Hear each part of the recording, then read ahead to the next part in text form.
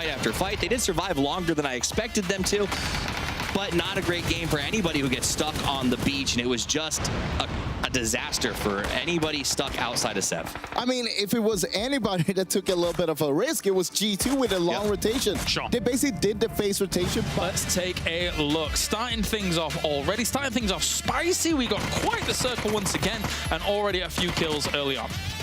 Industry set a trap and got him easily there. We see Moody try to take a man out of a car, but the rest of his team was nearby, and it just was not meant to be. It was a rough time.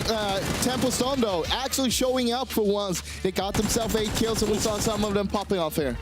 Yeah, I mean, you say for once, they had a rough start. They made up on this one. It wasn't a good circle for them, and they still managed to get themselves into this. They picked up 8 kills in that game and got 4th place, so they're back above the cut line, as you heard them talk about earlier. I want to say, though, Infantry Na'Vi, these guys, we've had an Eastern Circle, we've had a Northern Circle, we've had a Northeastern Circle as well. It's all away from their home turf. They have long rotations. They're going to come effectively in the last time. They're going to come in second circle. They're going to be on the edge, so they're forced to play like this.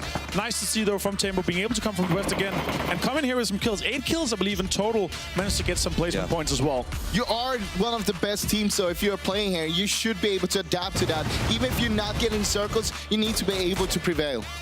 Absolutely. Now, I want to give shout-outs. I think Ghost did very well. They came in second with that 7th place finish. Hey, you see right here, pinned behind the crate. There's not much you can do at this point. T1 did a good job of spreading out and just sort of locking them up. But there was no utility left for Ghost. We saw them spend a lot to make sure that Entis Ace wasn't able to push them, even to the point where McCoy was taking risks. They got that double knock on him. Of course, this tournament is in part brought to you by HyperX, one of our SSD providers, which is one of the correct sponsors for this tournament. But we get into things. And overall, very fast and furious to start off things.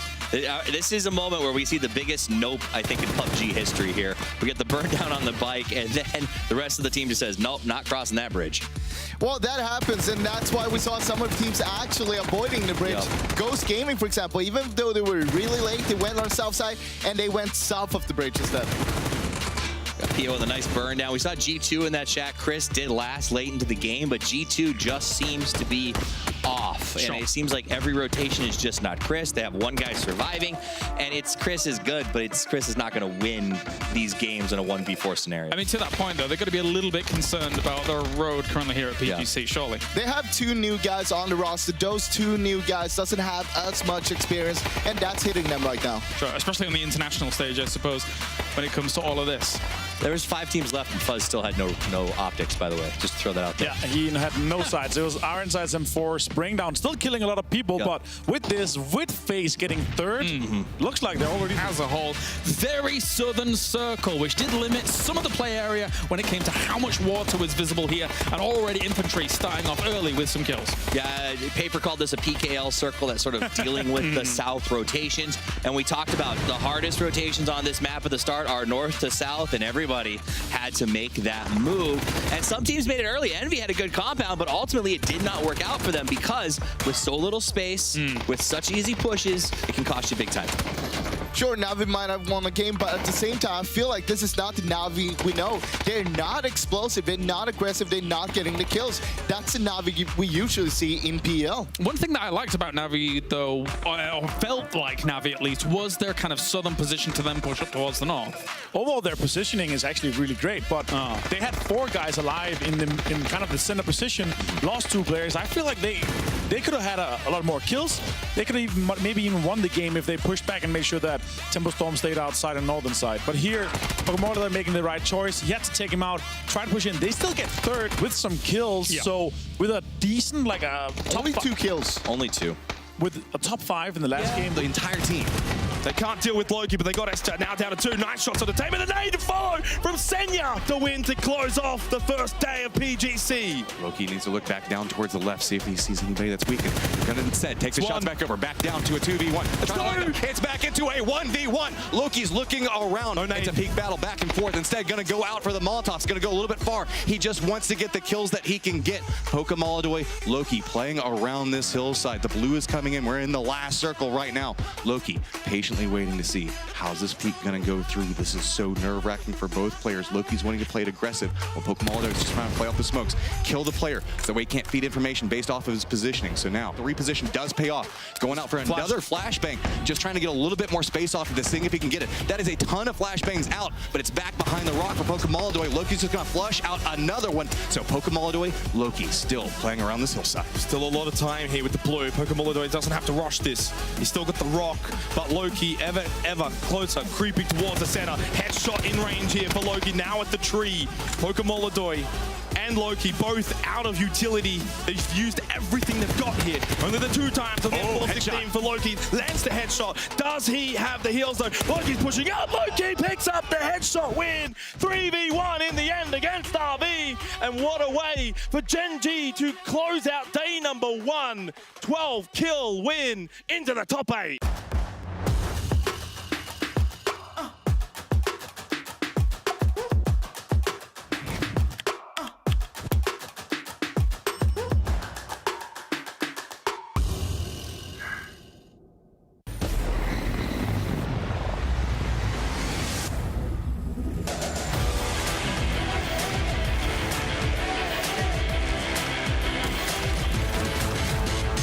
Gonna be a legend.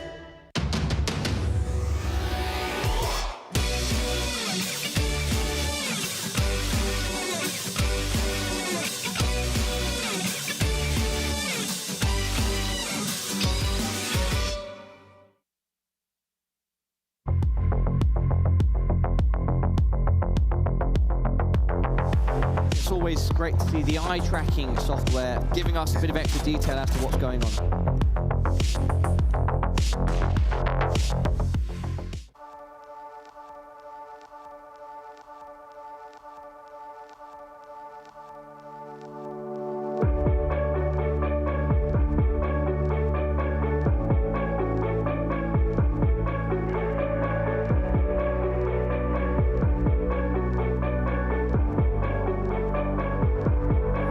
Will you kiss me when I come?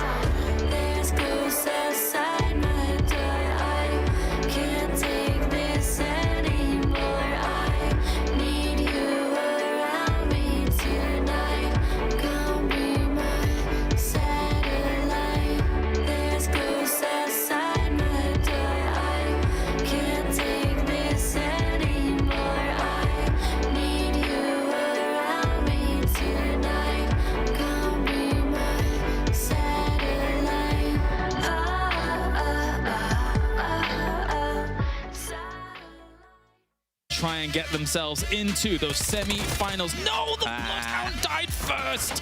It's unfortunate. It's very unfortunate, but he was also extremely overextended. Also, Lazarus, they have to be happy for them getting this amount of points because they lost 2 players extremely early by being in a greedy 2-2 split. Nice try from Uncivil, though. Got 1 player down, but didn't manage to connect the next one.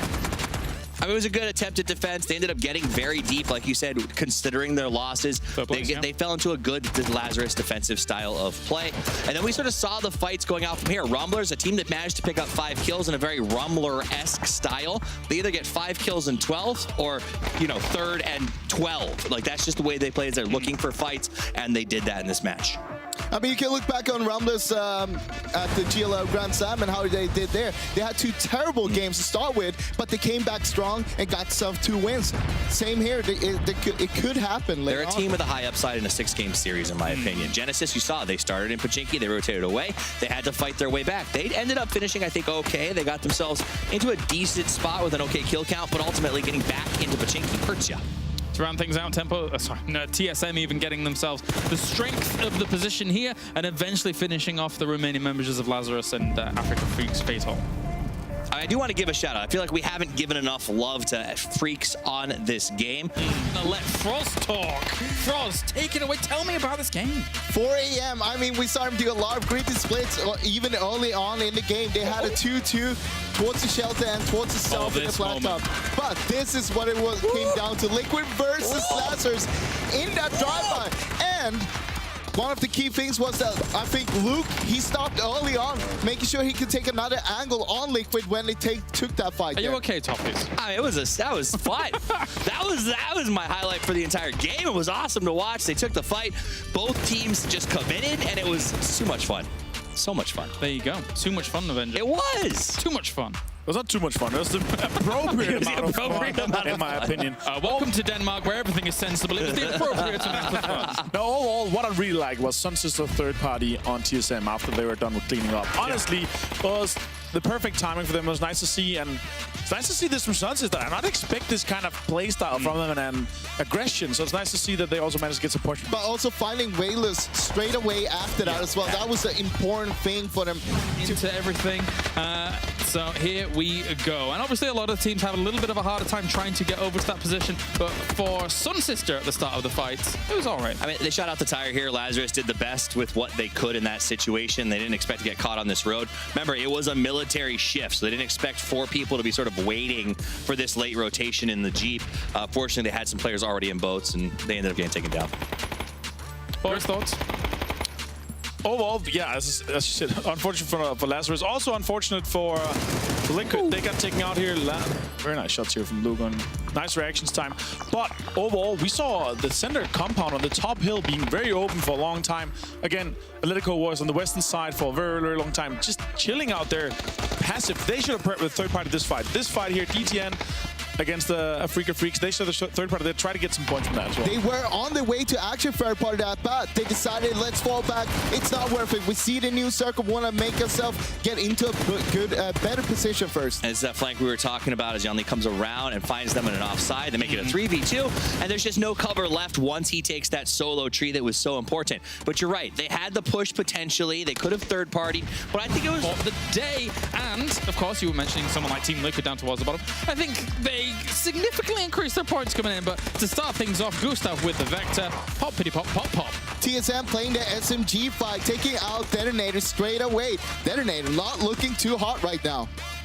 Very unfortunate for them, but nice pull-up from TSM, making sure and basically denying them to get onto this point here.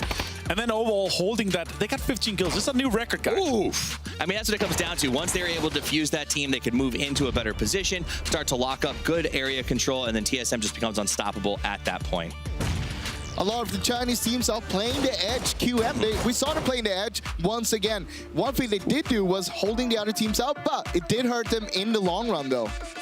And now we do see some of this edge play right now is sort of Force and QM and HQ. All these teams have made these pushes from the outside of the circle. They're usually comfortable playing in blue. This feels a bit passive out of some of these teams. They're looking for kills more than looking for strictly wins. I kind of like it, though. You're playing Sanhok only one time here during the group stage. You want to just rack up kills. You don't know what your opponents are going to do, and you can't look back at it and go for the next game. Man, that was not the window to jump through. unfortunate, to say the least. And Team Liquid.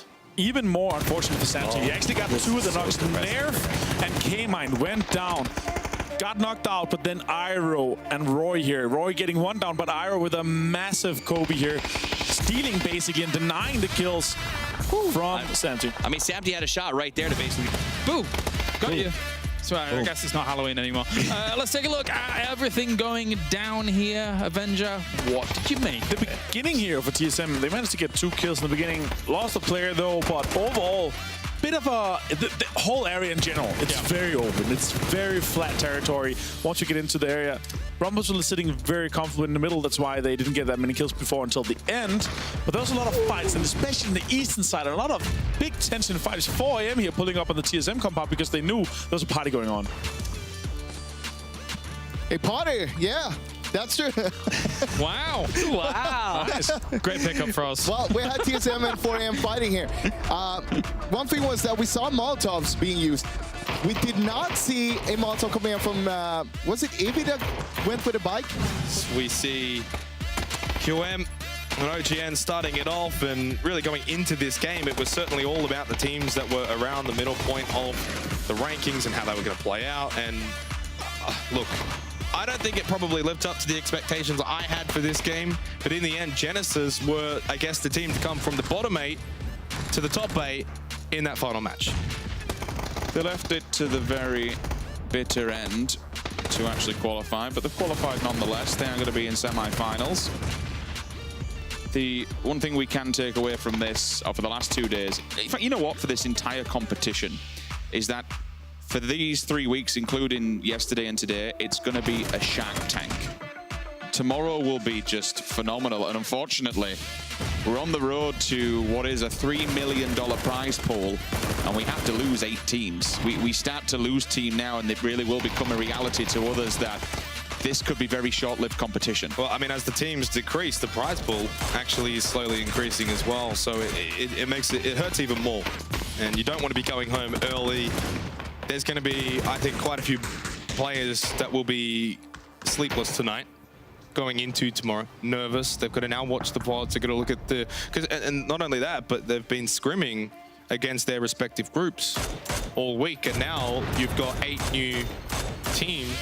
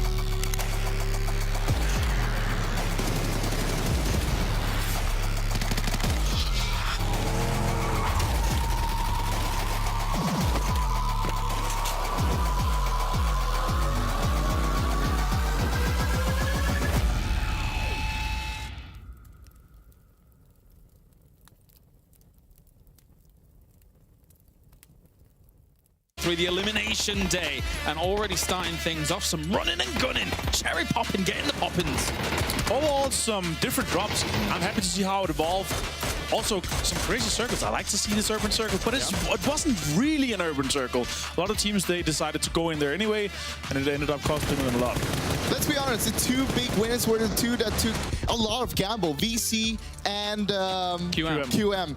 QM, they went for Yasnaya. They thought Sucker were going to go in there. Yeah. VC thought the other thing. They said, hey, let's not go in there because everybody else is going to be there. And this play from Samty here, staying silent until he knows that there's some space to come out. And with the cover from the guys on the south side of Yasnaya, then they made sure that they could vibe up. Atletico. And this is not good for Atletico. This start is not what they needed to get started off. Oh, absolutely not. As this was going down, though, you already mentioned QM making a little bit of a gamble. They had an insane 2-2 split throughout some of those mid-circles, and then they opted to go into Yasnaya, which I was like, whoa, why are you going there? But they really did make it work with 13 kills at the end, Froz. They were even more greedy than a 2-2 split. They started off with a 2-1-1 split. Right, yeah. Actually taking a lot of ground, but they did swap that up a little bit. It turned into another 2-1-1 split. But the whole thing was that they wanted to control. Nobody was punishing them for it. I mean, the reality is, had they stayed there, they would have had As we have everything starting off. This shit. Their first place curse. This shit. Well, so, okay, VC had this shed first.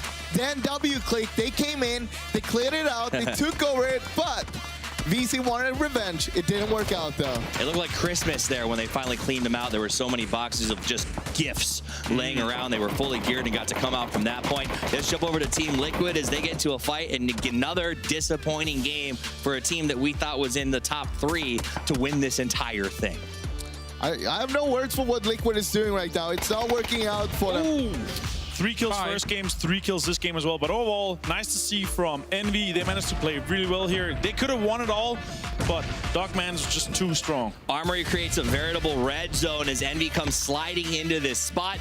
Caps has a good idea with the flash, didn't get executed right as you brought up earlier, Martin, and it just didn't work for him. Actually, before that, we saw Pat Caps actually throwing smokes towards the yellow house, trying to smoke away the vision from Armory Gaming so he could push up as well. That was really nicely done. But Skeet, he was on the rooftop, so it didn't really matter.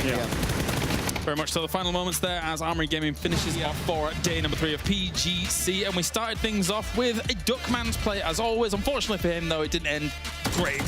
It didn't end great, but one of the best highlights in this game probably is this one that is coming up after this, with Duckman actually just turns. This turn here with 10 HP just turned absolutely insane. On that distance. Any amount of respect that Sun Sister gave him on this like super long, like nobody peeked until both sides were covered. Nobody messes with Duckman. QM and VC going head-to-head here in the beginning turned out very wrong for QM, very unfortunate for them, but that started the snowball for VC. They managed to get so many kills in this game, guys. Oh, yeah. 12, not bad. Big 12 kills, and then they got themselves a good spot towards the end. Nicely done against QM. Moving on here, coming in from the south side of this circle, can be a little bit treacherous. We saw them have to go down that kind of big slope for us, which really did, you know, work in the end, I suppose. I mean, they played so well on the edge, make sure that this is what we were talking about, right? Picking the right fights. They were picking the right fights all the time, make sure we can win this one and then go on to the next one straight away. Then this move here. Well, for me, this is where VC shines. VC is their best when they're chasing the spot, right? When they're like, man, we're forced to pick fights. They pick good times to do it. And then when they get the circle, like we see here, I think they tend to let off the gas a little bit, and that lets people sort of move around them and catch them off guard. That was basically the only misplay VC did throughout the whole game. It was beautiful. They still got along. Actually, as we get into the proceedings of things and running and gunning and running and gunning, W-Click getting some points early. Atletico did not expect anybody to be in this position this late. The circle was already moving in, and it cost them basically the game. They lost 3 players in that rotation. Infantry, though, they managed to stay on the edge, bridge camp or gatekeep a lot of people, and get so many kills throughout this. Same did GEX, well, actually. But G2 goes out there as well. I mean, we probably won't see them again, but W-Click did manage to get 6 kills with that late rotation, so at least they put a couple extra points on the board. Infantry, you mentioned them, 11 kills, big game for them in this lobby, putting up some huge numbers as we watch them pushing out of the blue. They played right on the edge. That's what you have to do. If you don't get the circle, play on the edge and look for those kills, and Lin nailed that fight. Ultimately, definitely. Them getting that many kills here, Froz, and the position of the 5th place, that means huge moves for them potentially here in this lobby. Yeah, coming into this game, I mean, Infantry, they were on 12th place, so they were still behind there, but after this one, I'm pretty sure we're going to see them on towards the top now. Also, Red Canids managed to get some kills and a good placement. In the end, though, VC again, guys, with a win, massive kill here, and Tide is going to close it out. The world's widest peak. This is a wide peak, but without a helmet, guys, without a helmet. It was a nice transition over to the left side afterwards, though. Yeah. This is an I've already qualified peak. Yeah, I'd go with that. Yeah, but it was smart too because it was such a wide peak when that first, you know, one more to come here. Team MV. Ooh-wee. Careful, careful. Calm down. Okay. An early fight. It's gonna cost Liquid one player early here, and also ended up costing them one more unfortunate. And Envy, it's looking very rough for them. They need to have a massive game going into the last game. It was some early rotations for them, but yeah, Infantry Clan is just too strong in this position here. At the same time, you gotta respect what they did. They tried to go for the points early on because they know that they need it. And it was a chance, but it didn't work out this time. One more game, one more chance for them. I mean, it's one of those things where they've been playing not for the early points for so long in this tournament so far that I think it was just, it might be too little too late. And obviously that crash didn't go well with 2 knocks before they even left their cars, which is a really tough situation. An unfortunate position for Crow Crowd, having to traverse this area, it feels like, for us. Yeah, this is not what they wanted to see. Nuki in the back there as well. In the blue, he couldn't do anything about it because he was healing up. Else he could have covered the others, but because it was a little bit too late, it didn't work out at all. That's accepting your death. He flinched like a spider briefly. And like, well, you know. Here's the sword you could hear him. He heard the dink and was like, all right. Yeah, I'll take it. That's fine. We have Zoe, unfortunately for him, eventually going down. But as you already mentioned, very important for him to try and make something happen there. Yeah, that was... On something like this, on an elimination stage, it's the hardest thing in the world that we have to let 8 teams go. Absolutely. Well, let's take a look at a few highlights from this final game. We could see WClick losing one early to Envy. Unfortunately, Envy was not able to pull much out together after that fact. Detonator, again, running into Rumblers, our one Korean squad that didn't make that the top teams here. Really, really rough day for them, unfortunately, because it's such a good squad. And that's something that you hate to say because so many of these teams are so deserving of being in this tournament, and it just happened to be we had to send 8 home, and that's how it is. It's probably going to be the same scenario as yesterday where we saw Genesis win the final game. We confirmed their position. Credit where credit's due. I'm taking absolutely nothing away from Andy, Rusty Zero, Raspu, and Psycho. They bided their time and they moved and they approached the final fights perfectly. You could see what they were doing while other teams were shooting. They back-built a system together to essentially form a line and move as a unit, clear out all the enemies, get the win under the belt, get the frags that they needed.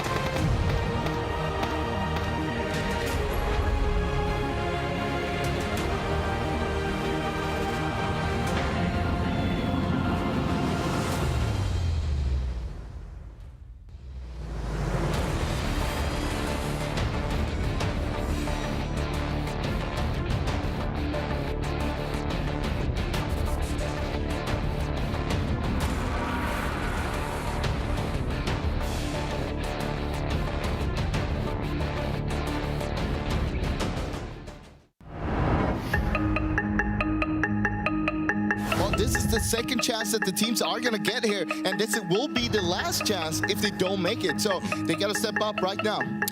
Every chip that they have left is on the table, and these teams have to go all in. And for some of them, like Liquid, the deck is stacked against them, where they've got to really, really push out of the gate hard to sort of get that momentum to catch up to the top teams. I think it's going as expected, except for Team Liquid. That's the only, Team Liquid and Detonator. I'm surprised they're in this lobby. See, Detonator's in a little bit of trouble here. Yep, okay, a lot bit of trouble as they go out in 12th place. That is bad news for that squad. As you can see, they were sitting in 13th going into this. One team for sure that's going home. Maybe G2. Definitely G2, I think. Like G2 and Liquid don't look like they're in a good spot. Yeah, I feel like G2, they've been doing so bad for like 2 days now. They're not showing any sign of coming back. G2 is falling apart here as GYY coming up clutch. Nelo's left in a very, very difficult situation, to say the least. Nelo's doing everything he can to keep G2 in this. That would suggest that he doesn't have bandages, he doesn't have stims, and he also no longer has a place on this server because G2 are dead. There are teams that they're so powerful that they can just come back with back-to-back wins or even insane games. 4 versus 2, Team Liquid are returning. Do not count out Team Liquid. 11 kill win. They have returned. Made some good zones for us. Yeah, good zones. Yeah. About time. We've had only hardships from us, so it's been really rough. But at the same time, we've been playing like shit. 방금 뒤에 리퀴드가 1등 했던 것처럼 저희도 1등해서 세미파이널까지 노력해봐야죠. Looking risky. Oh, detonator. Oh no. Right now, the last remaining player up for the squad from Korea. And That's going to do it. It detonator, 16th place in this one. 一点点，这是我们赢的。comfortable。我们就比较舒服一点。那是你，那是他。可是那是他。Teams like this, to the Latin America teams, I feel like they're gonna go home today. They want to play a spoiler to this. QM. One more player, 2 individuals. That's 2 points, 2 potential frags. Jukesy, QM, they're both there. Is this going to go down? And yes, that's going to be Red Cannons with a 5-kill win. We don't know how the placements are. We gotta give respect and props to Red Cannons, the Latin American team coming out of nowhere here in the final game. Eu acho que os últimos jogos, querendo ou não, a gente teve um pouco de ajuda da Safe, mas a gente conseguiu fechar esse último jogo bem.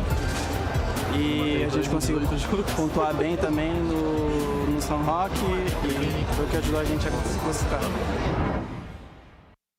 There are 3 PEL teams in this elimination group, and 3 PEL teams did not make it. The next 8 teams that are going to be following them are to your left-hand side of your screen right there.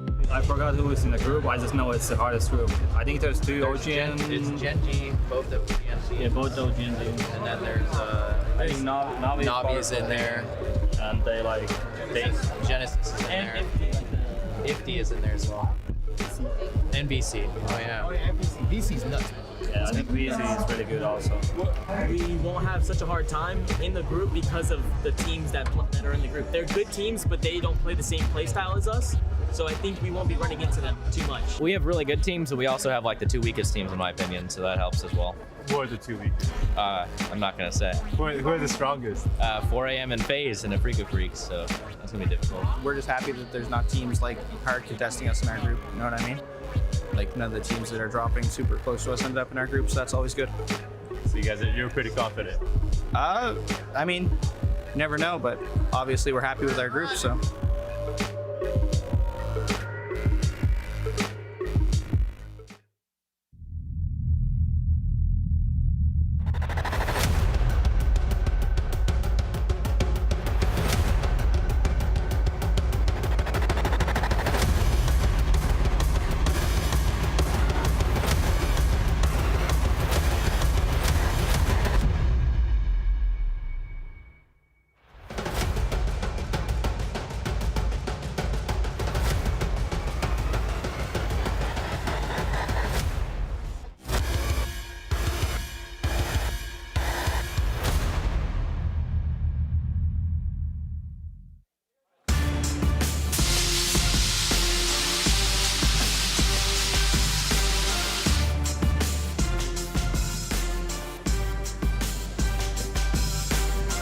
Fortune favors the bold, and yesterday we saw that exemplified as TSM, the Rumblers, and OGN Enters Force were able to step up to the plate and take the points. However, today the frontier of Groups B and C is now under siege here, especially for B. It is do or die in our second day here of the semifinals of the PGC. Welcome, ladies and gentlemen, to the analysis desk. My name is Kyle Loris, and to my left-hand side I have Toffees, I have Froz, and I have Avenger. Gentlemen, yesterday was great. We saw some bold, we saw some strong, aggressive plays coming out from some of the teams, and it definitely favored them when it came to getting those top positions.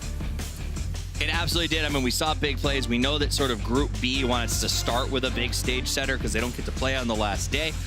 We saw surprises. We saw teams that didn't even show up till the end. Force, I mean, there's a team that we watched almost the entire day of play and thought, where are they? And then in the last 2 games, they stood up and said, recognize me, and got all the way up into the top 3. Well, it seems like 2 games was all they needed because they top 3 after that. But same time, Rumblers, they didn't get any wins yesterday. Neither did TSM, and they both trumped the lobby. Winnings for Punks. Avenger? That is true. Winnings for Punks. No, but I'm excited to see the teams that are coming. They watched the games yesterday. They're going to come in here at 0 points, so a slight disadvantage to them, but I'm excited to see what they're going to start with. They have to start big, otherwise they might be bullied by the teams that managed to pick up a lot of points yesterday. Definitely so. We have a great day ahead of us as well here, as we will have that B and C going up against one another. For B, it is very much so they're a last-ditch effort to try and accrue those points. Tomorrow, they find themselves in a strange position where their fate is potentially not in their own hands, and that's why, Froz, they need to come out big today against teams that they didn't get to play against yesterday, and this Group C is arguably very strong. I mean, still in their hands right now, and they just need to do good today, and that's what it's all about. You got to set yourself up. You want to do this not just now, but you got to prepare yourself. If you want to go to the finals, that's how you're going to need to play on the first day in the finals as well. So this is it. I mean, the Group C is the only one that has 2 elimination day teams instead of 3. So it is a little bit of a stronger in terms of most of the other teams qualified on their first day of play. Also, the 2 teams that did make it in through there, WClick and Red Canids from the same region. Yes. They both pretty much got the same points earned on elimination day, but both got significant increases on their second day of play over their first. So I think that having both of them from the same region, they were able to sort of maybe discuss. I saw them hanging out yesterday in the lobby. They were able to maybe use some information to make both of the teams stronger. I mean, they come out from elimination group as well. And it's not a bad thing. You get to play more games. You get to get more comfortable here before you need to step it up for today. For me, though, this group here we see today, I think we're going to see 12, 13 teams from this group in the grand finals. I think it's a very strong group. Okay. So we'll see how it's gonna end up. I did manage to talk a little bit with Larsen from FaZe, and he said they're kind of worried because Rumblers, they were dropping Mil to Power yesterday. We have 3 Wrangle games. If they're dropping to contest to make sure that Rumblers has Mil to Power for themselves, then FaZe could be going to have a rough time today. Boys, let's take a look back at what we had yesterday. We have our top 5 coming at you here from day number 1 of the semi-finals. Moment number 5 as we descend on to our game here, and it was Tempo Storm going up against the Rumblers. This is a great 4v4. FaZe is worried about Rumblers. I would be. They clearly don't care much. Like, I mean, they care, but it's like they're throwing caution to the wind. They're pushing fights, and in this particular one, Tempo wins, but in other games throughout the day, the game before that, we saw Rumblers take down Tempo 3 versus 4. It shows how strong and how good these guys are at rumbling.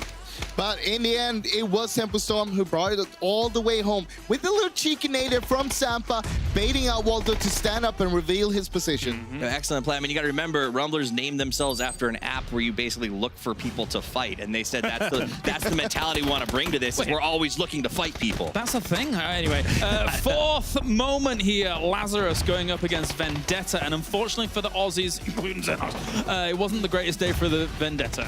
They had a lot of struggles in the first 5 games. I talked with them a little bit yesterday. They said, hey, our communication was really bad and it just didn't work out, whatever we did. Now, in the last game, they did step it up, though. But for Lazarus, though, I think they've been playing extremely well. I'm happy to see them that they're sitting at 40 points currently. They're going to be looking very strong coming into the last day. Yeah, I think Lazarus has been showing people that preparation pays. And that's what we saw in that fight for sure. Moment number 3, GEX, the dark horse of Froz himself. I'm going to give it to you. No more rumblings there for you. You're okay. Look, GEX have been surprising people. They got themselves a win yesterday with 10 kills, and this was the moment. It was down to the 1v1 there, and it was a freeway battle, but, I mean, Kane, he was really good on clutching this one. But, I mean, it says a lot that we're watching the third highlight from yesterday is 2 teams that were basically dark horses coming into this event, right? Rumblers and GEX, both teams that nobody really thought, nah, they're guaranteed to get through the first round. A lot of people put GEX on first, second place before the tournament started. Yesterday, they ended on the 6th place with 41 points. Second moment, was this TSM or was this just Gustav? Who knows? Didn't quite win out this fight, but it really does show the power that is available to someone like Gustav Avenger. I'm extremely surprised to see this amount of... Versus Gen G, how are you able to take this many players down? We're talking 1 shot on Loki off for taking all the players down. Such an amazing clutch overall.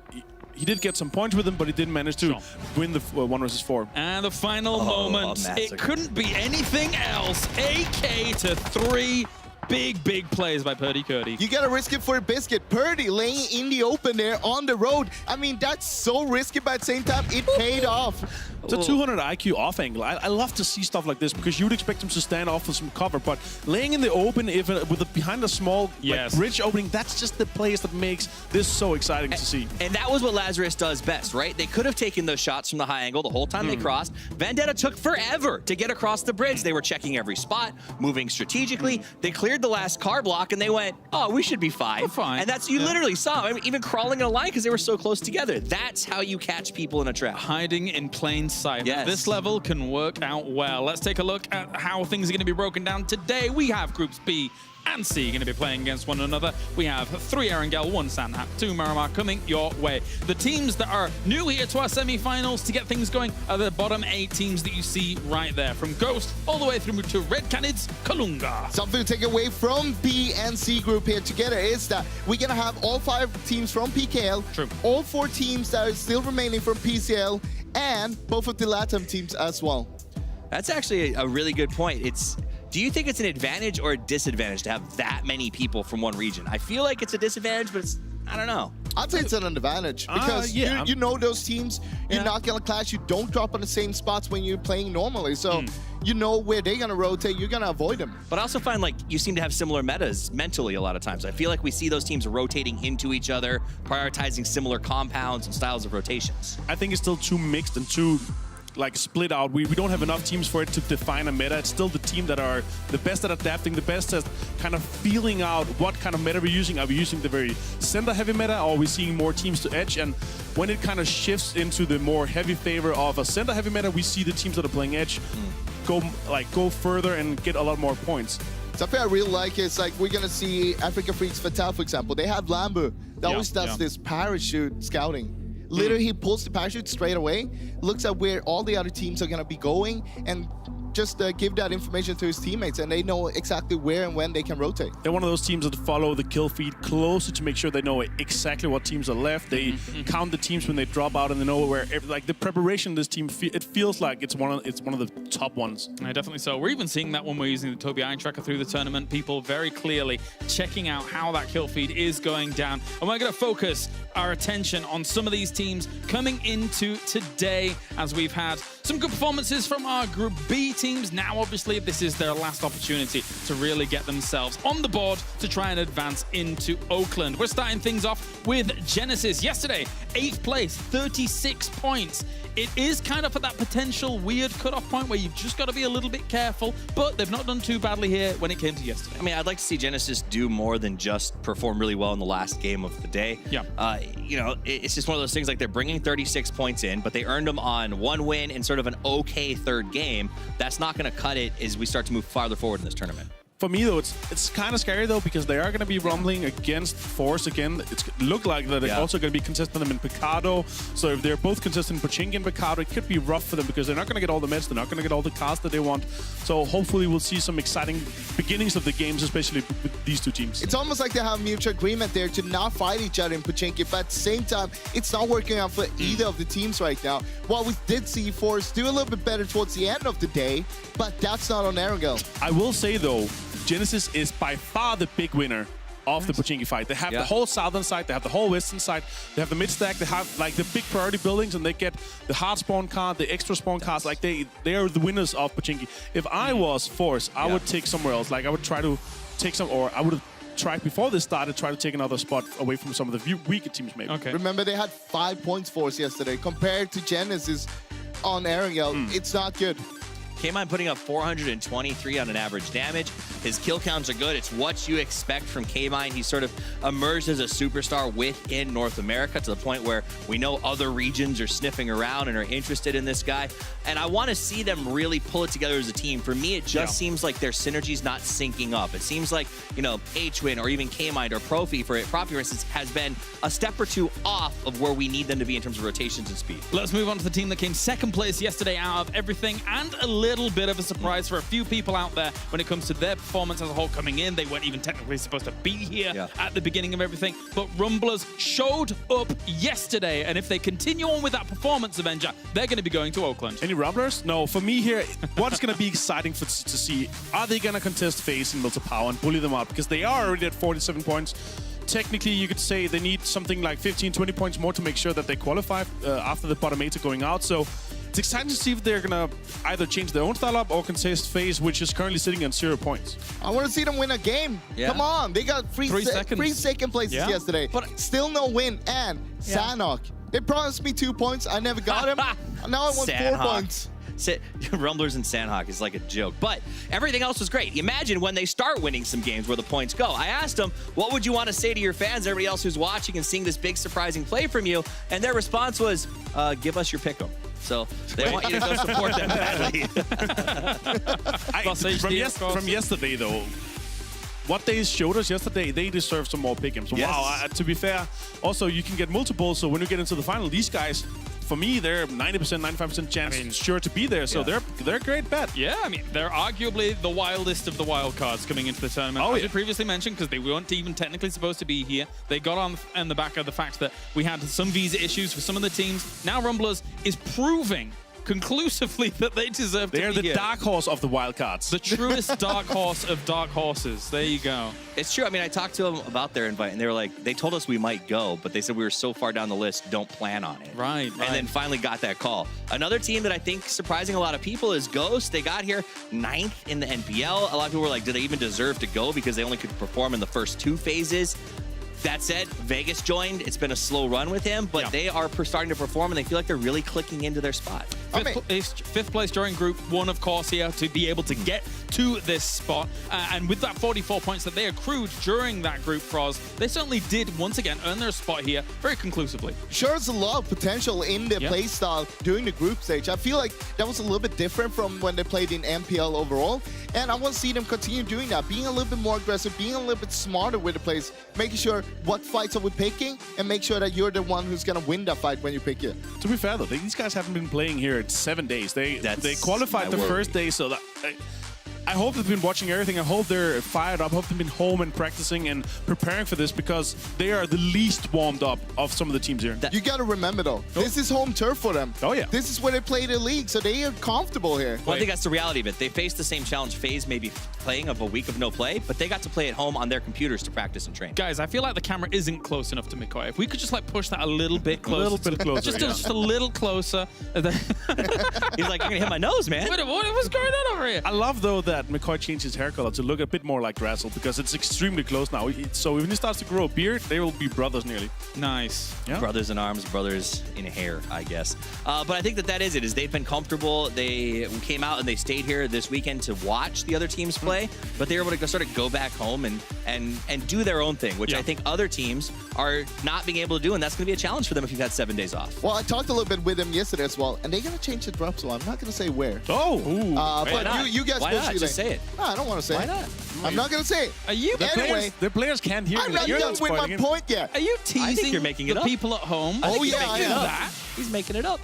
Anyway, I'm go just on. kidding. Keep going. Anyway, they played really well on Erangel, and that was the strongest map during the group stage. Now, changing up the drop spot on that one might be a bad idea. All right, let's move on. Of course, second place from Group 2. We had 4 Angry Men. 57 points to their name, 2 fourth places, and 1 second place, with 11 kills, no less. But even in the games that they weren't placing that greatly in, they were still getting a lot of kill points on the board. Very aggressive. So this is the kind of smash mouth style of play I like to see for him. This is what we also saw kind of succeed for TSM yesterday.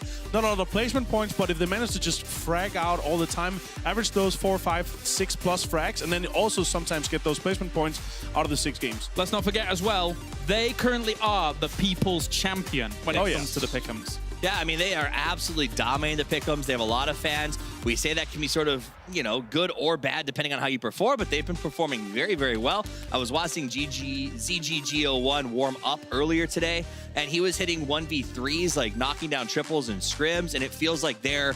My always worry is, are they on their game on game 1, right? Because they take a little while to warm up. They are warmed up, and they are ready to bring it. A lot of people look up to God Vito on that team, but at the same time, Don't Sleep on Forever and Xiaolu. Those two did some amazing stuff during the group stage, and I'll be keeping an eye on those two at least. For me, you said GGO. He is one of the guys that has the most insane Mini 14 spray, because he's spraying with it and he's controlling it. It's insane to see when this guy does with the Mini. Well, I think that's right, is they have been looking up to God V, but it's been way less lately because the other players on the team have stepped up and I think are shouldering the burden of how they handle that play. Let's move on as we have FaZe Clan, one of the big names coming from the PEL, who a lot of people from our region at least are looking to try and vie for that championship place, and for all intents and purposes are a very, very accomplished roster. so. I mean, okay, 7 days off. Has that affected FaZe in the past? Not really. These guys are consummate professionals. Some of the best LAN experience in the entire world. And I'm excited because I want them to do well today to really set us up for the first FaZe versus TSM conflict that we know is coming tomorrow. FaZe, I have no doubts that they are going to come out and absolutely start to smash people. I'm just going to put it out there. Usually we say that they're bad on Miramar. And whenever we say that they're bad on Miramar, that's when they show up big on Miramar and make that their best map. Well, because Avenger teased them all FaZe for it. So that might have been a little bit of a reason. Although they, again, a chance for Rumblers to maybe contest Melter Power. We'll see if it happens. Yeah. If it happens, it could be very scary. And of course, this is Uber. And for a lot of people out there, for pundits out there, he is potentially the best player in the world, especially when it comes to accomplishments in the past couple of tournaments. By far the best player in the world if we talk accomplishments. There's no doubt. I mean, I think there's no argument that pound for pound, you know, we talk about that with fighters sort of idea. Pound for pound, he is the best. I would take him in a 1v1 versus anybody else that you would put on the field right now. And that brings just a lot of confidence because Mixie, phenomenal player. Fuzz, phenomenal player. 8C, amazing player. And they don't have to worry because they've got the best guy in the world on their team. So when you've got that kind of synergy where everyone doesn't have to worry about watching their back, anyone on the team can take a 1v3. That gives you a confidence that is hard to tear down. Still a team game, though, so you got to play as a team to make it work. 100%. And let's move on to another team here. AHQ, a very, very veteran-style organization I've seen in many, many esports, and they're here once again in Group 2. They got themselves 8th place, so they barely avoided those eliminations. So they're going to have to prove themselves here in a group of big boys when it comes to the field. They're one of the groups or one of the player and teams that have been looking yesterday and trying to prepare for today because it's going to be hard for them to be a 0-point team going into this because they are potentially going to be bullied on some of the maps depending on how the drops are going to be happening. But 0 points going into today with some of the teams that are not going to be afraid to push because some of our teams that are playing today have a lot of points. They were actually the team that got out from the group stage with lowest amount of points, which was 34. Now, they also had a window, which is more than half of the teams that have been playing here in the Semifinals so far have gotten. So, I mean, they just got to do it a little bit better than they did in group stage to make it through here. The important part about that win, that was actually half of their points. That was 17 of their points from that win. The other games, not questionable. And I mean, that's my issue with them is that CC and SR have been together for over a year now. And it feels like they're sort of have been trying to find the other two to click in the right way. And they're good on LAN or good off LAN, but when you bring them to LANs, they get inconsistent because I think that stress of finding communication in such a high stress environment weighs on them. And if they can get past that, they can be one of the greatest teams, but I don't know if they will. And you know what that means. It's time as we get into our first game here of Groups B and C. We're going to Erangel, and we're heading up to the commentary team here for all of the PUBG action. Thank you, James and the desk. This group, B up against C, you've got some of the heavyweights. You have FaZe, you have 4AM, you have the world's greatest facing off here. Who's walking out of this one alive? I don't know. We can't say group of death because necessarily we're not working off that premise. We've had go into a group stage moving into the semi-finals. You're not going to go out on the elimination. But when you look towards Group B, for example, for them, their life is in everyone's hands when it comes to tomorrow. If you did want to say a group of death, this would be it. We have all of our big, heavy-hitting teams from around the world. Hell, we have all of the Chinese teams. We have all of the Korean teams, and now we even have the 2 LATAM teams who have been thrown into the mix just to make things even more wilder. Yeah, for me, Group C isn't the group of death. They're the Reapers. They're coming to take away any of those opportunities from B that they've been trying to grind out from that previous day. If you hadn't performed, you're going to get punished today. That's the simple matter of fact for me. I think this is going to be the day we're going to really see the difference. A couple more seconds, guys, and we get a glimpse at some of the teams that have been quiet. They've been at home. They haven't shown what they've got yet in these semi-finals, but it's Day 2, match 1 of the semi-finals. Game on, Rich. More importantly, you might be getting a glimpse of what we are yet to see, and we are possibly going to witness when we move to Oakland. There are teams in here that are absolutely, for sure, going to be in that arena fighting for that share of not only $2, but $3 million. This is the big one, though. When we look towards this now, Lauren, we have a very damn good potential that we get contested hot drops. Now, instantly, FaZe, AFF, for example, these are the teams you have to watch out on. Melter Power. It's been contested, it's been questioned, it's been brought up as a potential as maybe a clash. Now, whether or not that's the case, yet to be seen. Hell, the Rumblers dabbled with it as well. We know teams like that position, but this playing path does not allow for much play there. So where's the adaptation? Where do they move to? I can see it on the map. You guys can keep watching where people will be dropping, and we'll keep an eye on certain close combat scenarios. But for now, you will get the reposition coming out of both AFF and FaZe. Given the fact that the plane was more towards the western side, you can't going for the long drop. Is it doable, grabbing vehicles? Hey, yeah, it's doable, but you're going to be there later on. It takes time. Enters Genesis. Here we go, rock and roll. Both teams in Pachinki. Potentially, we might see a fatality or two right off the bat. We knew this was a potential. We knew there was a chance for these heavily contested areas. You're seeing those SMGs coming out, and they're strong these days. Nerf's got one in hand, and we do see the Force Boys having their own kind of sloppy loot on them, but it looks like a cross might have been spotted there. Who's got the fire? It's Profi catching one on the cross, but how is this being divided? It looks like Genesis mostly has the south, whereas Enter's Force has a little bit further of the north, but they're close. They're fighting each other. We normally see it almost this gentleman's agreement of, well, you take the top, we'll take the bottom, we'll leave it as is. Not today.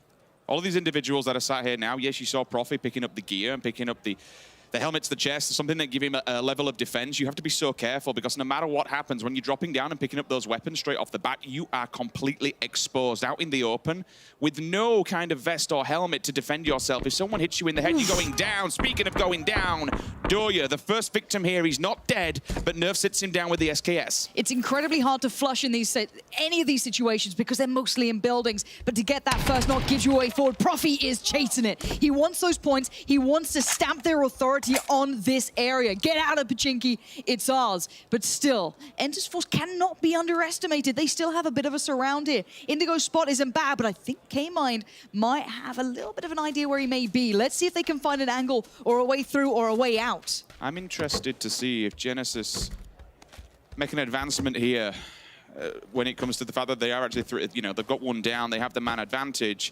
For Enter's Force, though, Korean teams, they're very much, they'll talk about it, they'll see the scenario. You don't want to go just running in haphazardly and then losing more players for the sake of it and handing over points to more to the... remember, everyone here is against you. We're looking at a leaderboard that we only find 16 teams by we're all said and done. Feeding them points makes your situation in the leaderboard even more harder because you then take, basically, less players to the end circle. And I want to talk about what happens in a 4v4 or a 4v3. Generally, you've got to be careful if you're the team with 4 players alive, as strange as that sounds, because you know you're kind of hoping the other team will force their way into you and you can maybe exploit that. Now, I like what Genesis is doing, staying as a pack of 3, roaming through, clearing through, staying somewhat safe, trying to elevate their loot currently. They probably need a great deal more. And you can already see, even that Scar there, only 30 bullets, no backup. So again, even for Enter's Force, not ideal, and they're trying to take their time. But Enter's Force aren't pushing this. They're not trying to refrag here, but it does mean they're slowed down and they're locked in.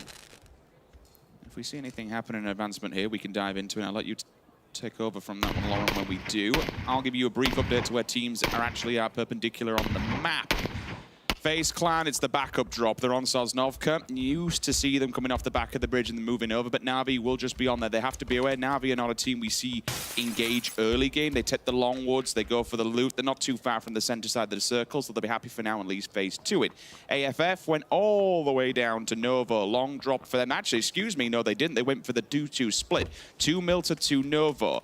They'll be quiet on the way in. No one really should give them any kind of buffering on the entrance side of it. VC, that's going to be above the farmlands through the split across from Pleasant to the left-hand side. Ghost, Yaz, Naya, Red Canids, Rodsock, completely uncontested.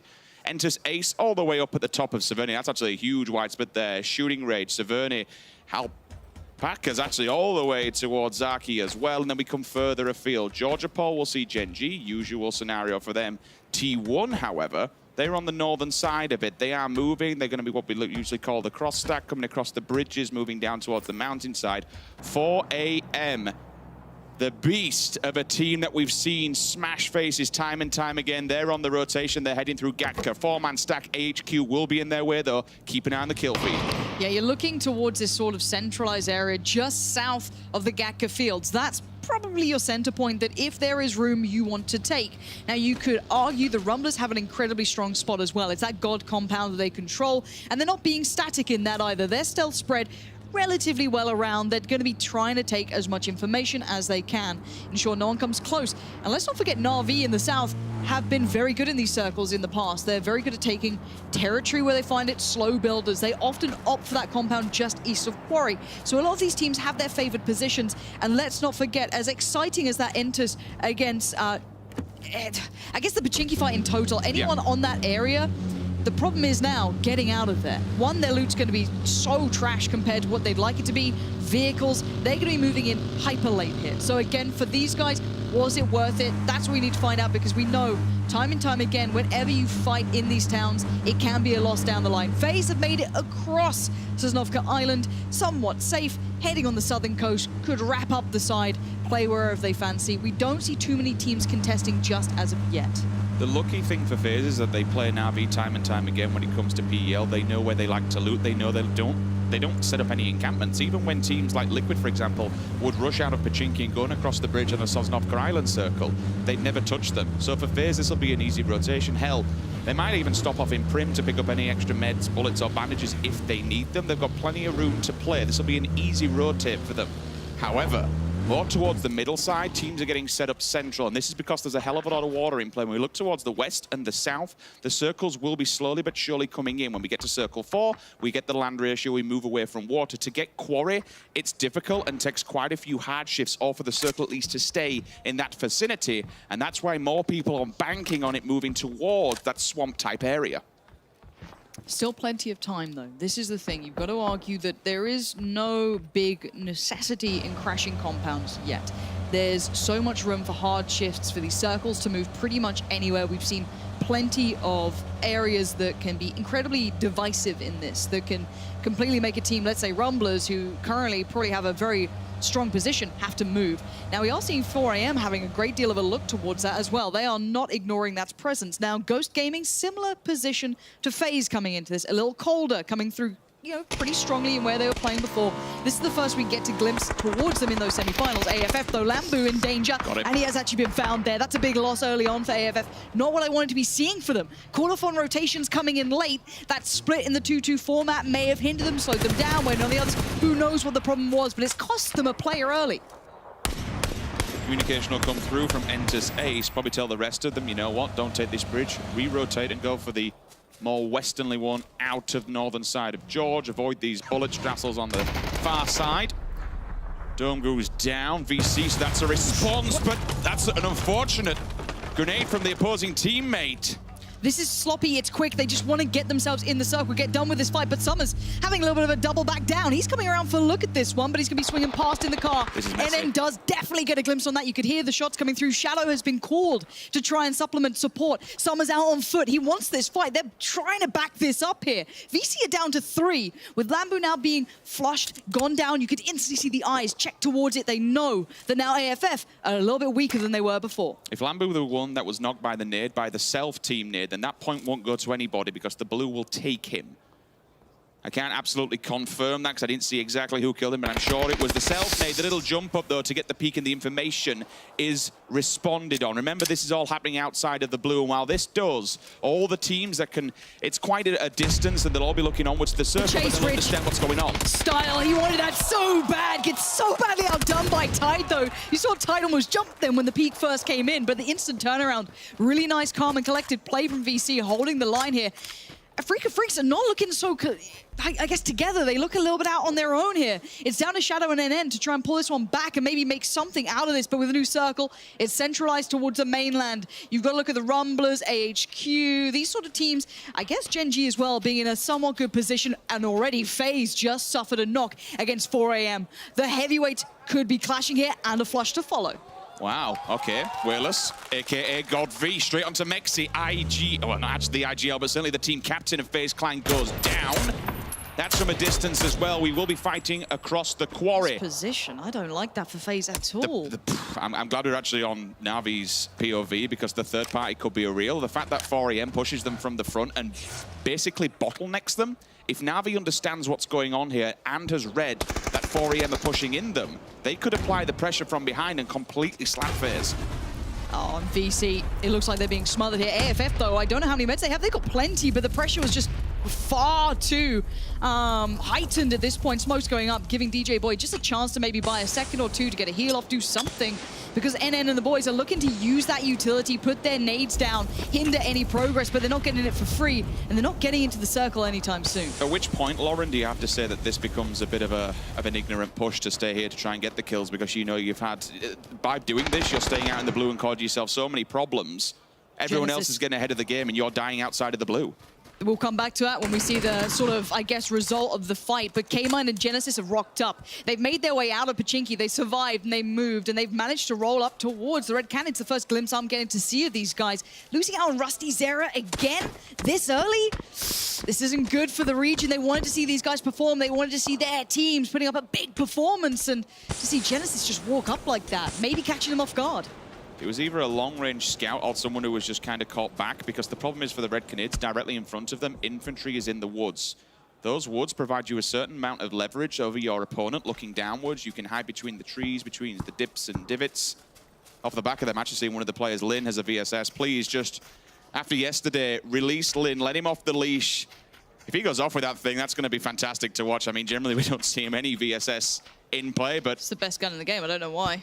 Well, I'm yet to see the meta change when we're looking towards VSSs, we're looking towards SMGs. It's a free 4 times and a suppressor. I like it. You know, it tickles them. It's a nice little weapon. And Lin is certainly on duty there, trying to have a look across. Of course, infantry did have those issues with the player yesterday and himself, so glad to see him back and able to play again. And I think it's going to be always followed with a little bit of an asterisk of, you know what, let's see how far they can take this. And if they do well, brilliant. That's really good news. However, everyone seems to be kind of settled in here. To be fair, I was in the lift with them this morning. All happy and all smiles, all laughing and giggling, having a joke amongst themselves. So I thought, you know what, that's the best way to take this. It was a little bit unfortunate what happened yesterday. If you didn't know, one of the players was taken down. They run with a 3-man stack. The points certainly were affected by it, but now they're here. They returned at the full 4 men. Yes, they got 2 games in yesterday to finish it off, but the points were hit. It's do or die for them. We'll see how this goes. Again, all the Chinese teams are in play here. And there are some... it has to be said, 4AM does come painted with a target on its back because of how good it's been doing. This is your Phase 3 champions when we look towards their leagues that they have. The structure, the ecosystem that China brings to the table is absolutely fantastic. If you're going to speak of 4AM, I can't help but think of FaZe. If you're looking at the 2 giants in this lobby currently, FaZe are in a... I actually don't like their spot. They're going to be funneled towards Na'Vi. I don't see how they're going to make it around this otherwise. It's either that or 4AM. Pick your poison. Everyone on rotation, though. Look at the north. They're all coming down that western side, whether it be behind FaZe or early cut above Quarry. That's on the team's decision-making. Ghost on the move as well. Everyone trying to find their next position. Still a little bit of room, but keep in mind those Gatka fields are not that playable in comparison to some of the areas. You still have that southeastern field in play too. So there's a little bit less terrain than maybe some of these teams would like. It looks like VC are finally disengaging from that battle, that scrappy, horrible fight out in the blue. They're going to make it in prior to the other team. And FaZe under fire again. It's a doozy. It's a bit of an EU battle, which probably tastes pretty sour to them as FaZe making the run. And I hate this position. And they've got to play. They've got teams coming around the back of them too. FaZe are about to be pinched, and that's a big headshot coming in. Fuzzface does make it forward, but this is a very poor first showing. Na'Vi knew they were here, and they've stuck by their guns, which might be the death of FaZe rather early. Losing Mexi like that puts them at the predicament that everyone rings the dinner bell and says, you know what, boys?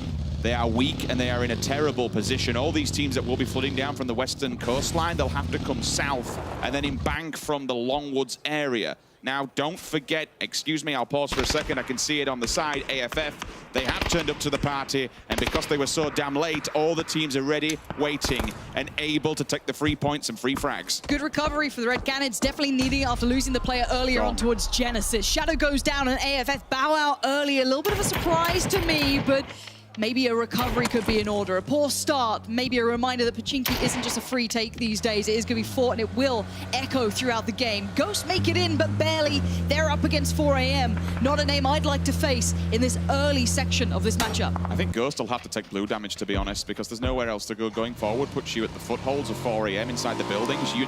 It's going to be a rough retake, if a retake at all. You can't simply do that. They'll tank the blue, they'll move forward, they'll go all the way around to the south. But again, you're still at this worrying prospect that when you go down south, you have Ace, you have BC, Na'Vi, FaZe, they're all down here. Yeah, there's a lot of teams in the south trying to find maybe a less than ideal position to take. I'm seeing Entus Ace, I think, down there as well, and VC just about making it their way in. So look, southeast here. I see Joy. I see them trying to find maybe a spot in the circle. Moves towards the west. That's going to put a couple of teams on notice here.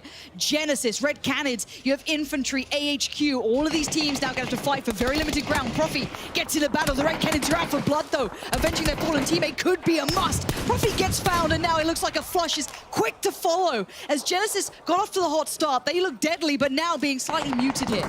Red Canids have to get this done, though. They have to get as many down as humanly possible to walk through this because they are being gate kept. Genesis want to take these 3 points quite easily if they can hold them outside of the blue. It's on their back, and it will be moving in 23 seconds.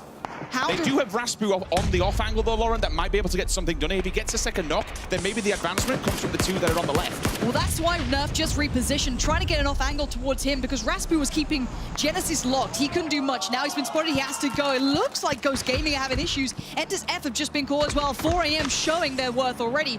Ghost Gaming, though, straight in towards FaZe. FaZe already being put on a big amount of pressure. Vegas gets collected by Fuzzface, but that's not going to be the flush. Strimzy straight up in front. And as much as, yes, Fuzzface did some damage, the answer is Swift. And Ghost Gaming may be scrappy, but FaZe are looking pretty poor here. There's 2 remaining. They're not in good spots. They're now being surrounded. Yes, you might win against Ghost, but then who are you going to be coming up against next? You have the likes of 4 AM waiting on the doorstep, and exactly that. 8C going to get Shrimzy. Vegas gets flushed. FaZe are trying to hold on. It's just down to Drassel now for Ghost Gaming.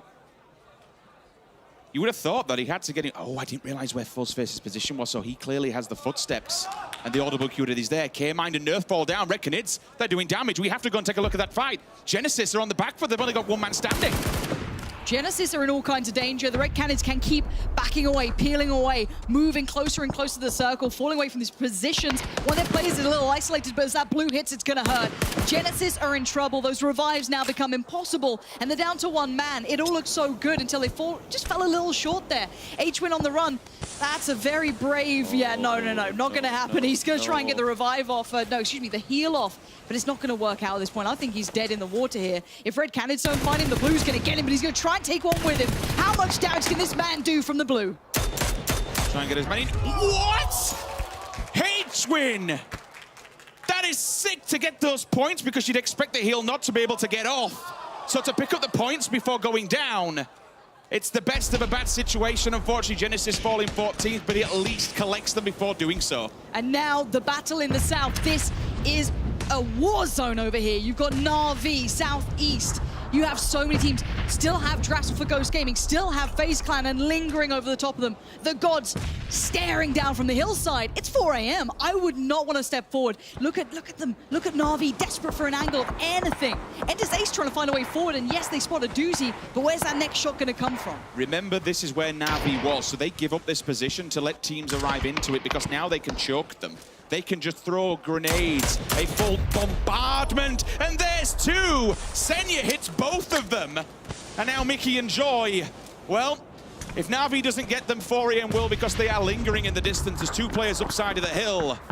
And ZGG's already got the angle on Na'Vi. The pressure will apply, and these 3 teams will be clashing heads any second. Senya's overstepped. What? He just turned that on Mickey. That's ridiculous. He is being hyper-aggressive. He was out in the open. The blue is going to move him forward. That is ridiculous play from Senya. This looks like Na'Vi almost pissed off, if I'm honest. They look like they want to fight. They need these points, but lingering in the background in so many other teams. Yeah, you can get past Entus Ace, but you still have FaZe looking for a little bit more. 4 AM. The circle has moved slightly further north now. So this will force all these teams to move forward. So they need to sweep out the southern side. A doozy collecting the points on Mickey. It's just Joy left alive, and I don't know if he's going to be able to fight his way out of this one. Already FaZe have disengaged. They're looking for those next steps. Drassel's doing the same. And Na'Vi are locking out Entus so handedly. These nades, this is a horrible situation for this man. Vert nade goes up. They're inside the buildings. They're knocking at the door. I don't think Joy can do two. Okay, I'll hold on for now. Nade should bank off the wall and maybe collect it before he goes down because they'll be on the advancement. The reason they push so hard on this is the fact that the topography actually allows you. You're essentially tucked inside a bowl. The nades will continue forward. They'll try and get it down. What more can he do? I'll hold for a second. Absolutely nothing. Navi get him down. They take out all 4 members, but it's not without punishment. They lose a doozy by doing so.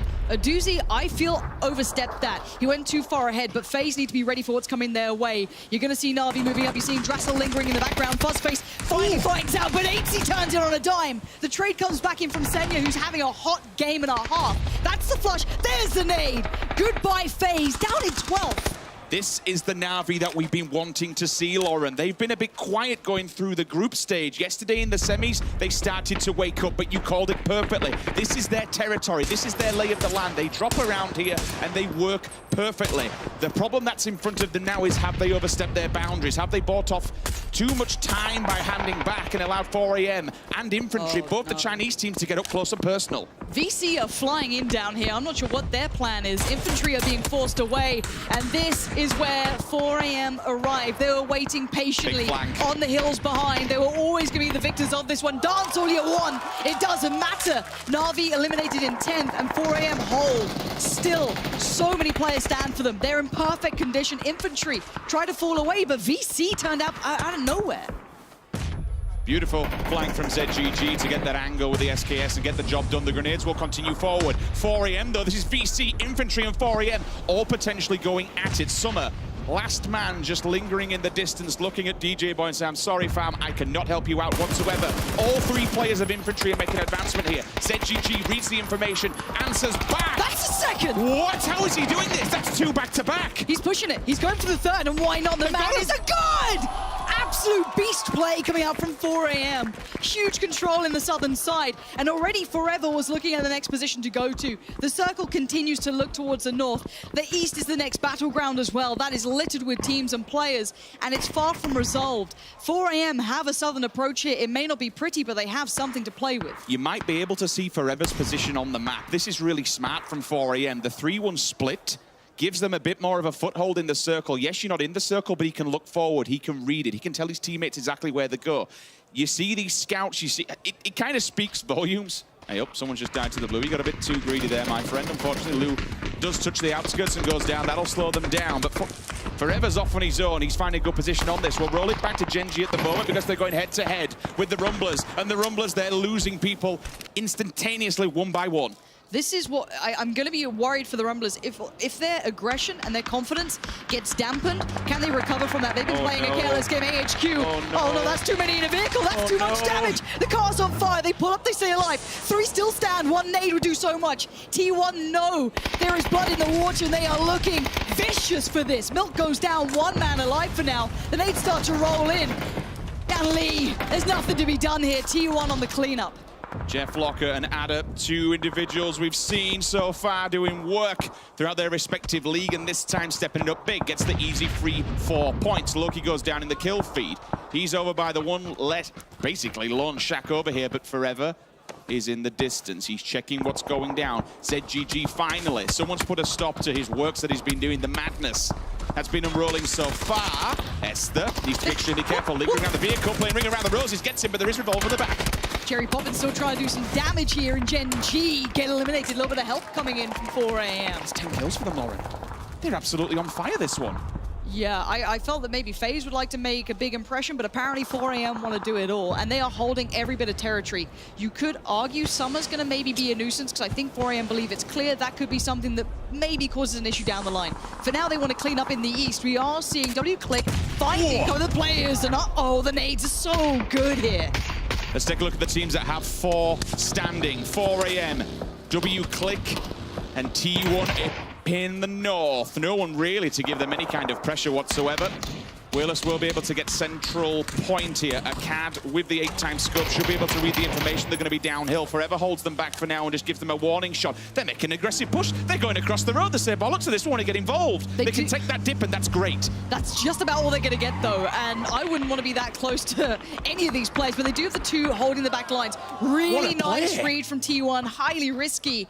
Now, 4 teams stand. Let's look at the overview of what this means. You do have 4AM in the south. They still hold great territory. Summer could be a nuisance. W-Click southeast. They're trying to move up on the lower ground. It's kind of a rolling hillside out towards the east, and T1 control the north and the center. T1 might get too much attention here. Everyone might start looking their way. They're the easier target. Because look at W-Click. They can't crest that hillside. So they're almost somewhat safe from each other here in the south. A Cannibal left in the Wizards Tower just to be a nuisance and maybe apply pressure. Adder also trying to get the off angle. Big shout out both to Forever for taking that shack early, and then Helen and Jeff Locker to make that wild run to the dip and take full control now of the central point of the circle. No one else can get to them. In the north, it's completely locked down by their 2 players. It does become difficult for those 2 players to meet up with them because they're on an open embankment. So they'll be open to both 4AM and W-Click. But the problem is, where does W-Click go? Who do they strike first? They go round and maybe tag T1 from the eastern embankment, or does 4AM have enough grenades in the tank that they just want to throw them over and get involved? Okay, going past, probably Adder and a Cat dying here. This is going to be a stalemate. And W-Click, the only time they're going to do it is trying to catch him off. But look at the way 4AM are positioning.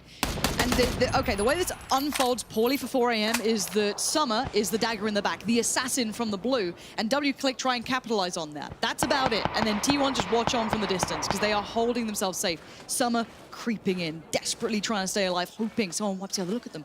He can see way less in the distance. He can see these players. He knows they're there. He's just desperately holding on for placement. But little does he know, he's waiting on 3 other teams who have all players standing.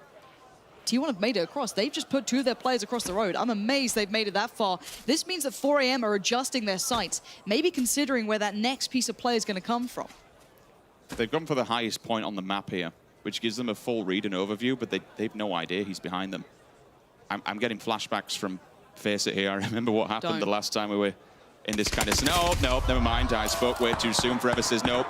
Get out of it. Get gone. VC eliminate 4th position. Now, you can't look past the fact of the amount of territory that T1 currently hold. Let's see. Yes, this is good for them. They hold the complete northern portion. 4AM still in a very good spot just because of the hillside. The way it rolls keeps them safe from W-Click. Now, W-Click needs to decide where they want to go. Do we try and crest the hill to fight 4AM? Probably not, because that exposes us to T1. Then how can we fold towards T1 ourselves? They are absolutely the bait for both of these teams, regardless of who they engage first. If they go to 4AM, T1 steps up. If they goes towards T1, 4AM says, you know what, it's time for us to bite. They are currently just... I feel so sorry for them. They're the ones that have to make a movement. As soon as you get inside this circle, you are completely exposed. They have no map control whatsoever here. I wonder how much utility they have to maybe play with. You can see that 4AM are using Zhao Lu here to try and hold off the push on the hill. Basically, if he gets contact, he has a really nice off angle to deny W-Click. I'm liking the spread from T1 as well. They've got the kind of 2, or maybe you could argue maybe a 3-man pack towards the northeast side a little bit more, and you have 1 man isolated, depending on maybe if there's going to be a bit of a split on its own. Roll the we'll car. have to wait and are they doing that? If they put the car forward, they could roll it and use it for cover as it's going down. And I wondered, I didn't know how many wheels it had left. It doesn't sound like I think many. it's gone backwards, to be fair, so that might not be the play. Initial contact might have been seen. If he'd have gone too far and overstepped the boundaries, Zhao Lu might have said, okay. This could be just a patient game. We might just be playing till the very end here. This could be W-Click trying to just shuffle in even to the most minute of amounts. Because SK, well, T1 aren't going to be looking over that hillside too much because if they overpeak and looking at the guns they have, I'm not seeing minis, I'm not seeing SKSs. It looks like they can't be taking those long-range fights here. I suppose it's only really a CAD that can see them. I mean, one individual out of all these teams can do enough damage, but smokes are up, movement will be made. They're inside the circle, they don't have to go too far. They can just build themselves a little bit of a barrier as the circle now constricts all of these teams together. The car player would be, it'd be an IQ 9000, to be honest, if you rolled it. 4AM are leading. Hold on. 4AM is starting to lead. They might go on this one. If too much contact gets made, 4AM need to push this. They're going to deny the hillside. Look at the line of Molotovs that now light up the top of that hill. Ragnar now has very limited vision. They're being pinned in. T1 now know what's coming their way. Acad certainly should soon because they are not far from this. Harold makes the run. First to get contact. They see the first man. They can't take him down. Acad holds the line, but now we see 4AM starting to get behind them. They want the points. They want the kills. It's 12 already. W-Click are being battered from 2 sides, unfortunately.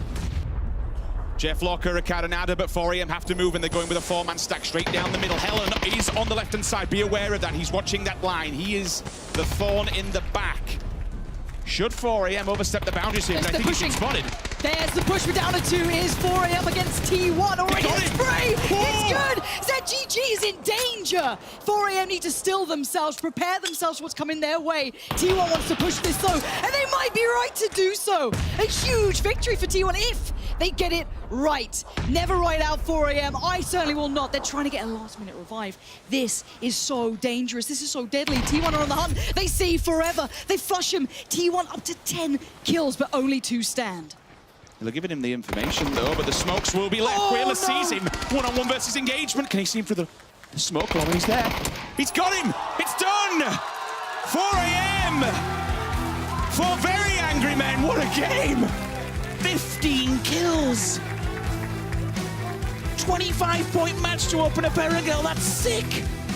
I think when we asked the question at the start, are these guys still the world champions? Are these the heavyweights in the lobby? We got the answer on one side of the coin. 4AM still look phenomenal. They played a perfectly paced game. They have stamped their authority on this semi-finals. And well, is anyone else who dares challenge them now? The Rumblers, the only Western team inside the top 5. 4AM, T1W, Click, and VC take your top 4. Wow. Okay.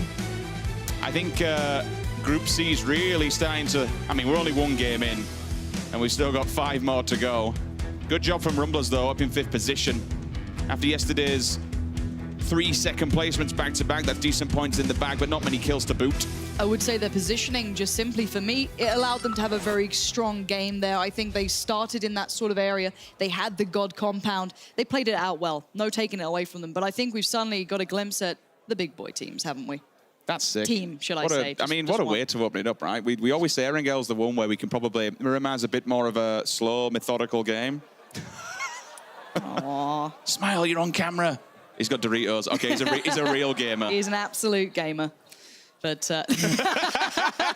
not sponsored. But no, it was an incredibly good game thus far. I think we've got a glimpse of what to expect from these upcoming matchups now. This is the one thing that this entire tournament does, is the fact that it's going to show us our first true world champion. Now we've got the structure in place. We've had the year's worth of play. When we're all said and done, we will be able to call someone a king under the mountain and a real best in the world. Well, we'll end it on that note and see what the desk has to say after the glimpse of 4AM. Thank you very much. Watch out for your job, guys, because that kid had more camera presence than all of us put together. Nice one, lad. But we are here as Group C has shown up in full force already. 4 angry men already getting themselves a big win on the board. T1 in 2nd place. You're going down from there. W-Click getting themselves a 3rd place. Very much so a show of power to start out the day. Scary for Group B. I mean, Rich said we're going to name the king under the mountain, and that's because 4AM dwarfed all of the competition. These guys were absolutely on fire. 15 kills. That's 25 points. They literally got more points in 1 game than the bottom 3 teams yesterday got all day. They're 10 points from tying the 8th place team. Like, come on. That's how you start. I mean, if you look at 4AM, how they were playing out throughout the whole game, though. They were early on, they did that 2-1-1 split where they had 2 on the high ground, Forever holding the low ground on the west side, make sure no one could push them. And then you have CGG on the flank there, going in and basically just perfect executions. We also saw that in the end as well, when W-Click started pushing 4AM. 4AM basically herded W-Click and made them fight T1 instead and initiated that fight so they could just take control over everything. What I like to see from this is also, this is the teams that had 0 points basically going into today that are already starting like this. Kind of unexpected. I expected some of the teams that had gathered a lot of points yesterday to kind of have more explosive play style. So it's nice to see that these guys start off strong and basically now have more points than nearly half of the other group. It was a great first game. Let's take a look at the highlights here for our first Erangel of B and C as we started things off with bangs. And for Africa Freaks Fatal, it was not a good start to the campaign here, Tom. This was... Go ahead. No, Ross, you do it. You're tough. This was a fight that lasted for a long time. They were basically fighting until Circle Free on Potato Hill. Even though that was outside the zone, we did see them move on later on with 2 each alive from each team. Yeah, I mean, they had to fight early, and it was sort of just one after the other. They survived a fight and just run to the next one and lose another guy, and it was sort of like a slow bleeding process for them. Jump over to Genesis, another team that we needed to have a good start today because we hoped maybe some momentum from the end of yesterday would carry over. Not meant to be, as they end up going out in 14th place. Absolutely. Thank you very much, Froz. And going on now, Toffee's at the very end there. What do you think about all of this? Oh, it didn't clock it. I can't believe. Oh, what a fail. Martin just dropped that. Ah, never mind. Okay, let's on Genesis here. They actually got themselves red cannons, and then AHQ was slowly trying to hold them out, but didn't realize everybody had already died. Yeah, anyway. they didn't see the heal. He actually could have survived that, right? He could have, yeah, but 4 Angry Men actually took this spot very early, managed to gatekeep all the teams in the south, and they were rotating or micromanaging the zone extremely well there. This push up from AHQ, I was surprised to survive this long. I expected the card to explode a little bit, but T1, they cleaned that up real nice. It was less a snake and more of an adder. Nice. Catching them off the air as they were trying to come up. Very impressive, though, by Team 1. Yeah, I mean, ultimately, T1 just added 4 more kills to their list. 4 Angry Men comes out on top. I do think the key to that win for them was they found Summer sort of hiding in the grass behind them. He could have cost them everything, but once Summer, they caused him to fall, then I think it was easy for them to spring forward and come out on top. There's 2 things there. WClick decided to fight T1, Summer got found. If WClick decided to fight 4AM, T1 were the third part of that fight and they would have won. But the better play, in my opinion, would have been for WClick to push over and use the smokes to kind of turn it up, because if they took the high ground and could find the 4AM guys, it would have been a lot better, in my opinion. I mean, to me, it was about the way WClick felt like they were being herded, right? Sure. There was a lot of Molotovs in play there. And for those of you watching at home who normally watch, say, North America or PEL, we're using that green sort of smoke look instead of the fire because of the settings. But that was everywhere. They couldn't push over the hill. They kept trying to go left, and it was like, oh, Molotovs, I guess we'll go right. And they forced them into a bad fight. Here we got the rotations of those 3 teams in the end there. And I mean, all 3 of the teams had all 4 up towards the end of the fight there. So, I mean, it was huge of all of the teams to actually be able to keep everyone alive till then. And actually, in those final moments, you gentlemen were having quite the debate as to where WClick should go. Let's kind of break that down a bit again, because you felt that WClick should go up to the high ground. One of you thought that WClick should go down to the low ground. What were your thoughts? I'll explain my point of view here. So if they force a fight on a high ground position where they can smoke off potentially T1, T1 would have third-partied 4AM as well. They would have swept around that side, and they would have collapsed. They would have potentially gotten more points from kills and potentially getting more points from placement, because they would have guaranteed themselves a second place. But no matter what, when you're in a 4 versus 4 versus 4, whoever starts the fight never wins the game. Like almost never wins the game. Yeah. And basically, I was saying that WClick would go down towards where T1 was, and basically how the fight ended up, that's what I was explaining before it happened. I side with Martin. There you go. Brilliant stuff. Well introduced. T1 did something very smart. They sent Hella actually on a flank around the side. Had they forced 4AM to sort of look for the fight with T1, it would have jumped off right away because of where Hella was. So I do think that was it, is making sure you're not the first one to fire. Also, one more thing. WClick was waiting for the circle to push them instead of making a play before they were forced to make the play. Yeah. Points coming in for this game, all importantly. 25 big points coming in for 4 Angry Men up at the top. 15 kill chicken dinner is massive for them to start the warpath here for day 2 of the semi-finals. So great points for them coming in. SK Telecom getting 16 points. So very, very top heavy for our first lobby of the day. But I mean, like, these are the 2 guys who they came in cold, man. This is their first game, and they go 1-2. 2 regions that struggled yesterday come out and throw the gauntlet down today and absolutely crush it. Look, just to give you a little bit of perspective on this, getting 25 points in the first game, VC Gaming got 27 in 6 games yesterday. Yeah. Okay.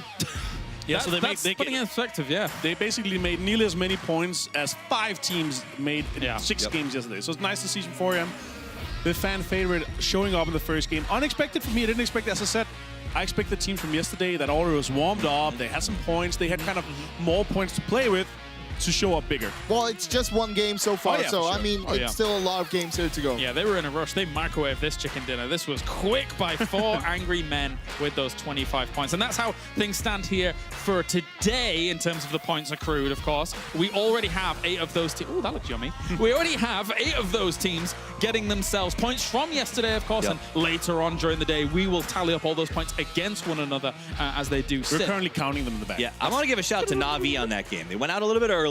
right? So we didn't get a chance to sort of talk about them during the highlights. But they put 6 kills. They were fighting tooth and nail. Their push to sort of dig out that warehouse was absolutely inspired.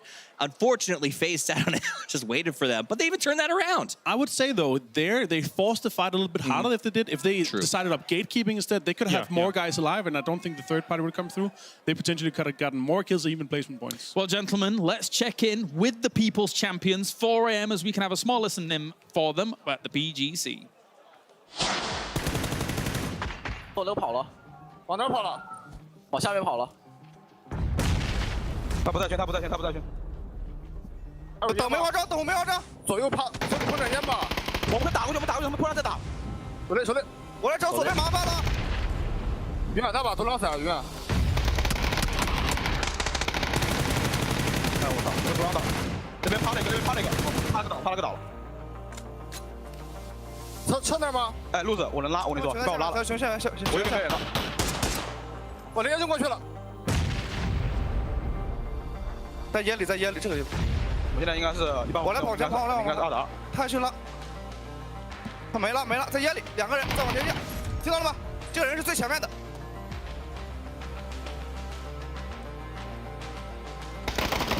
来子，我打了，没事，光瞄光瞄。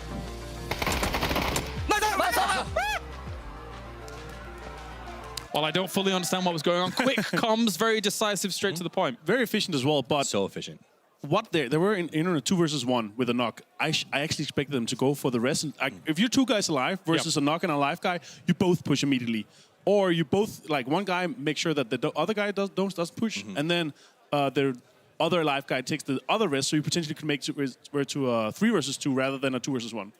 I just liked how clean the comms were. You saw Forever sort of taking the lead on that one. And, you know, when there was information to give him, his teammates gave him info, but they stayed quiet and they sort of just followed his calls. And you could see how cleanly and just regimented that whole fight went. I feel like our producer is testing our bilingual abilities. And let me tell you, as a Brit, I'm ignorant as hell and know no other languages. So just so they know, any team that they throw up, don't worry, because if it's not English, I'm not going to understand. I'm useless, guys. But I mean, to me, useless. To me, that was cool, though. In a weird way, we kind of have understood what these teams are saying, right? Like the language of that final 4-on-4 transcends language barriers, because we know they're saying, watch your flank, push here, get that down. And it's really clean and fun to sort of watch from a player perspective. It's association interpretation, right? You can tell to a certain degree how things are going with where they're looking, where they're shooting, how they're reacting to certain things going on in the game. Froz, you wanted to say something? I mean, you can also hear how intense it is when they're actually speaking, but they keep it very short, very consistent, knowing exactly what you need to know. Nothing else needs to be said, because you're blocking off the audio if you want to hear footsteps, stuff like that. Well, thank you very much, gentlemen. It's time. We're going into our second game of Erangel here between groups B and C. It's time to head back over to Pansy and Sims, 2 of my favorite Brits. Let's go.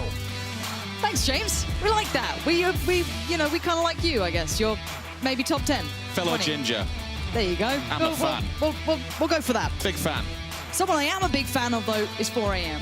After an impression like that on game 1 in the semifinals for them is incredible. I don't think we can say we've seen a performance quite like that as of yet. It kind of reminds me, and I get reminiscence of when we go back to PGI, when we saw the pushes, the aggression, the wild plays, which pushed teams all the way to the top of the leaderboards that we kind of never experienced before.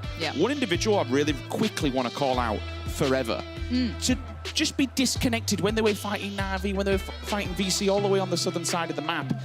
He was looking onwards. He was disconnected from the pack to go and take control of that one tiny shack.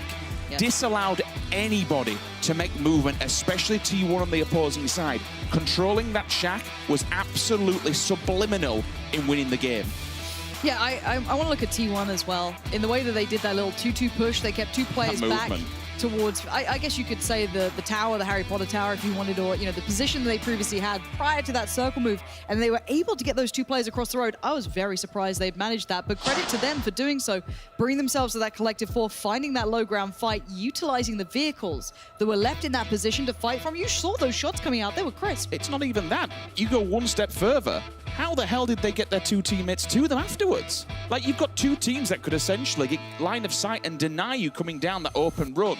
To be able to get all 4 players together into the final circle, yes, you had 4 up from around the second one previous to it, but to be able to put them up front and center, deny line of sight, push the guy in the shack back, and then say to teammates, okay, it's clear, get stuck in, we'll put the utility up for you. Fantastic ending and a fantastic way to start day 2, game 1.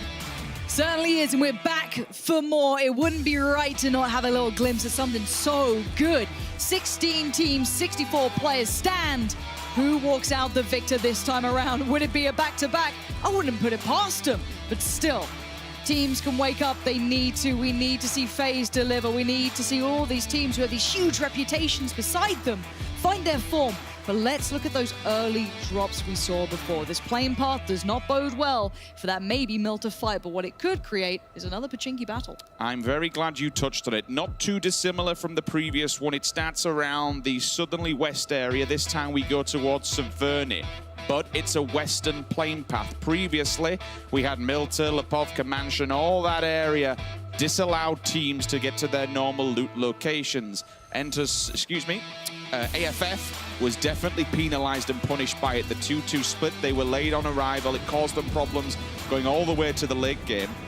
I'm actually seeing FaZe Clan in a backup of a backup drop this time. Primorsk is clear. The only...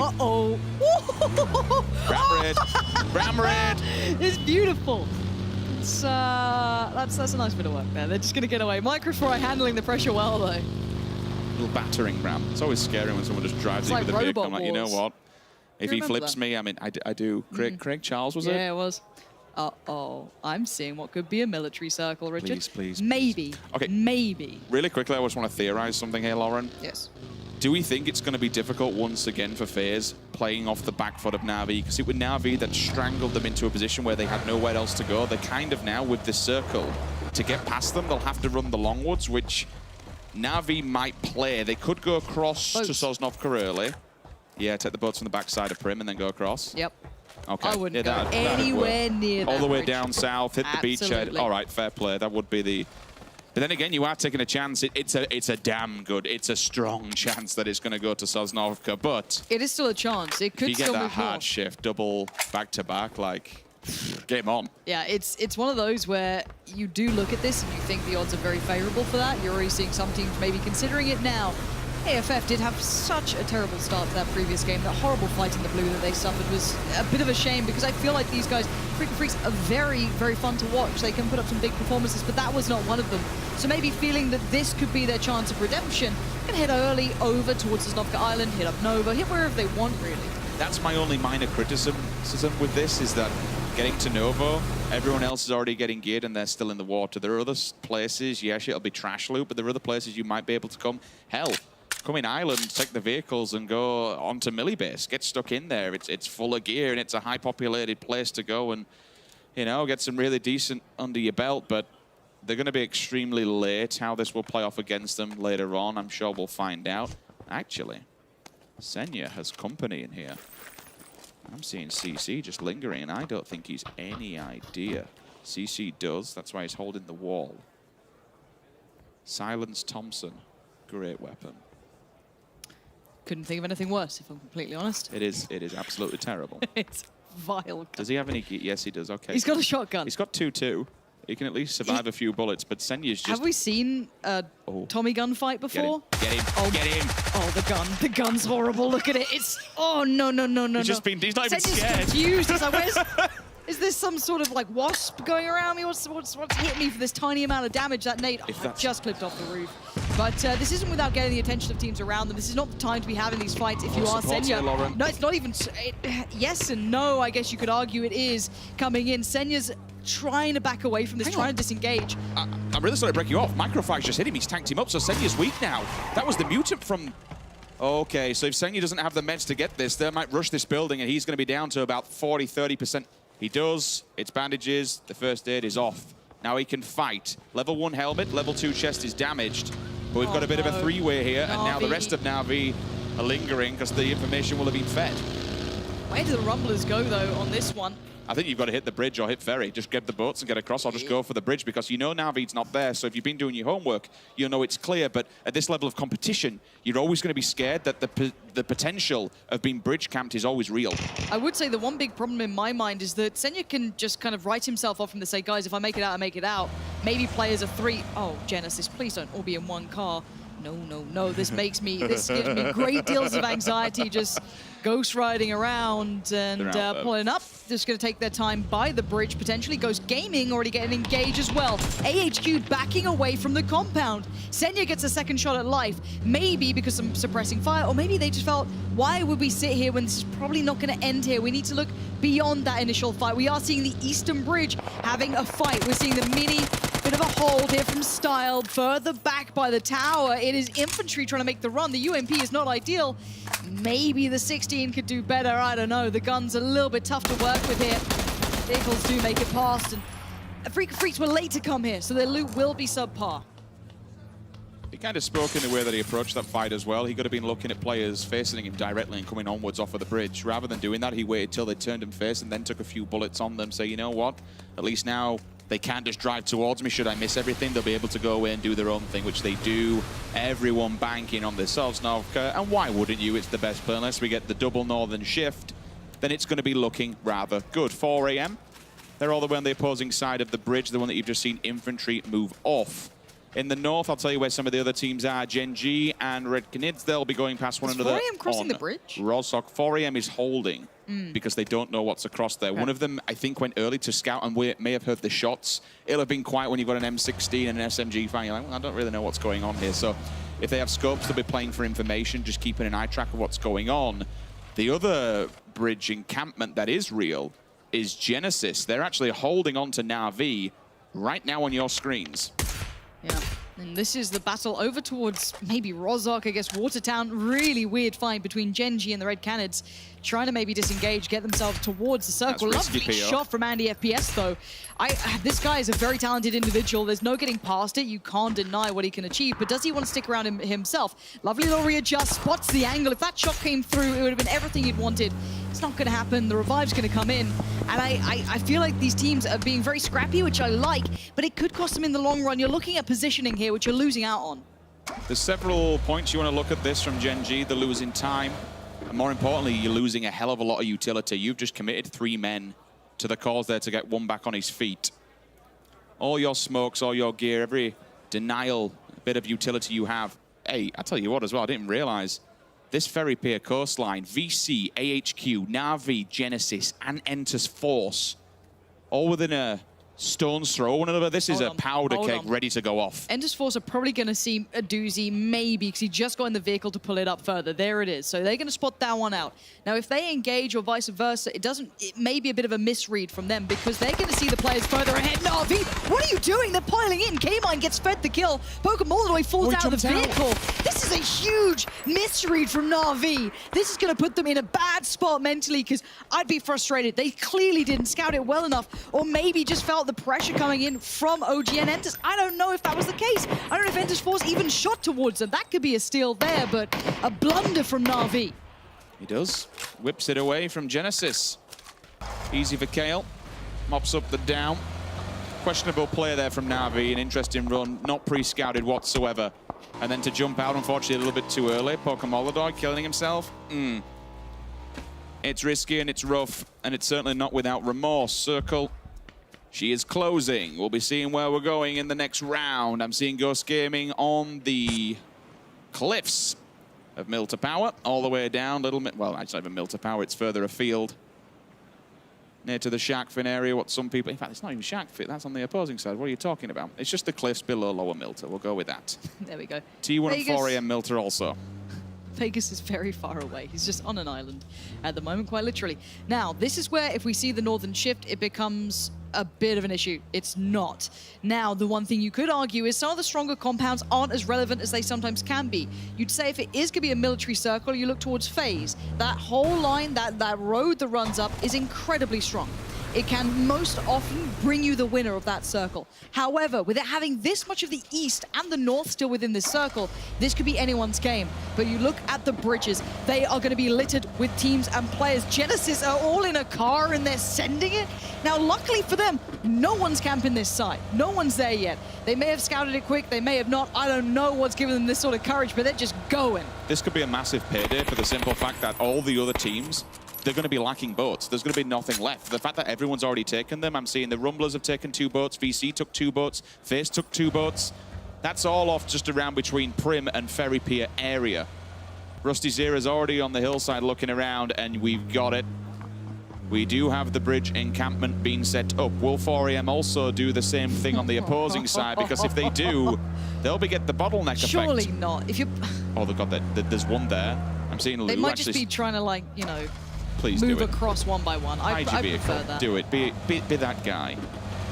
I think that's better. I prefer this. I prefer them falling away, moving back. Freaka Freaks could get a glimpse on this because they are up by the Harry Potter. They are just off, so they should hear these vehicles out. They'll definitely get a spot, so they know what's coming their way. I don't know if 4AM's going to give them much of a fight here, though. Is that worth it down the line? Again, Freaka Freaks in a 2-2. It's not going to be a clean wipe. They do get the engage. As towards Xiaolu, I don't know if they're going to get a kill from this. I don't know if I agree with that fight. This Western Bridge is deadly. Because if you get past Genesis in this, what is going to be a dungeon run, the Rumblers are on the hillside to the left. So initially, when you go across there, you're looking towards it. You come off the bridge, you've got a big hill on your left. You say, you know what, I'm not doing that. You always generally turn right and take the embankment. When you take the embankment, the Rumblers are rumbling up there. And if you're weak, if your vehicles are damaged, you're going to be dead. That's 8. No, that's 8 players from MPL that are going to be shooting you as you come off of that bridge. That's a no survivability scenario, in my opinion. And Ghost Gaming taking the more reserved approach. They're heading around the kind of eastern side. They're in the boats. They pulled up, and they're now making it towards landfall. They're going towards the radio tower. You can just see it cresting off in the distance. McCoy and the boys running up. They're perfectly fine. Actually not too much of a threat just yet. If they go too far, they might get a little bit of a scuffle, but I don't believe anyone's directly in the radio tower at the moment, so they could actually take that one for free if they fancied. Maybe not ideal to transition away from. We have to look at the teams who are not yet in the circle as well. Some still out by Milter, some as far as Shelter, some way off in the coast. This is a bit of a late run coming in from VC. I love how you touched on that when it comes to Ghost Gaming. The aerial tower is incredible. You just play up there, you've got so much viewership of all the teams below you. Should the circle be extremely unfavorable, it becomes really difficult to rotate off of. They don't have vehicles, but you can't take them up anywhere. If you do, you're just being silly. Moving back down, AFF and 4AM are just going to completely mop you up, saying that both of those 2 teams in the kill feed have engaged, finally. Willis does go down. That's a headshot from the SKS. Out in the open going... Oh, they baited him. They waited until he got to the vehicle and knocked him straight out of it. Maybe that 2-2 does pay off. And then trying to readjust, we see it centralizing right on the military area. Basically, FaZe, they moved across from that western roadside. They took the opportunity. They were there early. Keep in mind, they were looting over by Primorsk. They had a really good jump-off spot. They were there quick. And actually, 4AM are going to have a bit of a problem here. They have teams behind them now. This is not how they wanted to approach this island. They're pinched. And I'm surprised the Freaka Freaks have gotten away with this split because no one's pressured them at all. You should not get this res. They've no idea where he is. They don't have another smoke here, so if he sees him, if he doesn't look to the left... Oh, he's so focused on the V...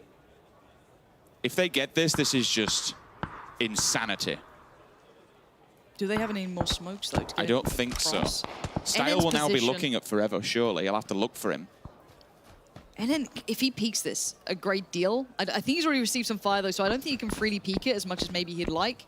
If Forever or ZGG you see him, you're not going to get it, so that could be an isolation there. This could be a problem. Oh, okay, so what he did was he ran out, he exposed himself, but it would to take the grenades off the floor. He passed him and said, you know what, here's a grenade. See if you can get the smoke down. It was a good idea. Unfortunately, by doing so and going to pick up the smoke, it gave away his position. Now he's dead. The 4AM lose 1. I've only seen 5 deaths so far, though. This is in 14 minutes, Lauren. This is going to be a long game. It is. We could see that bridge camp coming across, especially in the west side. As soon as they make land, that could be hard for Force to try and make it past Genesis if they have a player watching it. I don't think they do right now, but they'll see him if they make it anywhere close, as Nerf might consider it ZZG. And it is going to be 4 AM trying to readjust here, but they've been met by another team. T1 say hello again. Maybe a bit of sweet revenge, and it looks real good for Ada. Waiting coiled and patient, he peeks the ridge and finds Forever. These are going to be flushes all day long. Now, I'm kind of surprised at 4 AM. They got caught up. They got focused on their Freaka Freaks. They got real tunnel vision. And as soon as they tried to move, T1 find the perfect timing. I might not realize that lose the last man, but if they do, that'll be first to last. From hero to zero. Touching it now. The next victim might be Gen G, though. They're coming off the hills. Excuse me, they're coming off the bridge. T1 has heard them. What? I'm actually hearing it. I'm seeing the bullets. They're in all kinds of trouble. Lose there as well. He'll catch them. Oh my God, they have to run the gauntlet. They've gone past T1. They've gone past 4 AM, and now they're coming up to AFF. They're pulling directly in. We have to get a quick look on this one because they've got 2 vehicles, and Gen G might not be able to go too much further. Vesseloch looks pretty dead here. Shrimzy's the one who's actually caught off. There's the Gen G kills. You're seeing him in the kill feed. That's as they came across the Eastern Bridge. And this is the pull-up, and it's gone very badly. And Freaka Freaks wait, and they strike so perfectly. They're mopping up the kills. Gen G came across so late in the day. They were gambling to come at this point. They knew their fate would be in other teams' hands, and well, it's worked out well for a Freaka Freaks. They've held this Eastern side. It'll be interesting to see Shrimzy gets back on his feet. I think he's too disconnected in the blue. Gen G get themselves back to a 2-man stack. The res did get popped off. Genesis, by the way, are holding the bridge. We still have Na'Vi. We still have one player from Enter's Force all there. They are waiting. This is a bridge camp, but it's pricey because they're in the blue. Look at T1. They're pushing towards AHQ here as well. That's a big fight going over in the east. There's going to be a lot of kills here, guys, so try and keep up. Profi got greedy. Indeed, they did. Na'Vi just about doing some more damage. I don't know how they're still standing at this point. We are going to be seeing both sides. The eastern... I don't even say the west here. It's mostly the east. The west is a bit of a bridge camp and maybe some shots from FaZe. The east is going to be the tough part. You have T1 in between AHQ and AFF. Down below that, the remainders of Gen G. This is the battle we're looking at. T1 in trouble. They're trying to stay alive. AHQ look hungry. They're going to be pushing for these knocks and these flushes so they can try and get some points for themselves. They have 1 confirmed kill thus far, and they could certainly get some more. You have to be disappointed if you're T1. Outside in the open, 16th place will be the tombstone for them. Rather unfortunate. 4 teams are now inside. Oh, Enters has gone as well. Vestelotch bleeds out the wayside. Esther, he's down. Not dead just yet. Could come back to haunt his dreams. Should he be alive and allowed to get his teammate on the res? It'll be Loki, last man standing here. And I think we might just unfortunately be seeing 2 Korean teams falling back to back. Yeah, this Eastern approach is now very uncomfortable for most teams. They've been in several fights. Their gear's probably not looking ideal here, or maybe they're down on meds. You are seeing a Freaka Freaks falling down here, and it is going to be down to Loki to try and do something, work their way in. And behind him, you've got the remainder of 4 AM. So there is nowhere safe. There is nowhere comfortable to be. You may make it this far using the low ground, but just up towards your top. And this could be the fall of 4 AM. Let's see if Zhao Lu can stay alive. Does get a heal off. Still has 5 to go as well. Does not want to go down yet, but I think that might be his fate as Style is looking over the ridge. Genesis are getting hit from behind. They spent a lot of time out there hunting people on the bridge, and it's cost them dearly. Profi was caught off guard, and now Nerf and the rest of the boys are falling at the wayside. It comes down to K-Mind and H-Win. H-Win pulled off something fantastic in the last one, ironically, against Red Canids. Can he do it again? That's the question, Lauren. I like H-Win using the low ground here. I really hope he can pull it off, but it looks like the Red Canids might be aware. Look at that triangle. No, he wasn't caught off guard. H-Win gets it, but is the trade coming back through? There is still a player standing. He wants the flush, though. Now, reaching out of the smoke, he gets the shot. H-Win! He just spun it around and destroys them. The Red Canids must be fuming. He does it again. Same team, same scenario. H-Win picking up the points. Red Canids going out. But let's quickly focus on what's in front of us. VC on their knees. They're not looking so good here. The fight comes in. There goes 4 AM. We're going to see Zhao Lu going down. That was W-Click catching that one again in the east. Not surprising there. The fight towards the isolated building across the road from the military base continues. That's with Ghost there and VC, I believe. As you're going to see a bit of an off angle for, I believe it's Tide down in the southeast side. This is FaZe Clan. Quite centralized previously, but they have not yet moved further across. They stayed themselves towards the northwest side, getting a glimpse of Genesis as they're working their way towards the military base itself. We've not seen too much of this VC Ghost Gaming fight, so I'd love to check in on it. You're going to see in the kill feed AFF going down because WClick is just scouting and cleaning up. The last two players from Genesis do arrive, but it's not without a welcome wagon. The Rumblers are in front of them, FaZe is up in the hillside.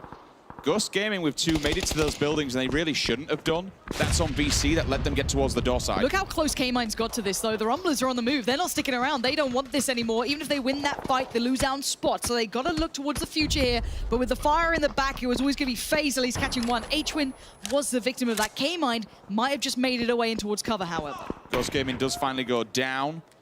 VC at least lose, I think, 2 players during that engagement, possibly more. It was 2 indeed. DJBoy and Tide, last 2 standing. Mexi wants to try and finish off Genesis. K-Mine, last man standing. HWin, no revival comes through for you. Microfry and the boys from Rumblers, they'll be getting ready in the back to make the advancement because they have to get past the apartment block.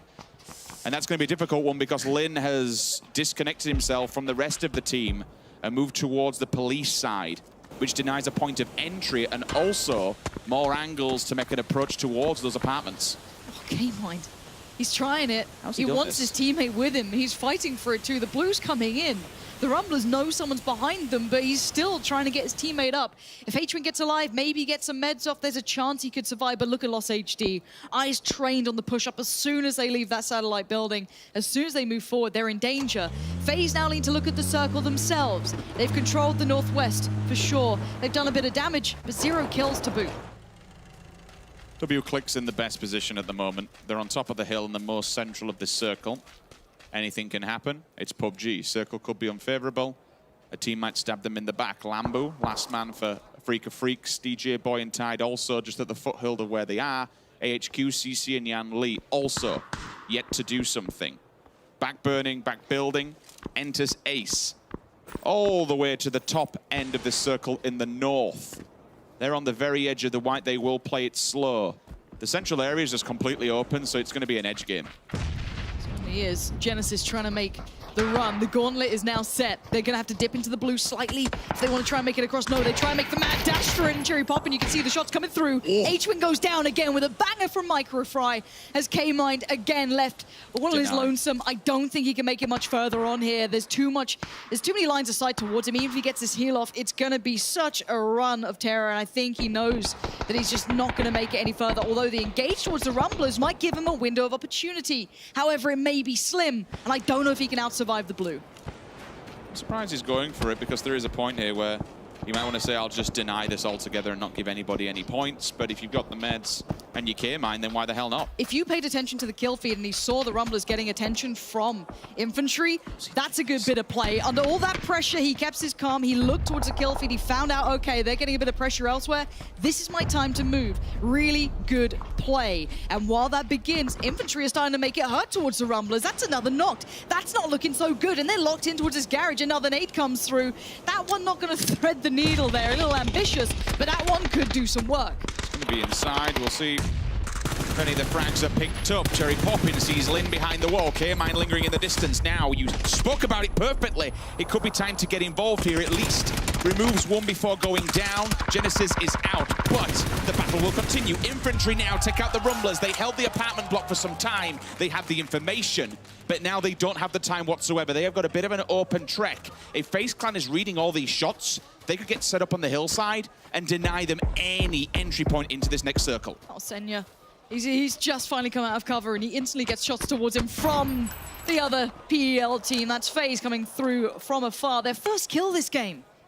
Not ideal for them, quiet for maybe what they'd like, but maybe playing for the slow burn, playing for the placement that they desperately need after that first very poor performance. We have 7 teams remaining. Mexi and Aitzi are so important here. They have to watch for players coming out of the military base. If infantry are allowed to cross the road and get to the footholds of the hill in a position where they kept and left unchecked, then that's the downfall of FaZe. Vehicles out, you've got to make the cross and they're going for it. This will be dangerous. AC had so much of a chance then, but they've actually made it through to the foot of the hill. There goes the molly, and he wants to deny them some angles. Maybe get some nades down, do what he can to control the area they're in. But Infantry are getting fire from afar. That's VC tied. Breaks against one of them, and now looks for more. He's got the perfect line of sight. If that vehicle was just removed, he's desperate for a pixel, but he can't get anything, and he has to be careful. If FaZe peek that ridgeline, he could be spotted, and now they're losing out on players. PJ Boy's been taken away from this one, so the pressure relinquished from Infantry for all but a second.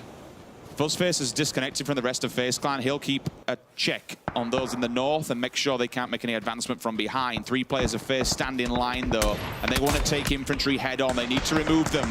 This is an objective in their way to victory. Mexi off angle for now. Bullets will come through.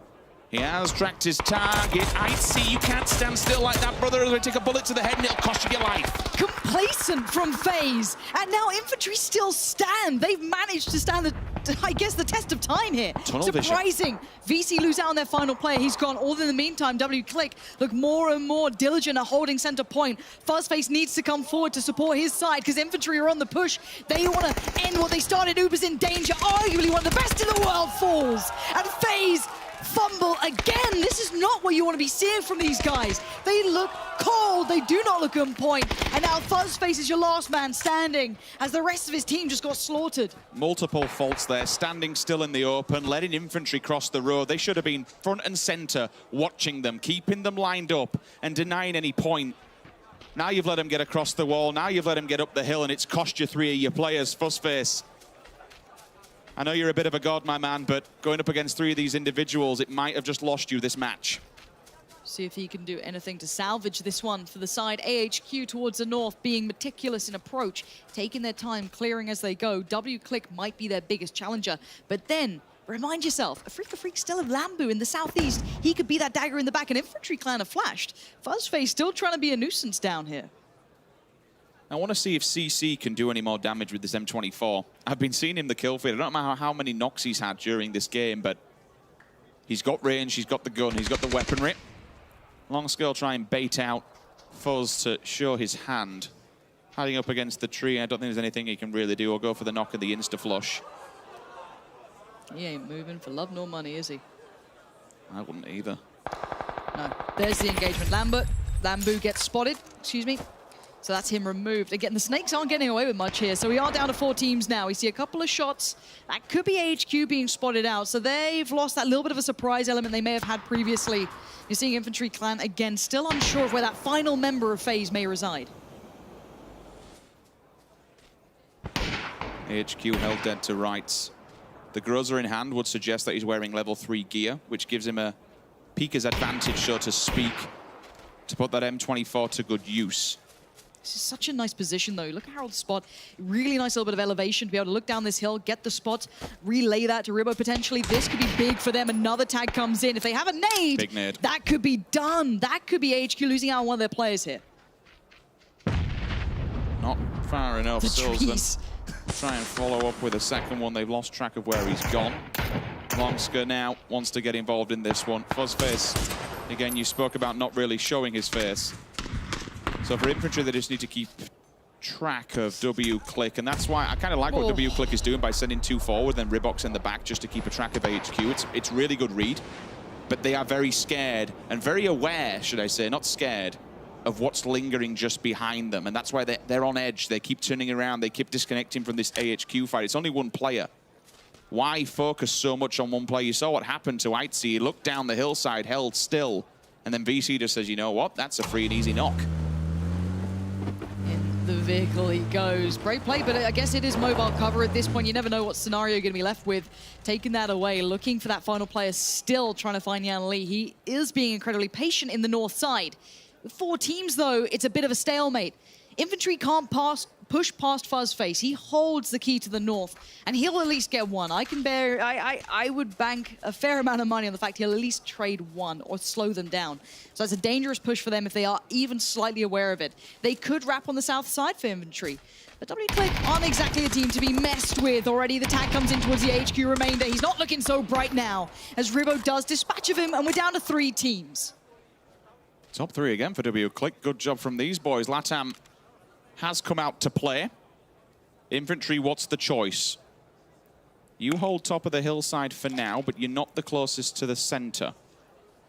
They're very aware that Fuzzface is an obstacle that they have to deal with, and that's why Buliang is looking this way. I love how you touched on it. If he sees anyone, Lauren, he's going to go for the knock and the insta-flush. Pick up the point before you go down and die. You might as well.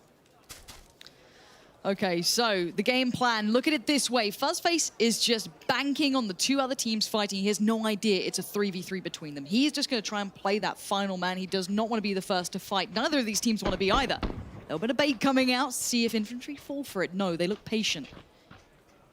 This high ground still sits, I argue, with W-Click, but they have their backs to the blue. Ribbo. Ribbo?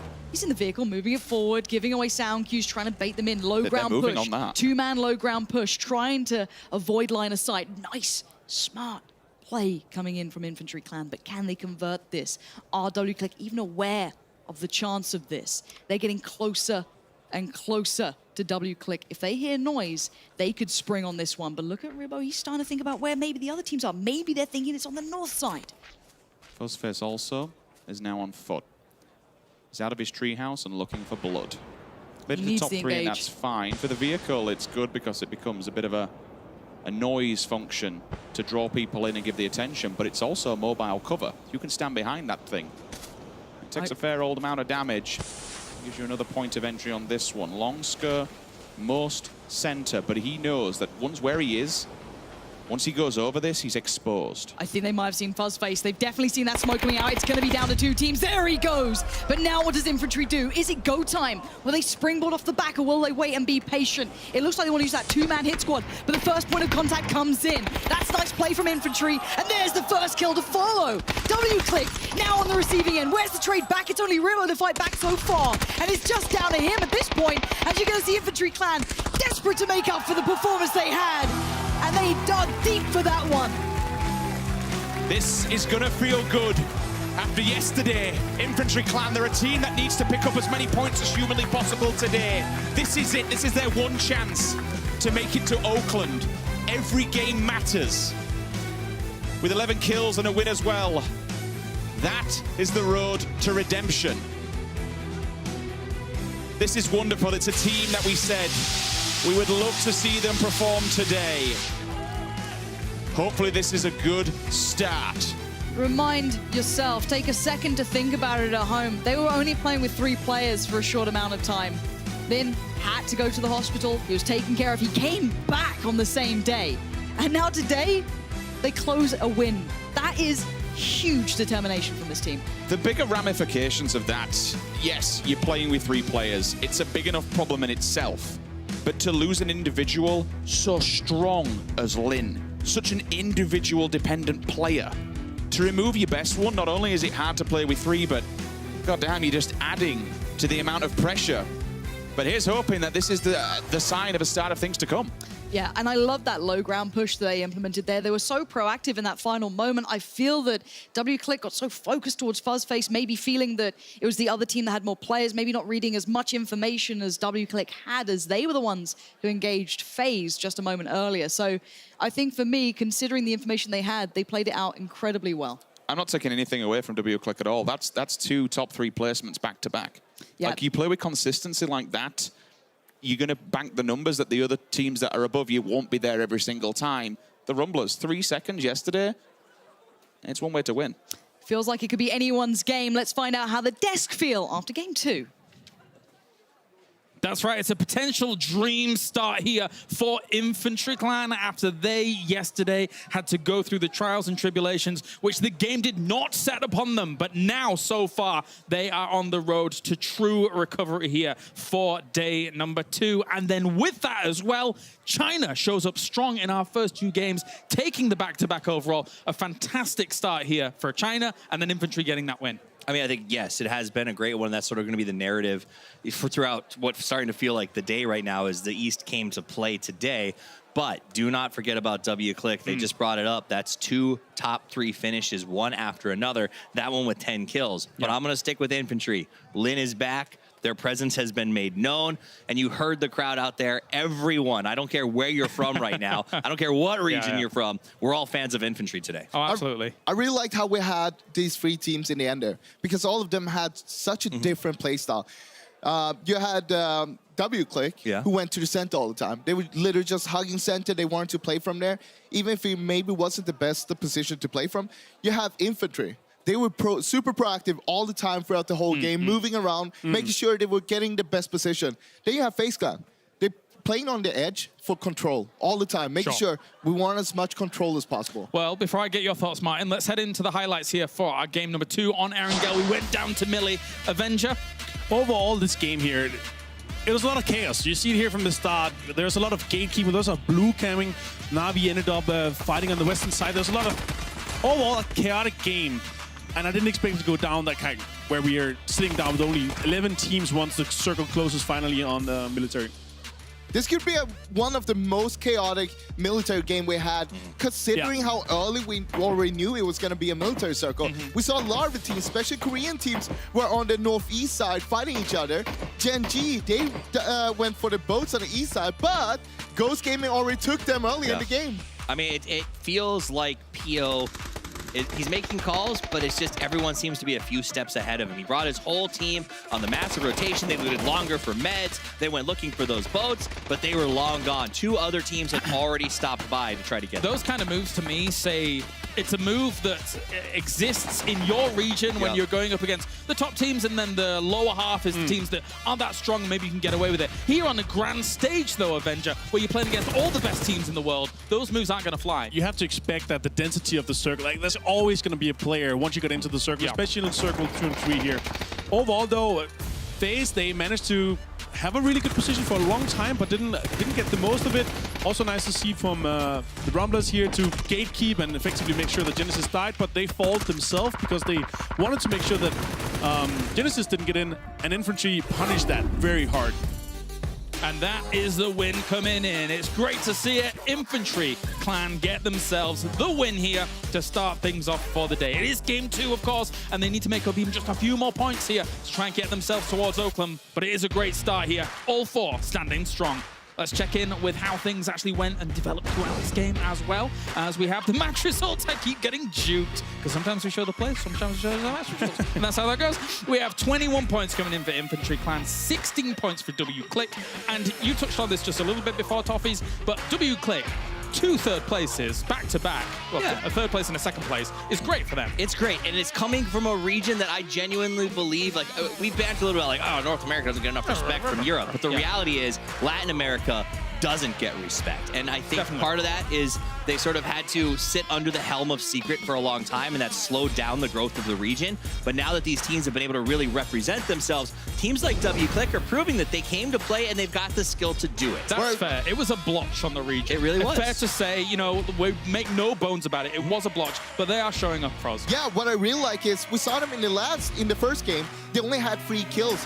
They were playing a lot more passive, but coming into this game, even though playing the center, they were very much more active, trying to look for the kills, and I mean, get himself 10 of them, that's pretty good. I'm extremely happy to see Infantry up here. This recovery in multiple ways is just, they put themselves up there. They're sitting on 29 points total, which means they're actually in the top 16 and looking pretty good if they continue this this performance throughout today. I feel like there's a huge shakeup already, even just 2 games in for today. Because if you look at this overall leaderboard, this isn't the full points that our Group B has accrued, but you see how many points Group B has accrued today, and it's not that many. I mean, the reality is yesterday, Force became a top 3 team in 2 games. That means that any team, including Infantry, who's so far behind, 8 points total yesterday, if they have a couple of good games and they've already got 1 in the pocket, they're right back in that top 16 mix. Definitely so. Gentlemen, do you know what time it is? Tool No, time? it's not that time. We are going to have another listen in here at the PGC, and we're going to find out what team it is right now. 头上没看到，这样你头上没看到。你们头上往南架，别顶了，这样别顶了，别顶了。真毒，蹲下真毒。死了，33。别急，不急。左边，你们可以顶一下。顶上打残了一个，顶上打2枪，顶上一个，打了一个，右边2个，右边1个残，我顶了，左边全打还剩一个，还有一个大残，一个大残，没子弹了，nice Avenger. But a little bit more chaotic here compared to what we were seeing from 4 a.m. Again, I have no clue what's going on, but... Well, you gotta give it to them. They had a really bad day yesterday, coming back here, getting that win. Energy's there. Exactly. More pressure on them as well to actually do good. Being in the top 3 there as well. Top 3 fight. I mean, it means a lot for them. And with that, gentlemen, we are done. We have one more game of Erangel coming up in a few moments' time when we return here. We're 2 games down at the PGC for groups B and C. We'll see you in a second.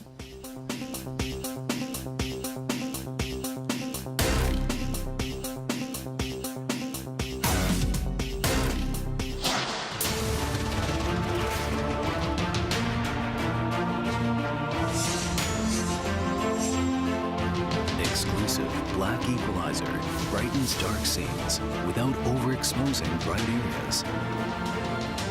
Color vibrance allows for more realistic and vibrant colors.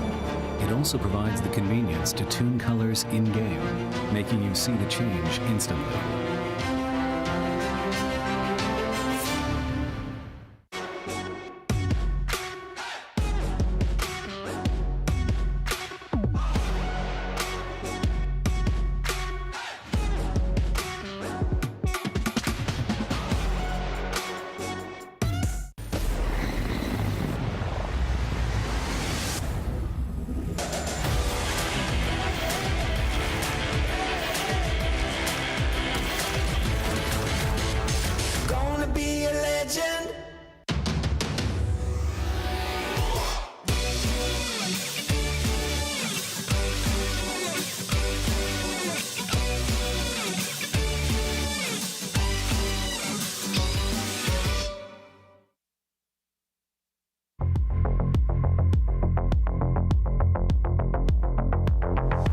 It's always great to see the eye tracking software giving us a bit of extra detail as to what's going on.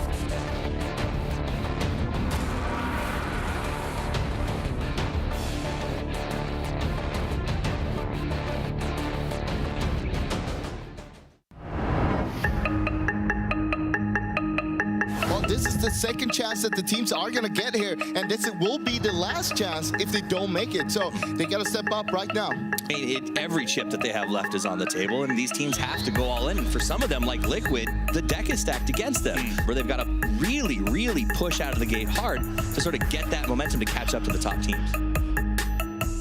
I think it's going as expected, except for Team Liquid. That's the only, Team Liquid and Detonator. I'm surprised they're in this lobby. See, Detonator's in a little bit of trouble here. Yep, okay, a lot bit of trouble as they go out in 12th place. That is bad news for that squad. As you can see, they were sitting in 13th going into this. One team for sure that's going home. Maybe G2. Definitely G2, I think. Like G2 and Liquid don't look like they're in a good spot. Man. I feel like G2, they've been doing so bad for like 2 days now. They're not showing any sign of coming back. G2 is falling apart here as GYY coming up clutch.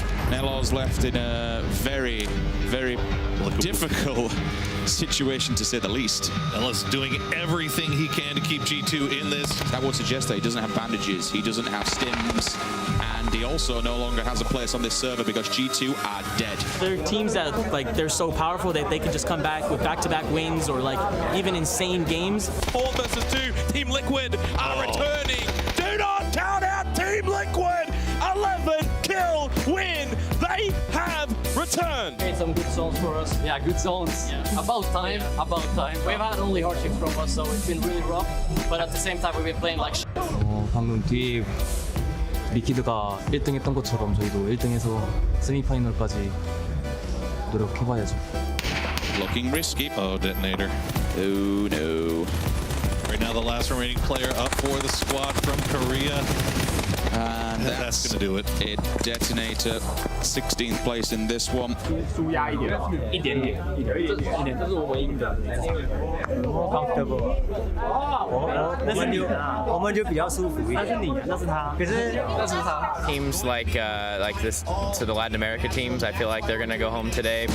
They want to play a spoiler to this. QM, one more player, 2 individuals. That's 2 points, 2 potential frags. Jukesy, QM, they're both there. Yiz is going to go down, and yes, that's going to be Red Cannons with a 5-kill win. We don't know how the placements are. We gotta give respect and props to Red Cannons, the Latin American team coming out of nowhere here in the final game. Eu acho que os últimos jogos, querendo ou não, a gente teve um pouco de ajuda da Safe, mas a gente conseguiu fechar esse último jogo bem e a gente conseguiu pontuar bem também no São Roque e foi o que ajudou a gente a classificar. There are 3 PEL teams in this elimination group, and 3 PEL teams did not make it. The next 8 teams that are going to be following them are to your left-hand side of your screen right there. I forgot who was in the group. I just know it's the hardest group. I think there's 2 OGN. It's Genji, both OGN. Yeah, both OGN. And then there's I think Navi is in there. And Genesis is in there. Ifty is in there as well. NBC. Oh yeah. BC's nuts. Yeah, I think BC is really good also. We won't have such a hard time in the group because of the teams that are in the group. They're good teams, but they don't play the same play style as us. So I think we won't be running into them too much. We have really good teams, but we also have like the 2 weakest teams in my opinion, so that helps as well. Who are the 2 weakest? I'm not gonna say. Who are the strongest? 4AM and FaZe and Afrika Freaks, so that's gonna be difficult. We're just happy that there's not teams like hard contesting us in our group, you know what I mean? Like none of the teams that are dropping super close to us ended up in our group, so that's always good. So you're pretty confident? I mean, you never know, but obviously we're happy with our group, so.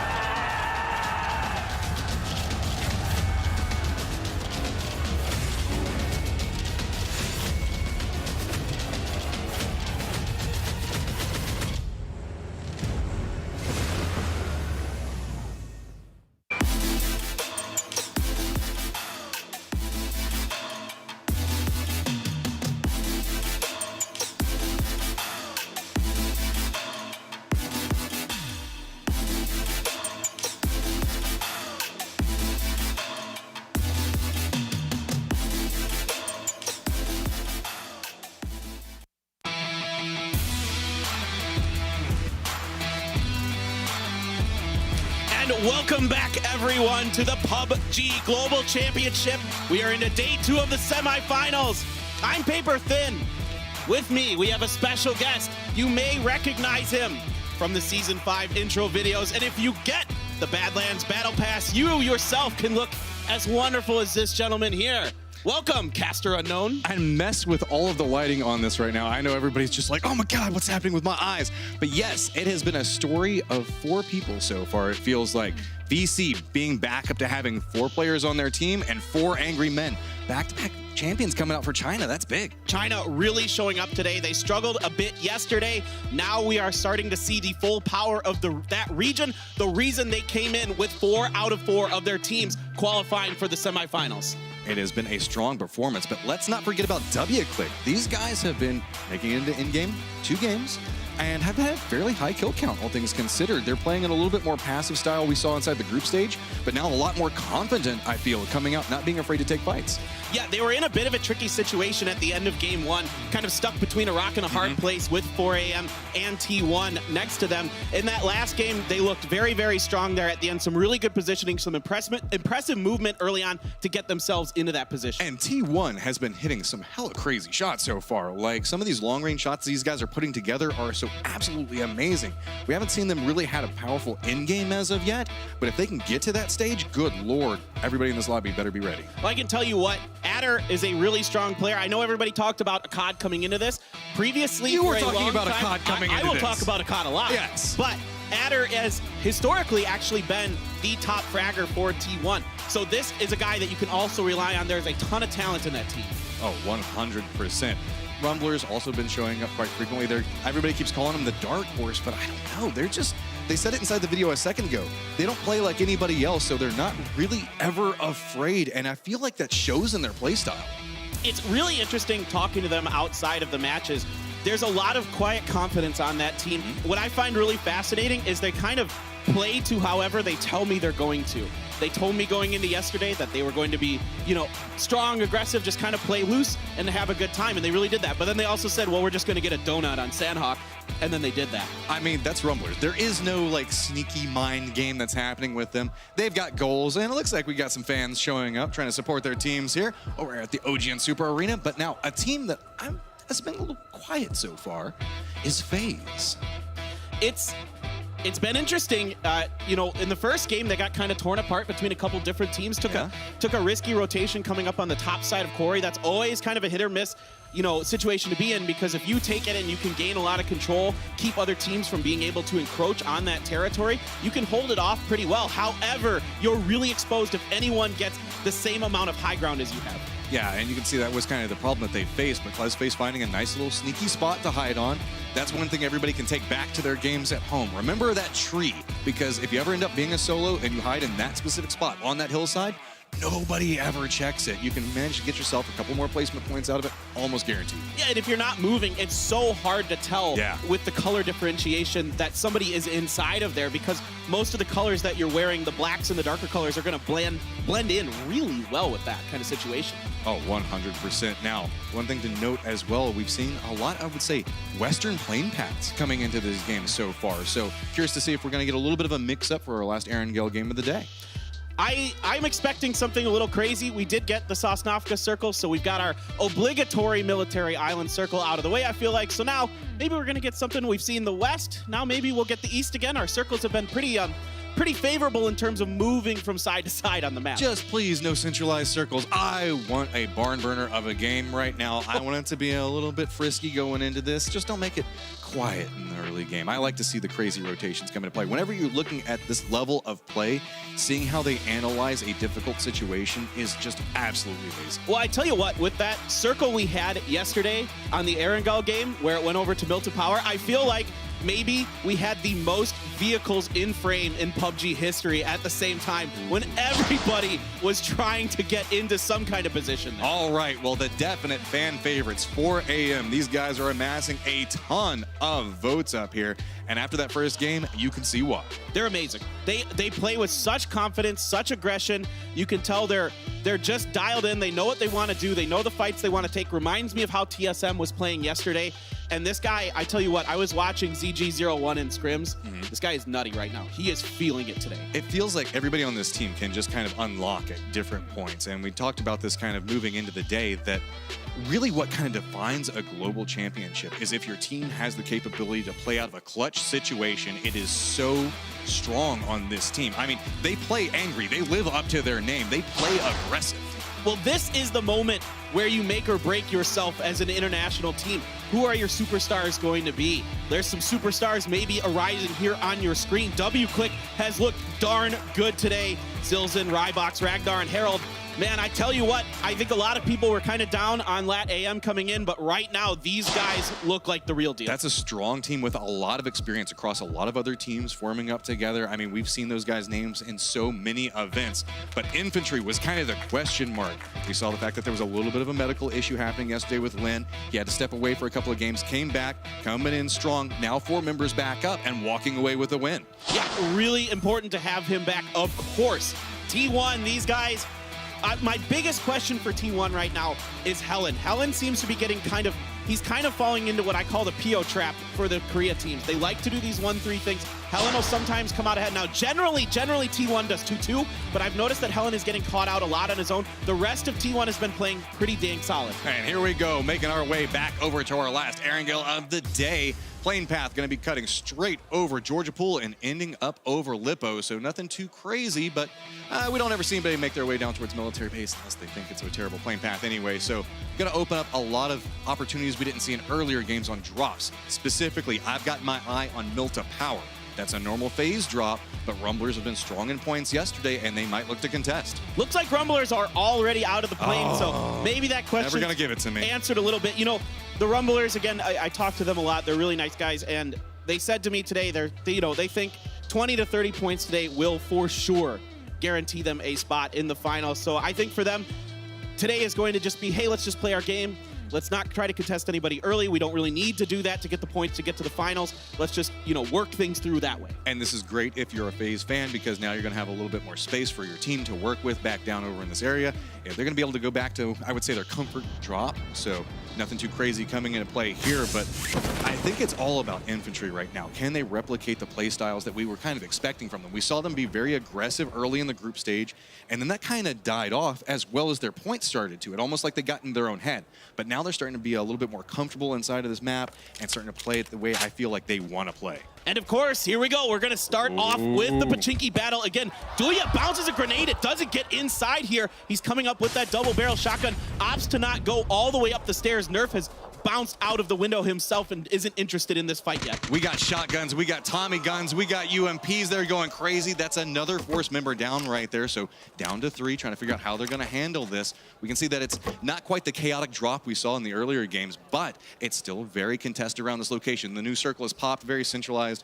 I was hoping for something a little bit more interesting, but maybe the next circle will give it to us. But we got a lot going on in Pachinki right now, so I'm not going to complain. You jinxed it. And once again, it's Duya coming out as the first person to go down for Entus Force. Now, I think Genesis is definitely going to deny this. There is no way the other members of Entus Force are going to be able to get here in time, especially with Sungjang dropping so far outside of this, and all he's got is a mutant right now. So there isn't much going on here. What I thought coming into today, that maybe potentially Entus Force might try to up the aggression a little bit to try to bop Genesis out of here, not only because they want to take control of Pachinki, but also going into the finals, assuming they make it, they want to be the sole team in control of Pachinki. This was a very interesting play coming up from Force, opting to be a little bit aggressive with the double barrel, trying to run up in the face when they have 2 members that didn't really drop Pachinki proper and on the outskirts. That put them already in a disadvantaged position. I wonder if that's kind of one of the reasons they opted to try to go for that aggression, because they knew they were outnumbered, but it just ended up blowing up in their face. Well, the Korean teams love the shotguns, and once they get one in their hands, they feel really confident in these city battles. But look at this. Look at these angles that Genesis has to hold down. Incredible shooting, first of all, from Profi. But we see this again. Genesis knows the angles inside of Pachinki where they can get these cheeky little pickups. So it should be noted that Force is back over towards the west, where there are a lot of car spawns along that road, so they're going to be able to get the utility out of that. There is still the car spawn that's going to be over in Pachinki proper that Genesis should be able to walk away with, but I feel that's why we keep seeing Genesis in the early game all stacked up into one car, because that's the one car that they can get, and it feels like Force is taking all the rest of them away. In a circle like this, they're not going to have to rotate too far, but neither one of these teams really want to stay in Pachinki for the remainder of the game. They're going to try to move out. Absolutely, they got to get going. Let's talk about a few other teams out and about on the map. I want to talk about the Milta Power situation. Afrika Freaks Fatal has taken over Milta Power from FaZe. FaZe moved over to Milta. Not a huge difference between those two, essentially, but it's kind of interesting to note. Other than that, you don't have too much else going on, except I would say Entus Ace way up in Severny, which is definitely not a comfortable place for them. AHQ is just running right up on this complex. Could be another problem for Force. Full on defense. You can see grabbing what little he can right now, trying to get set up, as it's going to be a full push coming up from AHQ. Force is trying to figure out, okay, how do I get out of this situation? Do I just play it? Do I go for a kill point off of it? No reinforcements capable of coming through. Kale's got the hillside back down the south, but Spray comes out, does manage to get one, trying to go for the flush onto it, but it's a lot of bullets coming out of the... So got to be very cautious. The rest of AHQ is now starting to make their push off the side of it, and you can see reaction coming out from Force, moving to the second story. Yeah, Yanli's trying to get underneath this grenade, but he is able to get up the stairs just enough in time. A really nicely placed grenade by Sungjang, using a smoke there as well to continue to give himself some kind of cover and support. Yanli does not know that Sungjang moved into the other room. He's using the noise from the smoke. I like this. Get a little bit more time. Let Kale get into position. Provide some cover on the outside. You just have to make sure you hold down the second story. That's what that grenade bought them. Now Kale can move back down off of this, provide a little bit of support as to what's happening in this situation, because Force cannot afford to lose another member at this stage. And I'm looking at the map, and right now, none of the other members of AHQ are moving in on this, so they might feel like they're going to rely on Yanli. It's just Milk left, but it is going to be Kale getting Yanli on the stairs. Nice, unexpected angle coming up for that. That's going to be an easy flush out, and now control of this location goes over to Force as AHQ is separated away from it. Really nice job there by Sungjang, buying a ton of time for Kale to get in there. Heady, smart up plays from him, and that is going to be a nice little start here for Entis Force, despite losing Duya early. And I like this. Go ahead and make sure to clear around. They don't know how many members could be potentially still in the spot, so still look around for it. Don't just rush in and think that you've got it won. Meanwhile, you can see W-Click looking back over towards infantry. Everybody's kind of making their way up on this location. That's just the west, or just towards the east of Pachinki right now. That's that popular Potato Mountain location that a lot of people like to play, but so many teams opting into center. Now, do note, there is the river that's going up towards the north. We really have Ace that's up there right now, and one of the members for Red Canids. Everybody else is opting back down towards the southern part of that river. Well, it's just weird because it's really hard to come across from the northern side to the southern side of the river. There's a lot more compounds along the southern side of the river to gatekeep it. So ideally, you don't want to be on the northern side. Now, that being said, I'd still say there's maybe like a 20-25% chance this circle goes north. ZG. This is what was happening on the other side with AHQ. They got called out. ZGG01 managed to take down another member of it, and then everything started coming apart for AHQ, so Milk just had to leave.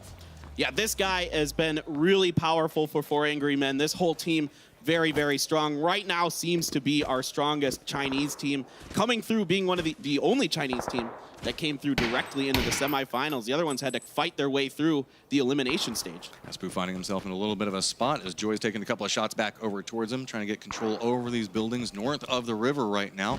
It's an odd little skirmish to go on, but the rest of the Red Canids are separated down around Razak, so not any support capable of coming anytime soon.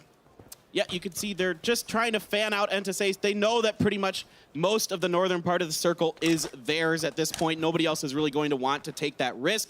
You just have one member of Red across, and as well, you have one member of Gen G on the other side of the river just to establish beachheads in case there is a drastic shift. I mean, there's always the chance of the hard shift up towards the north, and that's where things could get a little bit more chaotic. Everybody's opting towards center right now, just trying to play the math game, hoping that they don't have to make another big rotation out of it.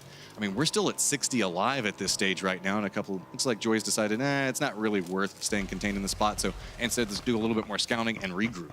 Yeah, absolutely. You can see FaZe. They have moved over to the northwestern part of Farm, so they're rolling up on the backside of Infantry and W-Click potentially. Afrika Freaks Fatal has made a longer rotation, more northern. They could find themselves on the backside of T1, potentially south of Yasnaya, unless they want to keep going more north, but it gets a little more dangerous the more north you get because of all those fields. I love this position that we see FaZe Clan playing from. There's a lot of good sight lines from this. Unfortunately, not a lot of teams around them, but depending on how rotations could come into play, they can mess around with what's going on around that farm location to the south and take care of anybody that might be pushing around shelter to the north of them. Meanwhile, you just have a couple of little buildings that you can play around there, so you can still have some defense if people do push up right on top of it. There aren't a lot of angles onto that part of the road, and now we're jumping over to 4 AM. Once again, they are on the opposite side of Entis Force. They still have one member over in the school, going with looks like a 2-1, 3-1 potentially. I can't see the other member. Oh, it's a 2-2. They've got another member in the apartments as well when I look over at the minimap. So looks like they want to spread out, control a lot of the center part of the circle. Everybody always asks, Matt, why do you hate the players so much, and why do you want these like crazy circles coming in? Who asked you these questions? It's because the fact that like I love watching PUBG, but whenever you get these centralized circles, everybody knows how to play the math on it. Everybody's just hoping it's going to pop up in the center. Does go a little bit towards the north, so everybody back down towards the south is going to have to figure out how to handle the rotation. But this is what you want to see. You want to see people have to adapt to a situation. That's what PUBG is all about. And when you end up with centralized circles, it's just kind of comfortable. It's a lot of hot shots back and forth, trying to gather information so you can figure out how you can make that next rotation. All right, Forever is watching WClick make their way into these shacks on the bottom side of the hill to the south of school. We'll see if he wants to pull the trigger on any of this or if he's going to wait for the rest of 4 a.m. to group up before they start putting some shots in there. You can see you can hear a few bullets clinking against some grass in the cars there, so looks like 4 a.m. going to take that radio tower hill up there. Depending on how Wayless tries to play this, if he pushes this a little bit more aggressive, he might be able to see Psycho moving into the building, but it's just going to be one of those near misses as nobody's going to get sightline back towards each other. Wayless still trying to hold control of this high ground, overlooking the Badlands back over towards Sunken City location. So with this, Milk is still just praying. Nobody opts into going into these yellows. AHQ's had a rough start. They're pretty popular compounds from time to time, but with the way this circle has shifted, I wouldn't expect anybody really to want to necessarily go into them. I would expect the Rumblers to just kind of bypass these at this point. Rumblers are up on the hill getting some information right now, just making sure their rotations are going to be clear as they head eastward. So 4 Angry Men haven't had to move too much yet. They like to drop around this location, just getting better sight lines, separating out just a bit, trying to control the flatlands and the hills next to them. So meanwhile, they can take these shots like this and force and contain. That's what you want to do at this stage. You want to take a couple of shots to make everybody afraid to move, because if you gather more information, you can lock them down, and then whenever they do have to move later, capitalize off of it and get those kill points. And you'll see these teams make these really aggressive, wide splits if they're confident in their shots, because if you can start hitting people in vehicles as they're moving, Senya, are you going to do it? Are you going to do it? Is he going to stop and get the shot? He's just waiting for it, seeing if anybody spots him out. I don't think that Ribbo was seen. How's Ribbo not seen him in this position? I mean, he is right next to the rock, but looks like he's very caught up in what's going on, because remember that 4 Angry Men have been taking the shots at him. Ribbo just didn't even look that way. Zenya's just like, okay, well, let's just see if somebody else kills him at this point, feeding a little bit of information. He only has vision on one, so that's probably why he didn't take the shot. He has to assume that there might be other angles that he could have retaliation come back to him on. So instead, playing the patience game right now. So some big rotations coming through outside of the map right now. FaZe has made, and Infantry have made a very long rotation all the way around the lake. Senya finally going to pull the trigger and get Sills in here. I mean, that one was too out in the open. For as much trigger discipline as you want to try to bring in, at some point you got to be like, no, okay, I just got to take that point away. Stolen. WClick has to be cautious, and yep, Forever manages to pick that one up off of it. So everybody on Na'Vi a little bit angry off of that one, especially after how long he was scouting it out. To finally get the down onto it and then somebody to steal away that kill, that just hurts the soul a little. That is one of the most frustrating things when you make a really nice calculated shot, you buy your time, you get it down, and then someone else is just there. They're like, gunshots? Hey, look, free kill. Thanks, buddy. Here's that FaZe rotation I was talking about. They went way around the northern side of Yasnaya. Now, they might bump into Entis Ace, who has set up kind of dead center in front of them there. T1 as well has come over and is blocking the Yasnaya bridge, which is going to force Infantry back. This is a really smart rotation by FaZe. They know that coming in through the southeastern part of the circle is going to be chaos. Coming up through the north, there's going to be a lot less teams in their way. Wide, long rotations very early in the game. It's one of the things that FaZe tends to like to do at this stage, kind of be patient, let it saturate out. Looks like Razak is going to be our centralized location, so all those guys playing those hills now finding themselves in a little bit of trouble. 4 AM still has the capability to gatekeep, so we're going to have to see how people rotate around. The river cutting right through this circle is going to make rotations so messy. This is an absolutely brutal circle for these teams. One way or another, you're rolling the dice to try to pick the right side of the river. You can see WClick making a mad dash across, trying to get across the firing lines of 4 Angry Men, as well as Entis Force, but Nerf is going to back Sungjong off there. They take some damage. Ribo took a bit himself, but he's able to get up on the backside. His car's a fire. Oh, careful. That would have been so bad. So do manage to get this little bit of a dip, but they have to be very cautious of that hill back behind them. Got to give them, they decided to send it. It comes out for them, but Force looks like they know, okay, exactly where they're going to position at. Kale's trying to get a little bit of oversight in this. A lot of teams opting to play back down towards those Badlands locations, use those hills. Meanwhile, other teams just full on gunning it through. You can see Ghost is trying to cut their way right over this building complex. Fairly strong. It's got the walls around the outside of it, but no real teams around this position except for Afrika off towards the east. Love this rotation by Ghost. It gives them solid control over the eastern part of Razak, as well as a little bit of control over the bridge to the north of Razak. So I really like this move by them. Very safe rotation, came in there no problem, but Na'Vi might be in trouble. DJ Boy's got the AK. Oh, and you're stopped at. Oh, Doozy is going to go down. Senya gets retaliation shots back over for it, gets the down and the flush for this, so probably gonna have to run back over there and pick up his friend. Nope, actually, Pokemon is just gonna go ahead and do that for him, but they're gonna have to continue their rotation as they are still not yet in the safe zone and has to be very cautious. The other members of VC are kind of set up along this path. They might have sightlines depending on how they play this, and you can see that it was Bestalash that was kind of playing up towards that hillside. They did see him for just a second. It's the danger of this 1-3 split that we see, especially at Asia a lot. You kind of feast or famine off of it. If your leader or your shot caller or your single man gets caught out, yeah, they might be able to pick up a kill, but then all of a sudden you're in a bad position. You're outside of the circle. Na'Vi knows kind of where you are, and they're allowed to rotate around you. So a lot of the teams migrating up towards the north right now. It looks like Na'Vi is going to follow in their footsteps. Infantry is kind of posted up in front of them as well. Taking the shots back over towards Senya. That's going to be a down from the side of it. It's going to be Afrika Freaks that actually buys a little bit more space for Senya to decide to stop, figure out what's going on, and get a control of a little bitty dip, I think, right on the edge of the zone. Basically, from where Infantry and Na'Vi are up to Afrika Freaks Fatal, there is quite a bit of open space. You can see Navi's going to make a go for it anyway. Oh, boy. The rock came out of nowhere.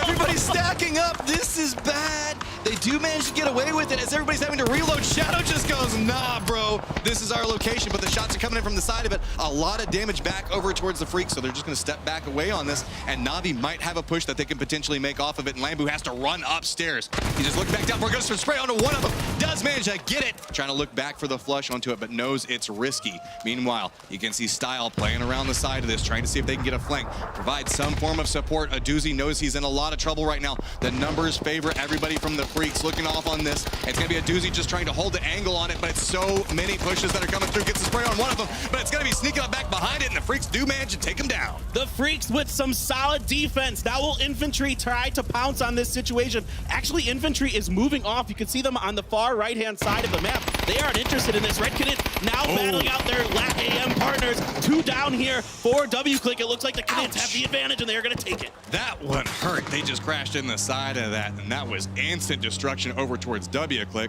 Rumblers playing down around the side of this, but you can see FaZe Clan has their sights back over towards Infantry. They do get one of them. That's going to force Infantry to make a push off in a different angle for this. So FaZe coming out big with that little bit of a hold right there, managing to hold back Infantry with that down. Now it's everybody playing along the bridges, making a push along this. We might see VC make a push along a similar line, and FaZe Clan is just set up and waiting. Circle has gone north, and FaZe played the gamble very, very well here. They have a lot of room to work with up on the northeastern part. A lot of other teams now making their transition. Entis Force could run right into their sister team, Entis Ace. Here come the Rumblers, way out on the edge. They love to play the edge of the circle. They are masters of making these positions work. A little bit of a skirmish going on between Genesis and Gen G. Meanwhile, you can see Domu realizing, okay, there's a lot of people that are pushing back over here. I believe he heard the cars just a second ago. So just going to go ahead and play back behind that. He does have the giant UAZ giving away his position back behind him, so has to be very careful about that one. Yeah, absolutely. People are going to be pretty aware of where Domu is. And long skirt coming up here. Yeah, I was going to say, he's like, why is there just a random UAZ next to this rock? Surely there's nothing going awry in this location. Shots come through, and he actually gets dropped off of it. That's going to be a nice dome coming out from Domu, but the retaliation comes on the other side of it. But here comes Fatal as well, pushing on this. Shots come through, trying to spin it out, trying to hold it together. VC holding a nice little bridge troll position. Yeah, Tide not interested in trying to fight that one out just yet. Style is able to get over the bridge, taking only a little bit of damage. Lambu as well up here for Afrika Freaks Fatal. He's going to go up on the rocks. Tide, meanwhile, has opted to play the troll position underneath the bridge. Let's see if he can make anyone pay the tax. Pushing back over to where we saw Ghost Gaming stop at. They're going to try to play that low area, that little bit of a lip to deny vision onto Ghost. That helps out the rotation by quite a bit, but there's a lot of people on the other side of this bridge they have to be very cautious about. Shots down starting to come in from the side of it, but they're just going to go ahead and play this dip by a little bit more space. But that means that they're losing out on a lot of information and could find themselves in a very bad spot as Tide pushes back down towards Style. Style gets caught knowing where Tide was, but Tide had already moved out of there. So now NN, the sole surviving member of Fatal, moving through, going to try to find some kind of points. He's rolling up on the backside of Ghost right now in the southern eastern part of the circle. So curious to see what we're going to see from NN. AFF does a good job of snaking out some points for themselves. We saw it in a previous game, and curious to see if they can make it work again. Rumblers laying down right next to Gen G. Depending on how Gen G rotates, have to be very cautious on this. Micro5 finding himself in a very close position to them. Shots starting to go back and forth. Looks like it's going to be the long distance Rumblers on the side of this. It's going to be Cherry Poppins taking the shots onto this and force Gen G back and away from it. Looks like they might hop into their vehicles, but starting to get a little messy as we still have the river in play just to the north of Razak. So a lot of people are going to have to continue their rotation. A lot of these edge teams are going to have to find a way to push through these very fortified spots now. Yeah, it's going to be really, really challenging for some of these teams that are still on the south, Genesis and Ghost, to potentially get across that river. Usually it's a tough proposition. Now the grenades are coming out onto Gen G. Smokes are down as well. Waldo's got the spray, he's got the angle, trying to get more damage back over towards the car.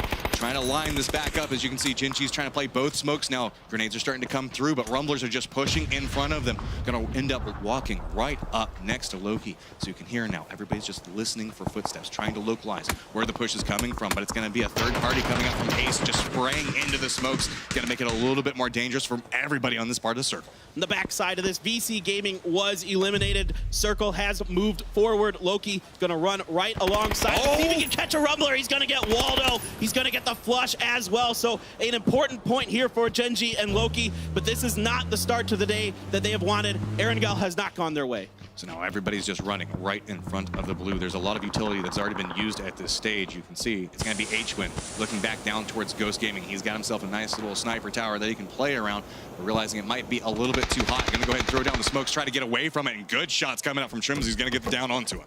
Shrimzy with an excellent spray, catching H-Win in movement. T1 might have to play blockade against FaZe up on the northeastern part of the circle. Uba's going to find loss from the remnants of the battle between Gen G and the Rumblers.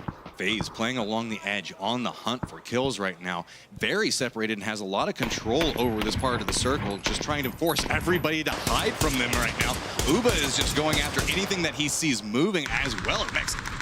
This is impressive stuff from FaZe, fighting on two different fronts right now and kind of making it work. Now Fuzzface does get knocked by Laka. Here comes the aggression from T1, trying to lock this down. Mexi is knocked as well. It is just Uba left. Eder gets some decent damage. Uba's backing down. Oh, he's gonna get caught by Cherry Poppin. It's gonna be a shot in the back. Now it's gonna be Rumblers continuing on the same path. You can see T1 still playing up along that hillside. Rumblers looking at that car thinking, okay, maybe we go for that. And look at that shot off on the side angle. Gets an easy drop onto him. So now Micro5's got to figure out what is he going to do. Running along the side of it, T1 takes shots back down towards him, and Rumblers go out and tip. Really nice stuff there. A little bit of help from Rang with the boomstick. He catches Cherry Poppin there. Now we're back over NA versus NA. I know you guys say you see this all the time, but here we go. Profi's going to get knocked by Shrimzy. 2 more members left for Genesis, 3 up for Ghost. He's playing this position, trying to get a little bit more information on the angle. K-Mine's got the high side on this, just looking back down, trying to figure out how Ghost is going to make their push up. Circle does go back over to the north, so this fight is not inside the safe zone. It's going to need to be resolved very, very quickly, depending on how the push points come through. Keep in mind, 4AM is still holding down that eastern part of the circle as well as the bridge, so they have a lot of control in this position. So we're going to have to keep an eye on how people push into that location, but the push is still coming up from Ghost. They know they need to make their way through this, and Genesis is just bunkering down for it. Nerf with a really sneaky angle, depending on how Ghost pushes into this. It could be hazardous. Not going to be able to see it. Nerf goes for the reposition, and that's going to be a sneaky push in coming from Ghost. Nerf is just listening for this. He's actually going to walk right by them. Nerf plays a little rope-a-dope with these guys. He's outside the building. Look at this. Shrimzy and Vegas are totally lost. They're like, where did Nerf go? We know he's in here. Meanwhile, K-Mine's trying to provide some cover. Nerf tries to peek around the corner, doesn't get much with it. He's got to hold this down. 1 down, but they're going to find Nerf here. Vegas clutches it out. Now he gets taken down. 4AM is getting in on the action. Taking the shots on the side of it. They have the high ground looking back over towards this. Ghost got the moral victory in getting the down, but they also had one of their members go down inside of it, trying to figure out how they're going to handle K-Mine that's still holding down that position. K-Mine can't move from this spot either. So really, both of these teams know they have to go. The blue is coming in back behind them. K-Mine's just trying to find the angle. Lots of damage back over towards him. His feet are taking some damage as well. He does manage to make it back around behind this, but that was a lot of damage back down towards him. K-Mine has been excellent so far this tournament, but the reinforcements from 4AM, ZGG made a rotation into the middle of the circle to cover more of this angle, to try and get some more kills off of this. K-Mine does get taken down by Vegas. Ghost has a really tough slog ahead of them to get across that river. So you took down Genesis, but where do you go next, Ghost? Because the fact that 4 Angry Men have you in their sights, just trying to figure out what they're wanting to do on this. You can see Ghost is like, all right, we need to get it down, but look at how many teams are looking back down towards this. We've got 4 Angry Men on one side of it. We've got Red Canids on the other. Ghost is just trapped out there, and they're now down and out. There's just nowhere to go. Yeah, Lou is able to find Trimsy. They were trying to hide themselves enough, but it wasn't quite well enough. And here is Helen. He got knocked for T1. This is what I was talking about. I'm worried about Helen getting caught out a lot for T1. Joy and the other members of Entis Ace are 4 strong, rolling up behind T1. T1 is in a lot of trouble right now. They are getting torn apart. There was the shots back down towards Wayless. He does go down and flushed. So now there's 3 members of 4 Angry Men looking around, still just trying to play this position. But keep in mind, over towards the west, they don't have a lot of good sight lines onto that. Sure, they've got control over this spot, but if it does shift away from them, that's going to make their life a little bit harder as they don't know where all these teams are already set. Look at this. Milk has somehow found himself in this situation. The hero for AHQ, despite losing 3 members very early on. And look at this. There's still some river inside of this circle, Matrim. So, gonna come up big for 4 AM. Milk not having far to go. Red Canids having themselves a nice position, as well as Force. Kale still alive, playing off this couple of shots now, going back and forth between 4 Angry Men and Red Canids. And that's gonna unlock Ace. They hear this up towards the north of it, and they might choose to step back down towards 4 Angry Men. Come up back behind them, it could be a very detrimental third party. Yeah, Forever has a really tough job holding down that beach. There isn't much hard cover down here except for a rock next to him. Other than that, you've got some steep angles, so you can make that work pretty well, but trying to hold down 4 players on the other flank is a difficult proposition for him right now. Oh, speaking of difficult things to try to pull off, use a vehicle and run it into this circle. It's going to draw a lot of attention. It's almost like shooting up a flare and saying, hey, shoot at me and let the rest of my guys sneak in back behind that, but he does manage to get away with it, so they have a little bit of cover to play from this spot, but it's very dangerous. 3 Korea teams in each other's faces right now. Genji, Esther, and Loki still kicking. They managed to weather the storm from the Rumblers. They're coming in. Kale and the other members of Entis Force are down, so it is just him and, oh boy, Milk. I like this. Let Red Canids cover for you. Let them do all the fighting. Just creep in back behind them until somebody turns around and looks at you. You don't have to really do anything. Let them take the risk. See, look, Psycho goes down, and now he can look up and go, hey, I want that point, maybe. But no, that's another member going down for Red Canids. So now it's just back down to Haspu, who's going to be playing the backside of that. If he goes for a res onto this, we might actually see Milk be able to take them down. Meanwhile, Ace trying to make a little bit of a push forward, find the right angle to approach onto this. And yep, gonna walk up and say, hey, thanks, buddy. I'm gonna go ahead and take that one. Heartbreaking for the Red Canids. They were in such a prolonged battle with 4 AM. They didn't really expect someone to be behind them. Milk is able to clean it up and get some more big points for his team. Kale under fire. Milk is now trying to get into Genji. He's See trying what to you get can get onto Esther. At this point, you're just playing with anything that you want to go for. ZGG walking up right next to Ace. Gonna go ahead and throw down the grenade. Kale managed to get one back out of it, and now we can see a lot of damage coming back over to Ace. They have nowhere to go. They're pincer between so many positions. Mickey is trying to hold down the line for Ace. They had no idea 4 AM was coming up over that hill as they tried to push into the surviving member of Force. A grenade comes up and over. ZG looking to get the peek onto Mickey. He is going to get it. That is going to be Entis Ace down in 4th place. 4 Angry Men has a grenade that drops back over towards him, but they should be able to get this res off. Really, it's just Genji's Loki and Milk who's still alive that they have to contend with. We're now down to 5, and it's 3 up for 4 Angry Men and 2 solos. I mean, this is looking like it could be the 2nd win of the day for this team from China. They are playing absolutely out of their minds right now. Look at the points so far. 37 that they've managed to stack up. These guys are just murdering everything in the lobby. Loki, got to figure out how he's going to handle this position. Really, Milk hasn't even made it into the safe zone yet, but Loki looks like he's going to be the front man pushing back over towards ZGG. ZGG has to be very cautious on this. Milk's going to opt into playing back down towards the west and the south, so might be able to find another sneaky little angle. Well, the real question here is Loki. He came up big for Genji when they needed him most. It is starting to get desperate for them. This is going to be 3 more games after this left for them, and here comes a great grenade from ZGG. That might be right on the money. Oh, he narrowly survives that. It's going to bounce away from him. Will the next one connect? I think it's cooked well enough. And yes, there you go. That's another 4 Angry Men Team elimination coming up, so now it's just down to Milk. All right, Milk, let's see what you've got. You've done a fantastic job to get here. Can you close it out and give Chinese Taipei a win? Oh. There's Louis, spotted him out, and no! 4 angry men walking away with another round victory. Everything today is showing up China. They have dominated Erangel today. There are a ton of fans here in support of them. You can hear them. They are happy. This has been an impressive performance, a nice bounce back from what was a difficult start for them in this tournament. I venture to say that this is much more of the 4 angry men everybody was expecting to see. Assert control. Don't be afraid of fights. Move aggressively. These guys play into all those, and ZGG walking away that round with 6 kills of his own.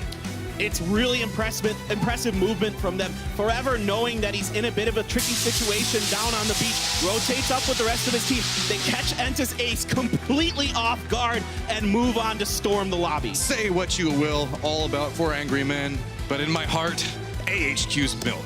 Somehow he manages to, remember, he was by himself. The first 3 deaths were AHQ, and he somehow salvages that to get second? Really impressive stuff from him. Yes. I mean, that is god tier survivability. It's almost impossible to do in competitive PUBG because of how good all these teams are. And he only got 1 kill, but man, did he get probably the most annoying kill coming up in that one. Everybody's had it happen to them where you're just kind of playing that position. You're like, oh, we're safe. There's nobody back behind us. Let me go for the rest of my teammate. And just this random guy's like, nah.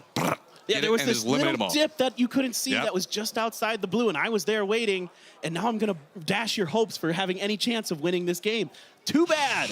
It happens to the best of us. But with this, there's a lot to break down inside that last game. So let's go ahead and throw it over to the analyst desk. Has he been commentating in those sunglasses this whole time? But regardless, it does not matter. We have our 3 Erangel games down and 3 Erangel games dominated by China. 4 angry men take the next chicken dinner for themselves. There's been 3 games. They have taken 2 of them. Who is going to put a stop to 4 angry men? They are on a rampage. I mean, I don't know who puts a stop to him. Like, that was out of control. That fight they took up against Ace and Force, they just completely eradicated them. Some of the best cooked grenades I've ever seen. These guys are pure chefs. And also those peaks over the top of the hill were just dominant. I mean, you saw them all the way doing the 2-1 split all the time. 2 pushing, 1 holding, 1 pushing, 2 holding. Make sure that they're splitting up, taking the ground and taking control over the east side there. They're not just angry, they're furious. And ZGG, it's absolutely insane. 6 kills in this game, guys. Yeah. Impressive. Very, very big. Let's take a look at the highlights here for our final Erangel game of the day as we see China continuing to dominate. 4 angry men with the win. But this was one of the big factors early on. Xiongjiang getting himself this first knock and then into flush and then outplaying up on the top of the building. That was fantastic. We didn't catch it here, but he pre-naded the stairs on the whole room and then smoked afterwards to reposition. It's such a good play from him. Very well done. This pull-up here from Navi, though, nice thinking, but poor execution here. They didn't breach in the same area and didn't push together here on the stairs. There should have been 2 there. Lama was down to 1 HP in the end. Africa Freaks here, they managed to take down Navi. I mean, it was a good Freaks push. Once the firefight started, they used sound cover to just get inside. They didn't lose anybody during that exchange, so very, very well executed. Up on top, we saw Rumblers. They cleared out what FaZe was trying to hold up here, and they had to deal with Gen G from behind. So Rumblers were able to put a couple kills on the board, but ultimately they went out very early and have had kind of a rough day today. Yeah, I mean, but Gen G coming back a little bit, but it wasn't enough to take it all the way. And I mean, they got a little bit spoiled by Milk towards the end as well. Yeah, I mean, it was a low-key sneak up from Gen G. They managed to pin them out, and it got them deeper in the game, so congratulations to them. They ended up with 3rd place and 2nd. Genesis fighting inside the warehouse. We saw them bump up against Ghost, I think, in here, and it just became too much to handle. Yeah, I mean, they were outside the circle. They kind of drew this fight out a little bit too long, and in the end, the blue came to just sweep it up. Yeah.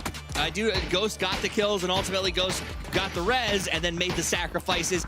There's no way you cross that river safely with 4AM where they were, so they just took the kills for themselves. And this, though, with Milk taking the last kill, but there's 3 teams that are shooting against Red, and they actually had a really good spot. I thought they were gonna probably win this this game here if they didn't get spoiled like that. I mean, Red literally played, I thought, positionally for a long time superior to any other team on the map, and then Milk shakes it up and catches them, causes some big problems, and Red ultimately gets taken down. 4AM plays out of their mind, and that's a twofer. End me. Let's move on to the map now as we have Erangel here once again for the final time of the day. As we see that plane path heading over from the west side to the east, and across this as a whole, it allowed people to drop near where the circle ended up going to, but obviously the river causes big problems for those teams trying to rotate when you have to have that 50-50 split. Well, before the river, we have a little bit of shakeup. FaZe didn't get Milta power. African Freaks Fatality took that, and they had FaZe had to go to Milta instead of Milta power. Now, Rumblers, though, they didn't want to fight over there as well, so they went to Gatka. But here we see Red Canids, Entusace, and 4AM's rotation. And look at 4AM. They basically, them and Red Canids didn't need to rotate as much. Force, on the other hand, they were all over the place. I mean, my big worry here is, like, as we look at this closing, that circle going north hurt a lot of people, but FaZe, you just talked about them. They played 3 games. We thought they were going to come out and crush. They finished 11th, 12th, and then they got 1/3, but only with 2 kills.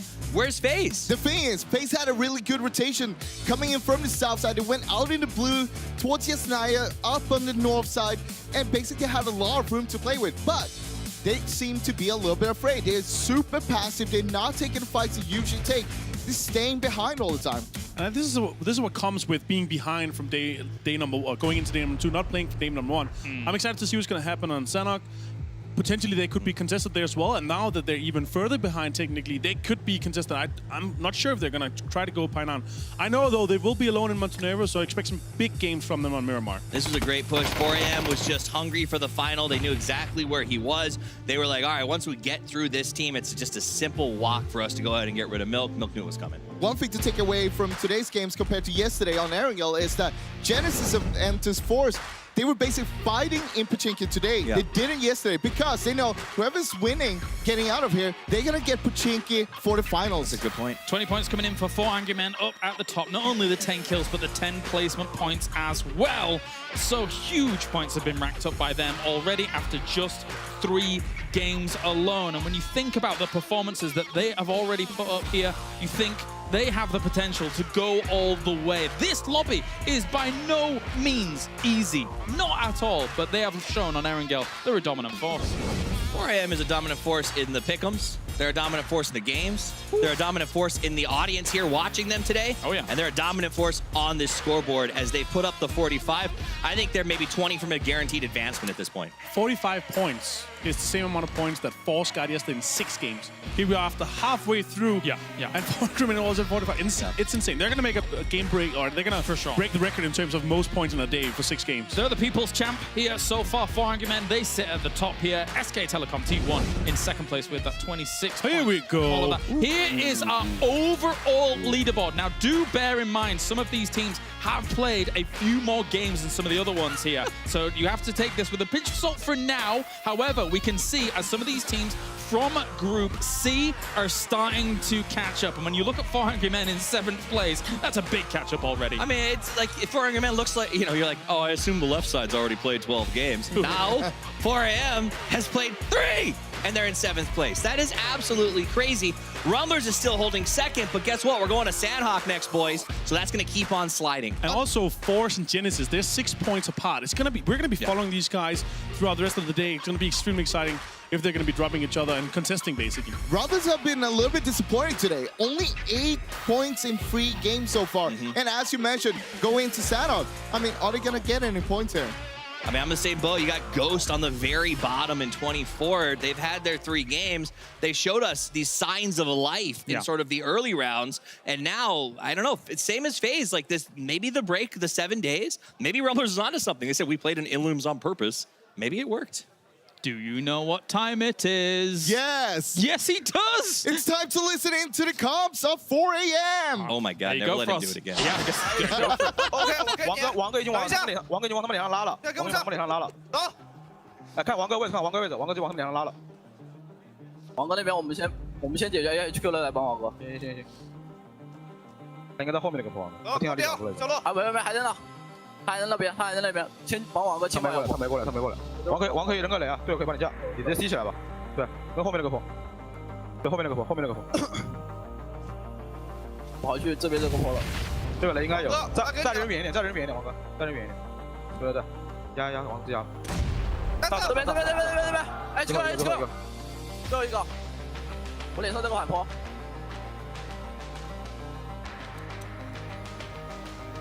啊，来个人跟我，等一下，我跟不上。找下。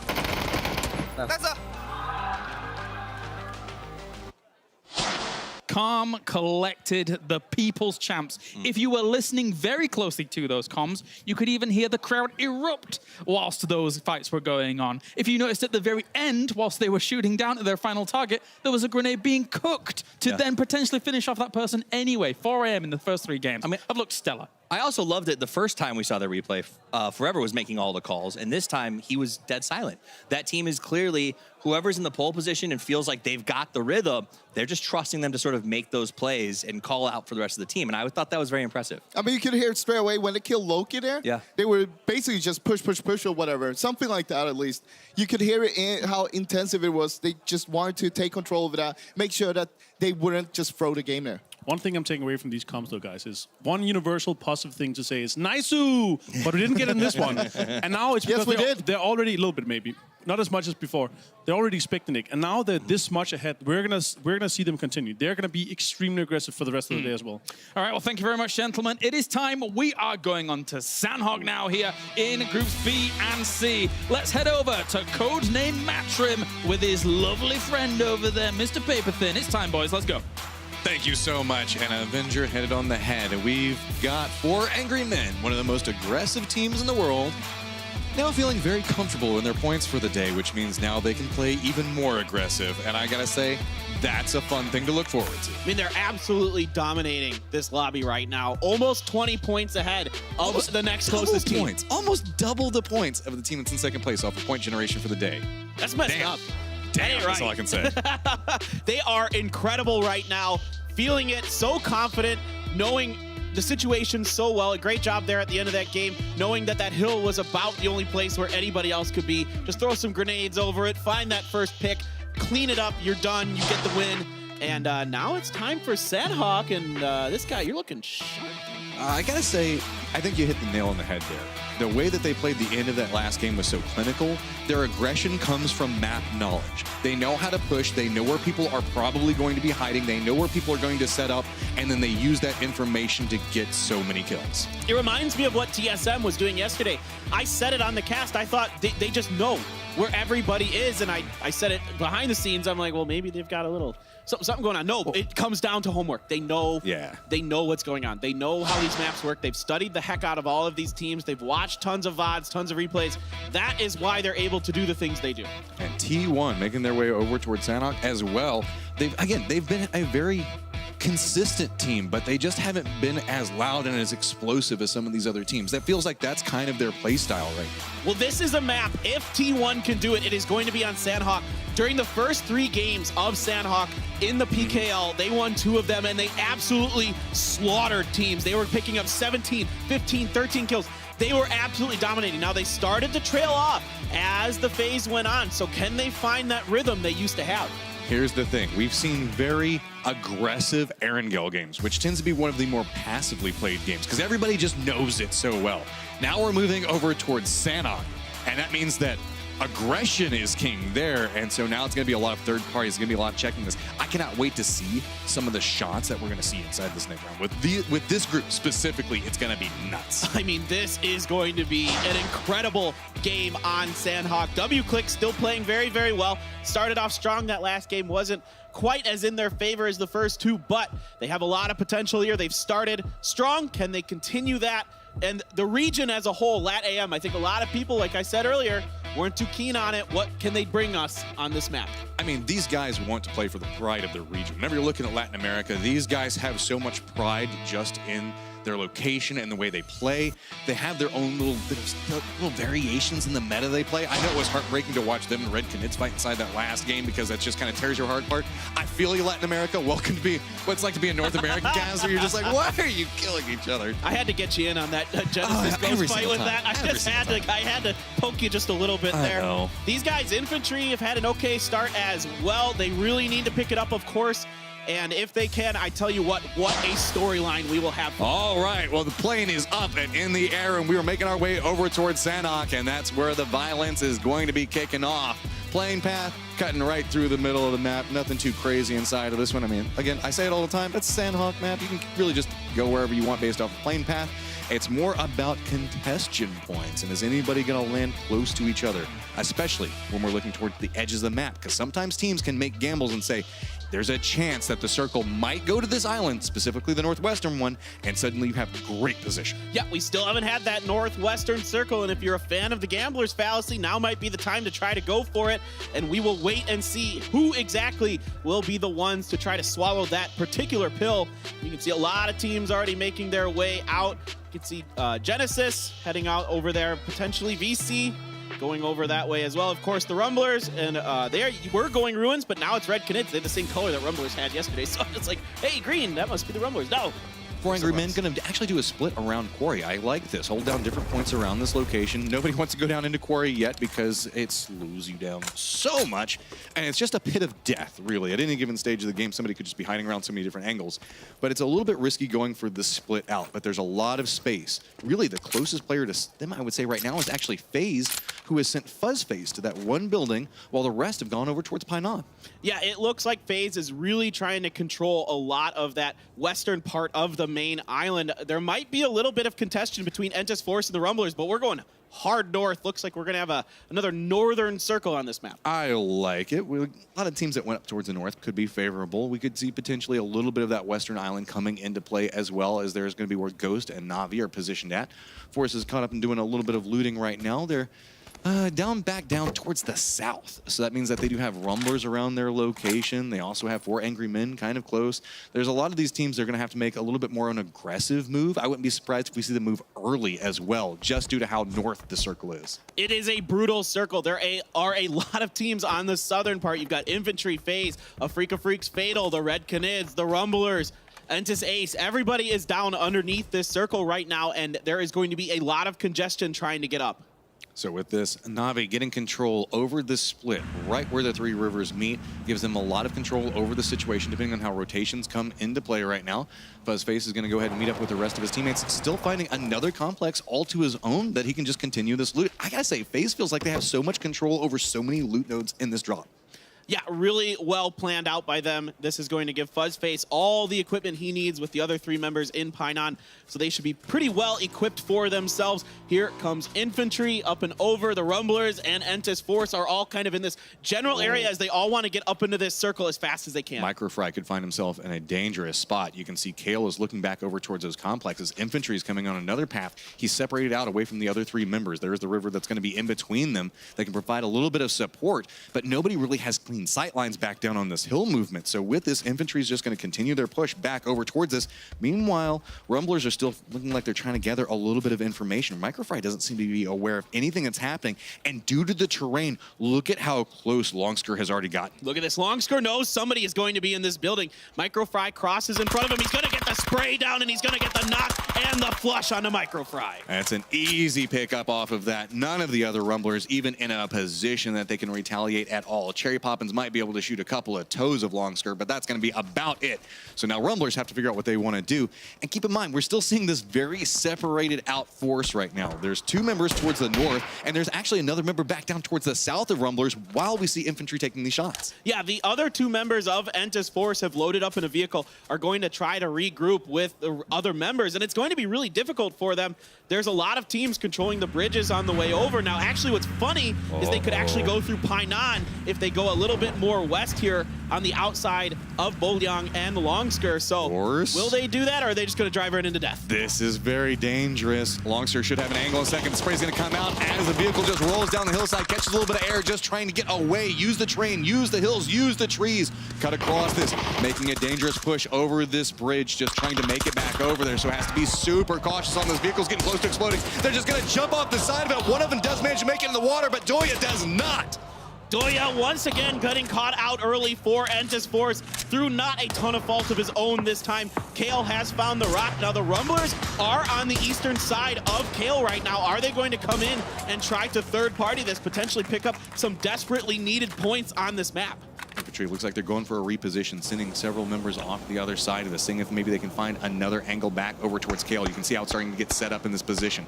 Kale's got a little bit of support from Indigo, but he's already been spotted out. Smokes and utility already having to be used right now is actually a very bad thing. Yeah, not the start you want as Entis Force. Of course, Indigo doing a great job here, covering the angle, getting Kale up and over, and now they're going to be able to move on. It looks like relatively safely. There might be a few more pot shots coming in here from Infantry, but I think the angle has been cut off. Rumblers are set up on this. Look, you can see that everybody's trying to regroup from Force. That's going to be another loss back over towards them as Rumblers do manage to pick that up. Now down to 2 members. Force is finding themselves sandwiched between 2 aggressive teams.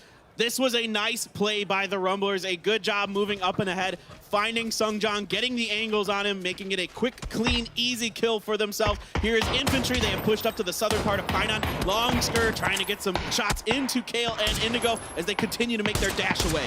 See, Longsker's going for a wide peek onto that. Kale gets a little bit of damage back on this, trying to just get a little bit more space, making the crossover into this. He's gonna go down as well. Good shots coming from Lin, and then there was just one, but guess what? Rumbler's still here, this going on, pushing back over towards it. Now we got FaZe and 4AM starting to mix it up. This is a huge fight right now for FaZe Clan. They have to try to bully 4AM off this position and put them back down a little bit. Their astronomical start to the day has been incredible. 4AM forever trying to get that QBZ shot up and over. Not much doing. Uba's going to throw down some grenades. But the contain. Look at Lou on the backside of it. Does manage to line up. It's going to be Fuzzface down and flushed. Looking back on the other angle for this, we got FaZe and finding themselves in a very bad spot. Force does get eliminated while this is going on. Now FaZe trying to figure out, okay, damage control. Get a little bit more information, but it's just going to be so hard for them as every single angle seems to have a 4AM member behind it. And once again, it's Na'Vi catching FaZe out on this map. They are going to find another member here. One down for them again. It is 8C going, so it is just Mexi left.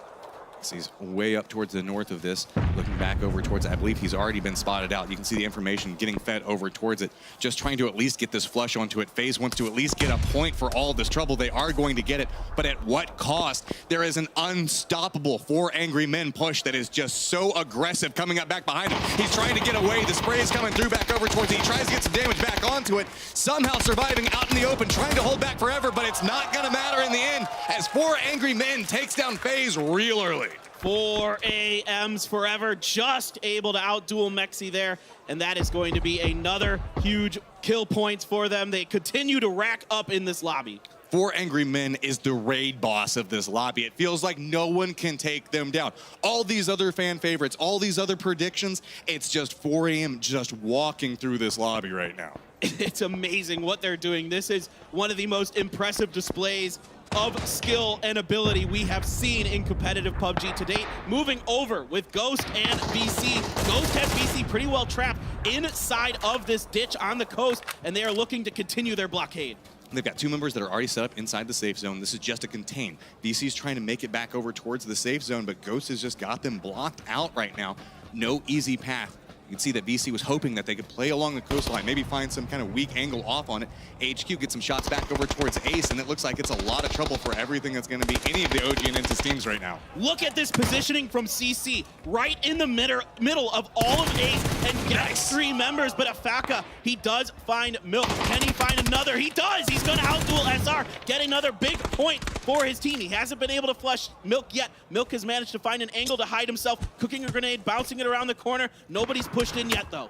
With this, not a lot of flushes have gone back over towards Ace yet. So if we can see how Vaka managed to somehow hold this together, there might be a chance they could save 1, maybe even 2 of his teammates. CC knows where it's at, throws in the flash again, steps up into it, tries to go for it, but no, it's gonna be AHQ that comes out on top. Alpaca just wasn't able to pull the trigger quite fast enough. What a performance from CC. He kills all 4 members of Entis Ace. There's death and destruction happening all around the map, and then there's Gen G just chilling out right now, trying to get a little bit more information. You can see PO's looking back over towards this, heard about all the violence that was going on, seeing if maybe he can pick up a free point out of it. Infantry's continuing their push back along the south, moving along that quarry line. but a lot of our teams kind of stabilized at this point. Not also, a lot of teams are not playing towards the center. It's kind of an off-center position, and I think that's awareness, knowing the fact that everything's going to start trying to shift away from the water, so instead, move closer to Paradise Resort in that general location, try to get some type of foothold in control, and that's going to be CC going down from PO, who does spot him out. Now, guess what? It's just Milk again. Got Milk?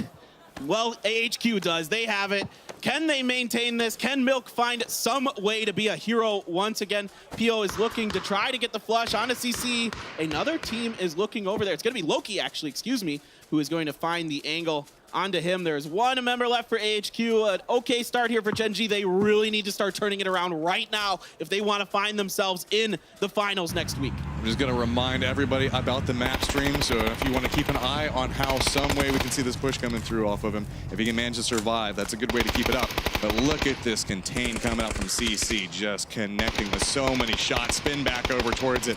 Ace just got demolished off of that position. Incredible position from CC, spoiling this game for Entus Ace by himself almost. Some help from his team, of course, and here goes 4 AM with a mad dash inside. Esther getting a few shots into them with the M16, but it looks like they are going to be able to rotate past this. Looks like no, just keep going. Don't stop here, please. PO's getting the shots back over towards 4 Angry Men, does manage to connect on one of them, drops him out off of it, but 4 Angry Men is not going to take that sitting down. Instantly getting aggressive, jumping out of it. PO's trying to retreat back down the hillside and look at 4 Angry Men, trying to hold the different angles on it, but Gen G has the numbers. They have to be so careful on these pushes. PO still holding up, got the grenade, looks like he has the angle, trying to throw the grenade, goes a little bit too far off of it. 4 Angry Men still playing around this rock, trying to see what's going on. PO's just trying to get out of this position. You can see Loki was also trying to make his way up into this, maybe get a side flank. Realizing it might be a little bit too violent. PO does manage to connect off of that, so now just down to one member with 4 Angry Men. They have to be so careful. Great repositioning here by PO. Now it is AFF as well. 2 Korea teams looking to sandwich the surviving members of 4 Angry Men. PO just shooting into the smoke, trying to find anything that's going to back Xiao Lu up. CGG is dead to rights at this point. Here comes AFF. AFF has got to flank back behind this.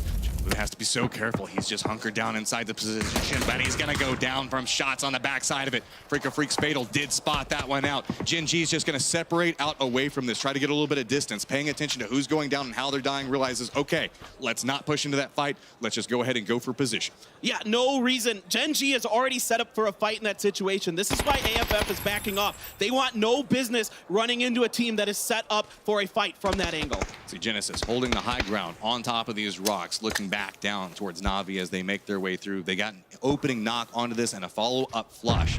Na'Vi is just trying to figure out, okay, how do we want to push up and through this? Rumblers following up right back behind it. So very quickly, Na'Vi is going to find themselves contained. It's actually Genesis taking the shots back over towards Red Canids. There's a lot of different teams trying to push back over towards this angle as Infantry is contemplating it as well. That was a fantastic headshot by the Canids. That is going to back HWin and the members of Genesis off ever so slightly, but a nice finish onto Rusty Zera. And that is going to be 2 kills so far for Genesis as the Rumblers are looking to rumble behind Na'Vi. They spotted one, walking up back behind it, trying to figure out, okay, what's going on. Goes for the spray up through the tree, gets a little bit of damage off onto it. So now you can see Na'Vi is trying to figure out where do we go. Infantry's off on a different angle onto this. This is a 3-way fight right now. One of the Rumblers has already gone down. There's going to be some nice shots onto the backside of them. So now Rumblers, who do have the high ground, trying to figure out how they can use it to the best of their ability. Na'Vi, everybody has sight lines towards each other. This is going to be really challenging for the Rumblers. They got to kind of back off of this. Infantry is on their right. Na'Vi is straight ahead of them. There isn't much room for them to push through here. They might just have to reposition, swing further south to get into safety. But Na'Vi has got the inside track. They're actually inside the safe zone right now. Rumblers and Infantry are right on the edge, and the blue zone's coming up back behind them. That's how come they're trying to rush through. Nice sprays coming out. A lot of members going down for Infantry right now. They're in a lot of trouble off of this. Rumblers just going to try to run through. Los being the last member alive, just trying to get a foothold inside the safe zone and narrowly managed to get there. Yeah, it looks like Waldo might be dead to rights on the backside of this for the Rumblers. See if Los can make something work, and we are going to head right over to Tatmok. The party has been around Paradise Resort. That's where a lot of teams were making their pledge, hoping that's where the circle was going to go. Goes up to Tatmok instead. So now you can see teams that are being very active in their movement, like Afrika Freaks Fatal, gonna get a nice position off of. This was such an important rotation for Fatal. Backing off of that fight, knowing full well they couldn't take it. They got that 1 kill on a 4AM, left, and now they find themselves in a fantastic position. One thing to note, WClick already moving into the circle as well. These guys have had a very strong performance towards the late game, getting a lot of points based off of it. But there's so many teams around Paradise Resort right now. We've got Genesis, we've got Na'Vi, the remnants of the Rumblers, Infantry, and Gen G, as well as, surprise, surprise, Milk. Milk's still alive. Look at this. Just what he does. 300 kills. 300 for PO in 2019. The guy is a monster. 4 kills for him in this game. This is desperately what Gen G needs. They need their superstar to awaken. And looking back over towards Nerf, realizing the fact that they're going to have to make some type of path back behind this, but keep your eyes back towards Los, depending on how he opts into moving off of this. Genesis, trying to use the rocks, use those different angles, trying to find some type of sneaky point. You can see playing up on the rock, being at an unexpected angle is going to be how they take down a doozy there. So they should be able to follow that up very quickly. But now with this, Na'Vi should have a little bit more information. How are they going to use it becomes the question. That would be very dangerous as they're walking into a trap that has been set by Genesis. Very patiently waiting this out. And look at this, H-Win way up on the north side of this, containing all the angles, but he gets found out once again by a member of the Red Canids with that M24, and he finds him. Pio has got 5 kills as he takes down Infantry's Lin on the backside, and look who could play the spoiler here, Matchroom, it's Los. Los is just watching what's going on, running right back behind Genesis, letting him clear the path for them. Red Canids got an angle off the side of it. And the last poor Milk, we love you, but you are now down, and that's going to be the last member of Na'Vi taking some shots back over towards Genesis, giving away his position. Nerf's going to be able to get a couple of shots back towards him. So now Best of Luck has to figure out, where do we go? What angle do I have? Still not inside the safe zone, and the blue is about to catch up to him. He doesn't have a lot of real meds to work with at this point, and Los is going to spot him out. It's a 1v1 back over in phase number 4, and we're going to have to see how this plays out. Na'Vi opts into going towards Genesis. The blue's going to come in back behind it. Profi's looking around, going to look back over towards this, and that's going to be a lot of death as Los somehow managing to come out of this alive. Walks back over and says, hey, thanks, K-Mine. I'll take that one and continue my path. Great sneaky play here by Los, picking up some points for the Rumblers on the map that they struggle with. He does get taken down for his efforts by the surviving member of Genesis, which is Profi. He is going to roll up on some heals. T1 in the middle of the circle, more or less. A nice little 3-1 split with Adder in that hut over there. I hate those huts, though. There's not a lot of angles in and out of it, so it makes it a really tricky position to hold. It's easy to get some grenades in there as well. VC never really ran into Ghost. Ghost decided to back off of that very early fight. Ghost still find themselves in the circle as well, though. So with this, 9 teams, 25 alive, and it's really starting to heat up back over towards the east. You can see WClick just trying to hold up a defensive position while Gen G is trying to figure out how they're going to make the path in on this. Freak of Freaks Fatal is up towards the north, not wanting to move through the dangerous area that is Tatmuk. There's so many like little cheeky angles, so many dangerous points to walk through. Now you can see sight lines have come up. WClick looking back over towards Gen G. PO finding himself in a lot of trouble. Loki kind of in a decent spot right now, but not inside the safe zone. He's going to have to figure out how he's going to make the cross as Fatal is coming back down from the north. They hear this. They want a third party. They want to get these kills. This is a really aggressive move here by Fatal. Looks like they got pushed out of Tatmuk by VC or somebody else potentially, and now they are looking to get some points somehow, and it is going to come at the cost of their other Korea team.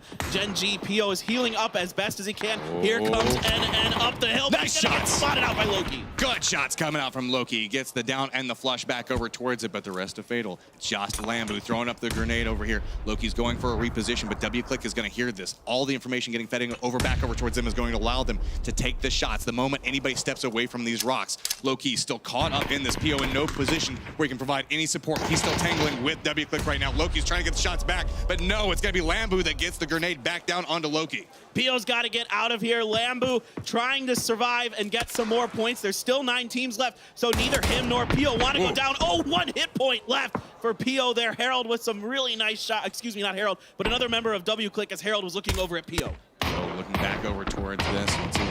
We're trying to push forward. Does see Ribbo just playing as close to the blue as he can. Doesn't want to take any more damage off of it. Just bouncing from tree to tree, taking damage every step that he goes. But he might have finally found an angle to get a little bit more space. He's got to be so cautious off of this. He knows the fact that this next push is going to be the most hazardous. He's hoping that nobody spots him out. He's looking off to one side, doesn't see Ragnar Silzen on either angle, and is going to get spotted out. So that's going to be a Freak of Freaks Fatal going down in 9th. All right, it is Gen G's PO, the lone man left for them. Can he get something going? 6 big kills for him already. The much needed player showing up for Where them has in this this PO round. been? Where has this PO been? We've been waiting for this moment. I don't know. I am so happy to see it, though. They need it so desperately, and oh boy, Boyoung is going to get Profi caught out there. Sneaky Snake in the grass. That is going to be 8th place for Genesis. A lot of these solos just kind of post up along this line right now, but guess what? You took some shots a second ago, Infantry, so now PO knows where you're at. Gonna just wait for him to step out, get the spray back over towards him. Doesn't actually take him down in the initial burst, but does actually go down to the blue of all things. But now PO has given away his position. Shots coming back over towards him, down to about a 3rd life, and there is a lot of WClick members. Well, WClick wants to get PO out of this flank so they can move forward more towards the center of the circle. And it looks like they might send someone down there. Pio's pretty trapped in that position. He's going to need to get a grenade and a little bit of luck to get through here. There's a lot of teams. Oh, he gets the grenade out of that's Harold. big. That's something that he needed right now. You can see the red Canadians pushing back over towards T1, opting to go up on top of the building where T1 members are at and use it for cover and sight lines. Using the smokes, gets an angle back over towards Helen, but doesn't get him down. Wow, a nice job by Andy to get up on top of this house. Now he's taking circle damage. Jeff Laka is going to find him. Out in 6th place are the Canids. T1 still 4 strong, but the circle is right on their butts. It is a mess right now. Everybody is just taking any shots they can. You can see McCoy does go down, gets flushed off of it. Helen's gone down inside of an exchange as well. PO still just walking back behind this. T1's looking back over towards Ghost right now. Ghost wants to make the push back over towards T1 position. It's the few buildings still left inside the safe zone, and there's not a lot of cover to be had in it. Grenades are starting to rain down on so many different angles. Look at this. VC is trying to get in on the party. Ghost is getting sandwiched from 2 sides, and they even have, making it worse is the blue coming up. Shrimzy's so weak. 1 shot from DJ Boy is going to find him, and that is going to be Ghost down in 5th place. Oh, but PO has an angle. Look at that. He's just spraying into T1. Does a ton of damage, but the spin back comes with it. My God, PO wrecking T1 there, but it is not going to get him much. He does get the kills because other members of T1 are finished off by other teams. Huge round from PO. 2 teams alive. We are at a 4v4. It is VC and WClick lining up right towards the center of this circle. Getting a little bit more information. WClick still playing the backside of the hill, trying to move up. You can see bouncing from the rocks. VC is just trying to fish him out with a couple of grenades, hoping that they can get an introductory knock onto it. The new circle has popped. It does favor VC just a little bit better than WClick. Yeah, a lot of control over this circle. You've got 2 members of VC swinging out onto the east. Summer and Domu are trying to cover that angle and potentially get a flank, but they're going to back off now as they didn't see any members of WClick pushing that way, realizing that WClick might be opting to push more towards the west to get into this circle. So now they have to reposition to make sure they're not going to find that angle. VC has so much control right now. WClick has just got this little bit of the circle that they can play around, but they are inside the safe zone, so no force coming through as of yet. But with VC's control, they're already positioning up, trying to set up for where that center point's going to be inside of this next circle, trying to force everybody from WClick to go for the move first, make them kind of step out of the cover, go for those shots. And I love what our observers are highlighting here on the bottom of your screen. There's a red box around the utility available. VC Gaming has a few frags to play with. One comes through, doesn't really connect. The second one is up and over. Ragnar just able to avoid it. So with this, Summer does get an introductory amount of damage back over towards Silzen, but it's very cat and mouse right now. Oh, there we go. That's an opening knock back over towards Ragnar. Harold's taking a lot of damage, so really it's just 2 members of WClick. If either one of them goes for the res, they're putting themselves in such a disadvantaged position. Silzen goes down. It's going to be DJ Boy just pushing back over to the side. There's 4 members up for VC right now. They have so much control. They're just spraying down anything that they see. Playing inside the smoke, trying to spot him out. Gets another down, just spinning back around over toward, and it's just Rimbo up and alive. He takes a little bit of damage, but he's right at the feet of VC, and that's going to be VC Gaming. What is going on today? 4 games in a row for China. They are absolutely on fire. No one has an answer. They are dominant right now. It is absolutely destruction on anything that is not a Chinese team right now. VC, this was an impressive performance at the end, but I am going to give a little bit of shade towards Ghost. I think they should have blockaded VC in the beginning of that game, kept them pinned inside of that canyon kind of thing they had there. There was not much room for VC to maneuver out of it. The circle was coming in. Ghost decided to back off, and VC is the beneficiary of it. VC walking away with about 6 kills. DJ Boy walking away with 3 at the top of it. But again, WClick up towards the top, being in that top 5 position repeatedly now. One thing I do want to say, PO, 8 kills. Nice. Where has this been? Where has this PO been at? It feels like he's been so quiet other than this last game. Is this going to be the fire that he needed to get going? Can we see some of that PO we got to see at PNC and in phase 2 of the PKL and at the MET? This guy was absolutely nuts for about a 3-month stretch. He was still very, very good in phase 3 of the PKL. I mean, we saw him at Nations Cup. He was such a power point for that team. And that's the Korean team on top of that. But it's just been so quiet from him through the group stages, through the entirety, it felt like. Exactly. All right, guys. Well, we are through with Sandhawk. That means it's time to go over to Kalaris and the guys at the analyst desk. And at this point, 4 games deep in day number 2 of the semifinals, the only thing I can truly say is China, China, China, because geez Louise, all they are doing is bopping nerds left, right, and center. If it isn't 4 AM, if it isn't infantry, VC now comes out with a win here. China is smashing it. VC has played 4 Sandhawk games in this tournament, and they've won 2 of them. That's pretty nuts. Yeah, but I want to give some credit, though, to WClick. They are consistently staying up there, getting those placement points, getting some good kills. If they fix the small stuff when it comes down to the 4 versus 4 in the end games, they will literally finish top 8 in the grand finals.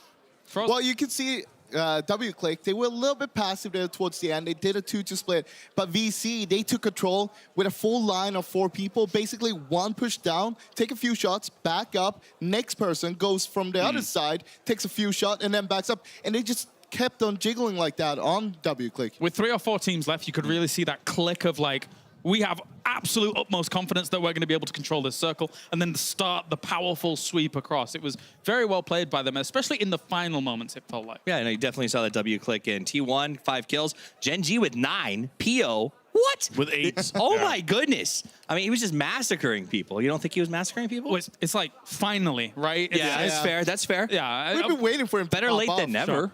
Yeah. Let's take a look at the highlights here from Sandhawk. We have 2 more games remaining right after this, but let's check in the jungle as we started things off with Infantry Gaming, having a little bit of a few pot shots here down on towards the bridge. Force was a little bit unlucky. They were basically pinching Rumblers with 2 south of Rumblers, 2 north of Rumblers. But the 2 guys on the south here, they got a little bit too late and they got taken out before Rumblers pushed north for the other 2.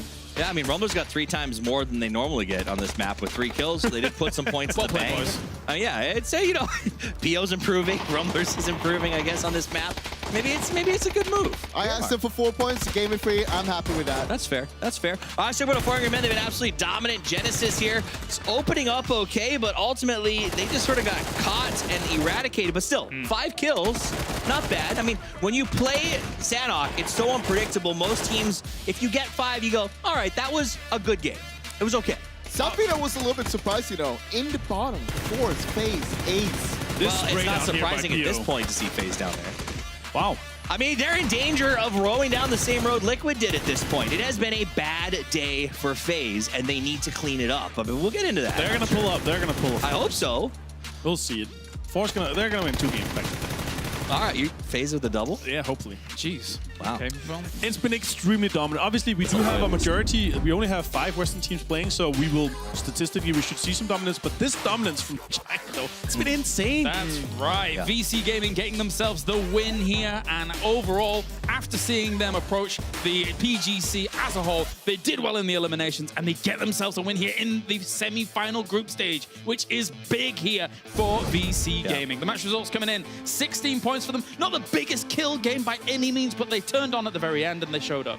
Well, it's because we'll see that later on when we see the drops. Yeah. But they were on the Northwest Island for a long time. They were getting held there by Ghost. And basically those 2 teams, they didn't kind of move anywhere because they just crossed the river and that's where the game ended.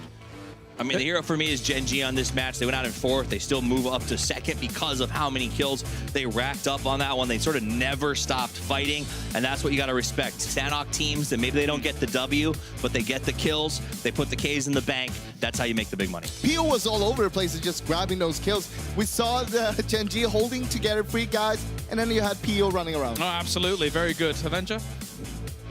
I just wanted to interrupt you a few more times. Yeah, it's fantastic. You can just do that now. Yeah. No, You wanna say T1 something? T1 W Click, they did great. You guys can continue talking. And there you go. That's how it sits. So not quite as top-heavy as some of our Erangel games here, for sure. Here's our overall standings from the points accrued today, importantly, by all of these teams. As, of course, some of our B teams do have points from yesterday. We have 4 Angry Men still sat at the top with the 48 points. T1 moves up into second place here with 36. Nicely done. They're playing super good, T1. They always doing this kind of splits where they do 3-1 split and making sure that they just bounce back and forth. And T1, they had 38 points in the group stage. They're already at 36 here. Happy to see Infantry step it up as well there. 29 points. They need to continue this. I want to see 2 big games from them with the kind of luck they had against them yesterday. This has been a nice recovery so far. I want to see something big from them, and I'm hoping, crossing my fingers for them for a good game on Miramar. I mean, Force, Rumblers, Na'Vi, these are teams that don't get a chance to defend themselves tomorrow. They need to put points on the board today, and those numbers, 11, 11, 11, is not going to do it. Those guys need to get their heads straight, come into Miramar with guns blazing, and put some Ks on the board. Let's take a look at some of these teams here that are vying for some more points. This is the overall standings. Again, do bear in mind, some of our B teams have played more games because of yesterday. Some of those teams that are still under threat quite a bit. Infantry Gaming in 13th place right now. Despite them getting themselves a win, 37 points. Going into tomorrow could be a little bit worrying. I would be terrified if I was them. I mean, even Na'Vi in 7th place with 53 is going to start to feel the stress if they don't clean up on the next one. I'll tell you who needs to be nervous right now. That's FaceClan and Ghost Gaming. Yeah. If they continue the way they've been playing today, it's not going to work at all. I mean, basically nothing is happening from those teams. But it's already been extremely top-heavy, though, guys. So our kind of hypothetical top 16 around the 60 mark could be lower because it's been so big sponges at the top. We've seen 4AM done it. We've seen VC, we've seen Rumblers do it. I'm curious to see how low we can go here, because if the guys show up tomorrow, if you get a 50+ point day tomorrow, you might be okay with the 11, 15 points that FaZe has right now, and Ghost as well. It's sort of a testament to how well TSM did yesterday, considering they're still in 6th place, when all of the teams on that left column right now are all B teams that have actually played a whole lot more games than them. I think TSM is making a statement over and over that maybe they are the best in Europe. And I was hoping we were setting up for a big TSM FaZe showdown tomorrow, but I'm starting to worry about it.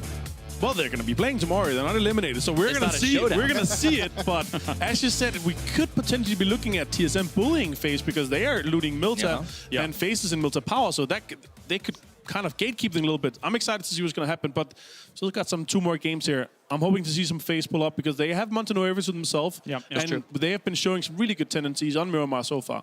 Talk to me about Miramar as a whole. Obviously, Avenger, you've just kind of alluded to that, but that is our next destination. What are you thinking here going into our Miramar games? I mean, for me, the #1 takeaway on Miramar is especially that first game. There's just no reason to contest drops on Miramar. If you do, it's a fool's errand. It's unnecessary. There's enough trash. There's enough spread loots that you can get your gear and get rotating. So I don't want to see anybody try to sort of be the bigger man and drop and pick up a fight. Do the right thing for your team and look for the wins. At the same time, you might want to flex a little bit if you're on the top right now, because you want to bully other people out of your spot. You want to have it for yourself. It doesn't matter if someone else is going to go there, if they are low on the leaderboard, if you're high up. But now's not the time to stand up to a bully. If a bully shows up in your drop spot, maybe it's time to go a little somewhere else. I'm curious to see if Force is going to drop on Genesis in Picado. That's going to be interesting. It's 1 point difference right now, but they're both sitting very comfortable at the top at 56 and 57 points, so they potentially can afford it. But then again, they're not playing tomorrow. With 11 points on the board today for Force, if I'm then, I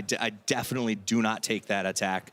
Go somewhere else, try to get a big game. Well, it's not time for Miramar just yet, but it is time for something. Let's do the listening here at PGC. 对对对，夏天去帮耳朵。他们可能从右边拉过来。没事，我这里有掩体。应该是4打4啊，别急别急，可能有人趴着的，就在我们近点。然后确定位置，我就扔雷，好吧？好。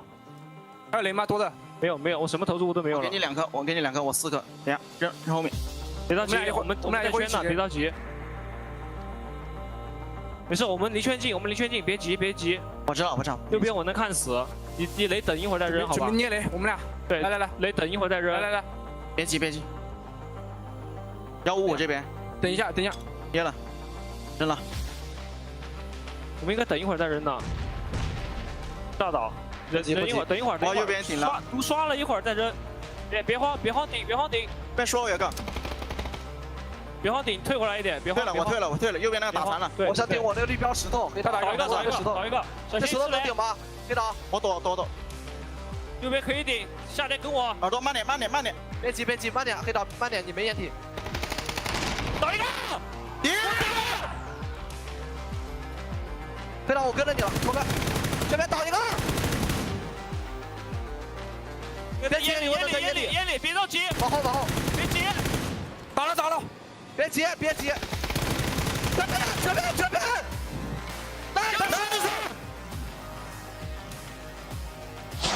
，We don't need to know what they're saying for those impassioned cries towards the very end, but what was very cool to see in that clip was the fact that the coordination for the throwing of grenades to control space fire, that was very, very on point. You can see that they definitely know that the nade meta is very heavy now and that they managed to keep a few nades towards the end, literally won in the game. They opened up with a nade, had a nice angle off, and again, Naizu. I want to give props to Tide because he resisted a temptation that all of us do constantly. And that was after that initial spray, he pushed the smoke before tactically reloading. Every single player I know, they fire it off, they've still got 20 in the chamber, and they hit that reload button. If he had done that and W-Click had been pushing forward, it could have cost him. So learning to resist that temptation can be a really strong thing to put into your game. All right, well, that is it. We are going to the desert in a few moments' time here for the PGC. We have 2 more games coming at you here for day number 2 of the semifinals. We'll see you in a few.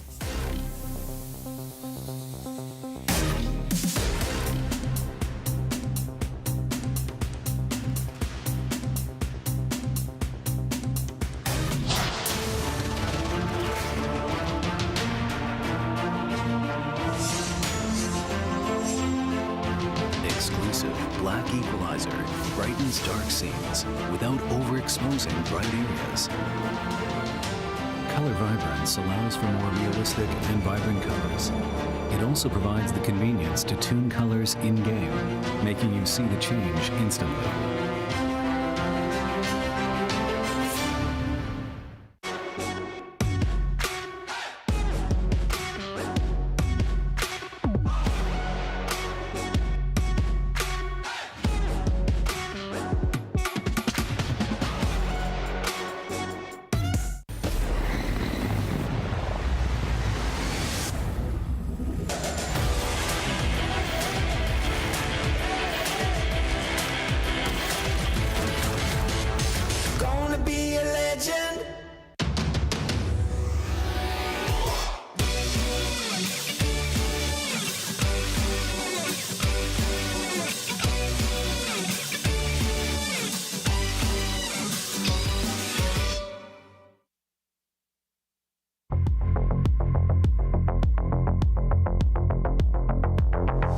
It's always great to see the eye tracking software giving us a bit of extra detail as to what's going on.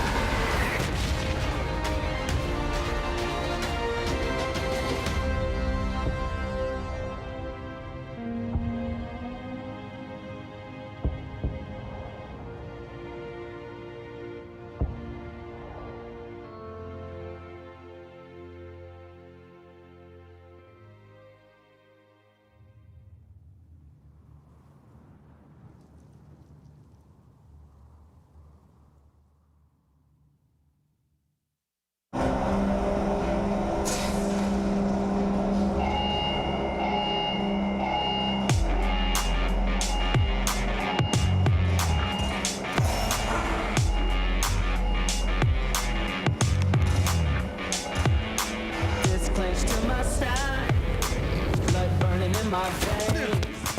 And so sweat for battle. This is more than just a game. Breaking through the silence. It's time to stand up. It's up to the fear. It's time to rise up. Now is the moment. Now is the time to win or die. To win or die. To win or die. The moment you want so bad. Stand united.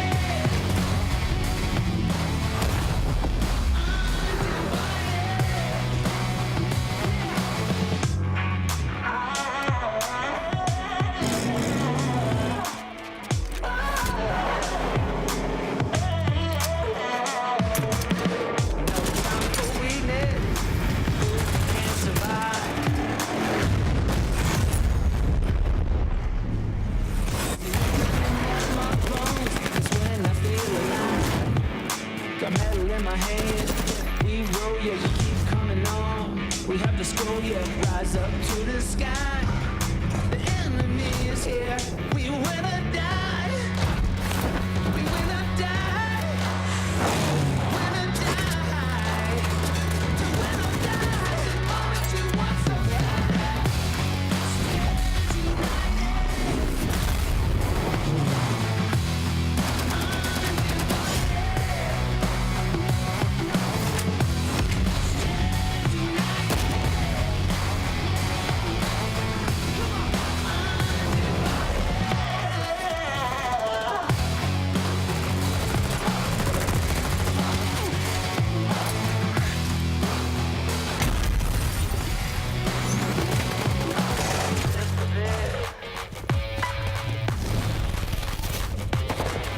Stand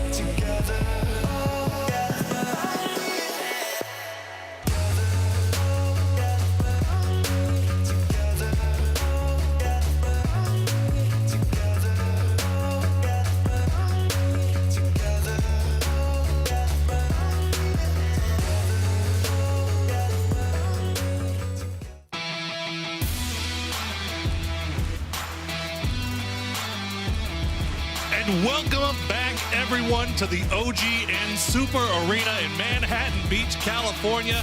We are here for the final 2 games of day 2 of the semifinals with groups B and C. Group B, this is their last chance. Almost caught you slipping. Almost caught me slipping. It was very, very close. Group C has made quite the impression today. Group B, this is their last opportunity to keep control of their own destiny going forward. And we've got, I mean, we've seen it happen. Miramar. We saw it actually on that sort of global leaderboard there before the break, and I think the top 5 or 6 spots were all from Group B, of course, playing yesterday and now today as well. 2 games remaining. Miramar on the cards. And for those in Group B, it's certainly sort of like, if we don't do well here, we don't want to be biting our nails tomorrow. Let's finish strong. Let's try and get above 60, 70 points. It's ideally about what it's looking like right now is if you're going to be sitting in the audience watching tomorrow, it could be. You don't want to be thinking, hoping, putting their destiny in somebody else's hands here. But one thing to keep in mind yesterday, and pretty much going back all the way to the group stages, teams that do well on Erangel, or do poorly on Erangel, end up turning things around on Miramar. We saw Entus Force kind of keep that trend going yesterday, where they had 5 points, I think, going into Miramar, and then picked up 2 wins in a row and ended up in 3rd place in the group. Yeah, I certainly agree. 4AM, what we've seen from them today on Erangel, is that going to continue the trend-wise on Miramar?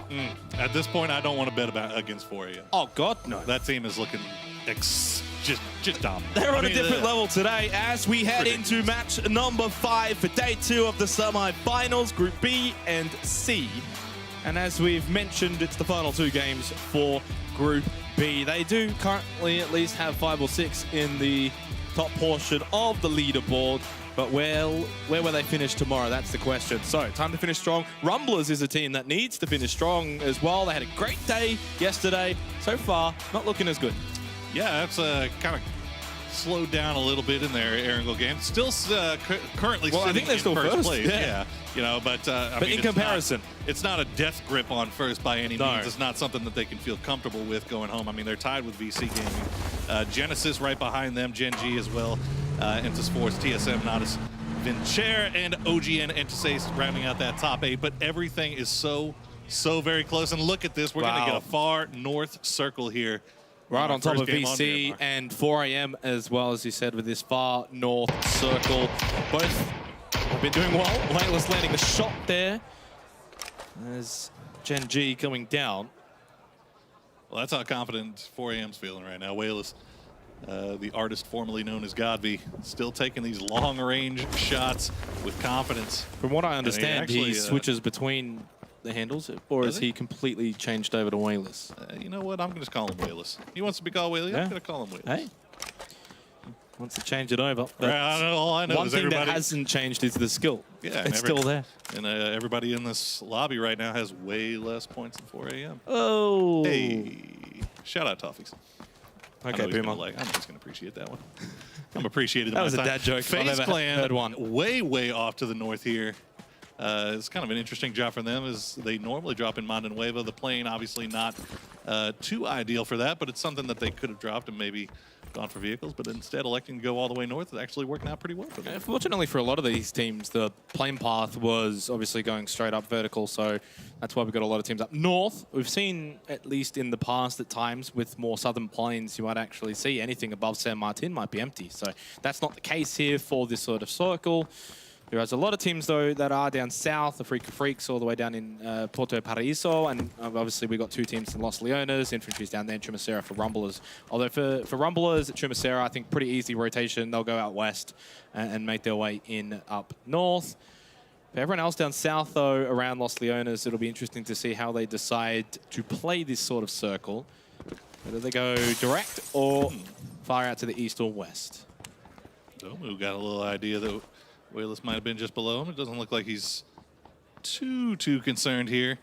He's just going to go ahead and let the rest of his teammates know that he might have seen somebody. One of the interesting things, okay, we have FaZe Clan with this far north drop, and you see Na'Vi just off to the west of them over towards La Cobra area. These are 2 teams that have been running into each other all day long. And it feels like neither one of them are the better off for it.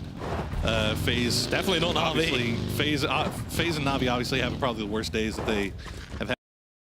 FaZe sitting on 14 points. That's because I started to cheer for FaZe. It is. Well, I have not had good luck cheering for teams so far, and that's been the running joke behind the scenes. Yeah. So maybe stop cheering for FaZe for just these last 2 games, see if they can rally up a little bit. But it's going to be interesting since they're so far north there, and going to be maybe going for the same centralized locations here up on the north side to see if they run into each other again.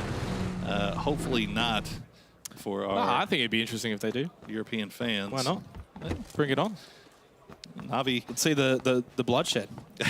I'm cheering for that. Yeah, Navi sitting on 53 points overall so far, so good enough for 7th place. They probably would like to get a few more. I'd love to get over at least 70. Well, that's where the discussion now in terms of the cutoff point for obviously the top 16, 8 teams going home. For Group B, they're finishing up here in these next 2 games as Nerf Spots, Ghost Gaming going by.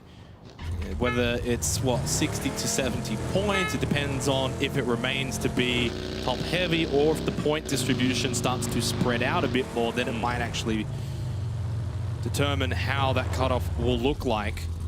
But the best way is if you're in Group B and you're finishing up here, finish strong and you won't have to worry tomorrow. Yep, that's the quite easy way to do it, simple way to do it as we you start looking at those point gobblers and you look at 4 a.m.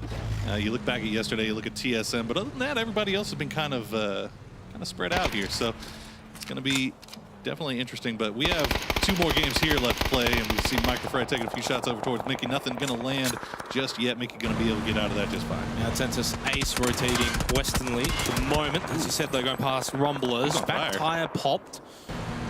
Is Mickey be able to make it out here? I don't sense he will be able to, at least not with the vehicle. It might have to be on foot. Man, Rumblers wish they had that back. That is 2 bullets, maybe 3 at most. Alpaca close by, able to come and give him a lending hand. Only a slowdown for OG and Entis Ace, but they'll at least be able to take Mickey forward for them. Head towards this phase 1 circle. Rumblers, obviously, they're going to want to get a move on as well. Freaka ended up going the Eastern Highway. I think for Rumblers now, it's probably just going to be go straight through Picardo and see what you can find from there. Yeah, that'd probably be the best route of action. Also, can't forget about WClick, the surprising team from LATAM. Man, they've been so good today. Having a great day today. So we want to keep eyes on them just to the west of Minas Generalis right now. They've had 1 poor game, and that was on match 3 on Erangel. Outside of that, I think every other game so far they've been inside of the top 4, so credit to WClick. Just been solid. Yeah. I mean, absolutely consistent. solid through and through. I mean, you cannot take anything away. I mean, they absolutely deserve to be here, proving that they belong, proving that they have a shot. They have a vested... Now, a lot of space here for this phase 1 circle, Poro, so no surprise that probably be a bit slow and steady to start with here for match number 5. But obviously, in a minute and a half, we get phase 2. And that's when someone's going to get lucky. Yeah, you're going to probably see a lot of rotations out from that. Rumblers did, in fact, end up going through Picardo. Micro gets a bit of air. No style points, though. It is interesting. How often these days do you see a circle that's pretty much almost 100% playable? I mean, you got to cut off maybe 2% of the circle at the top there with the wall, but other than that, everything available for all these teams. Miramar, you'd suspect it would happen more often, but it doesn't. You're right. Usually there's actually a lot of unplayable terrain out to the sides or the water. There's Force trying to find some real estate. It's not free area around the center of the map. Nice headshot from Xiongjiang onto Xiao Lu. Cherry. Oh my goodness, what's just happened? He's gone to space. Okay. Bye-bye. Well, we'll pray for you, Cherry. Oh no, not like this. Not like this indeed, and he's going to get picked off too. Silzen, you know, what can you do? Waldo now is left to fend for himself. Rybo going to push up, and he's going to get immediately taken down by Waldo. So good play here. Los HD coming to provide a little bit of support. Wick is going to send in Silzen as well.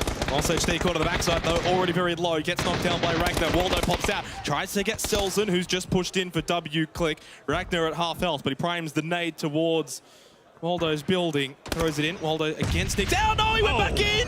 Oh, Ragnar with the death nade gets the knockdown, and that will be the execution too. Horrible for Rumblers, considering again, we've been talking about it. Only 2 games remaining. Poro, might as well almost be 1 remaining after this. They're down to 1 player.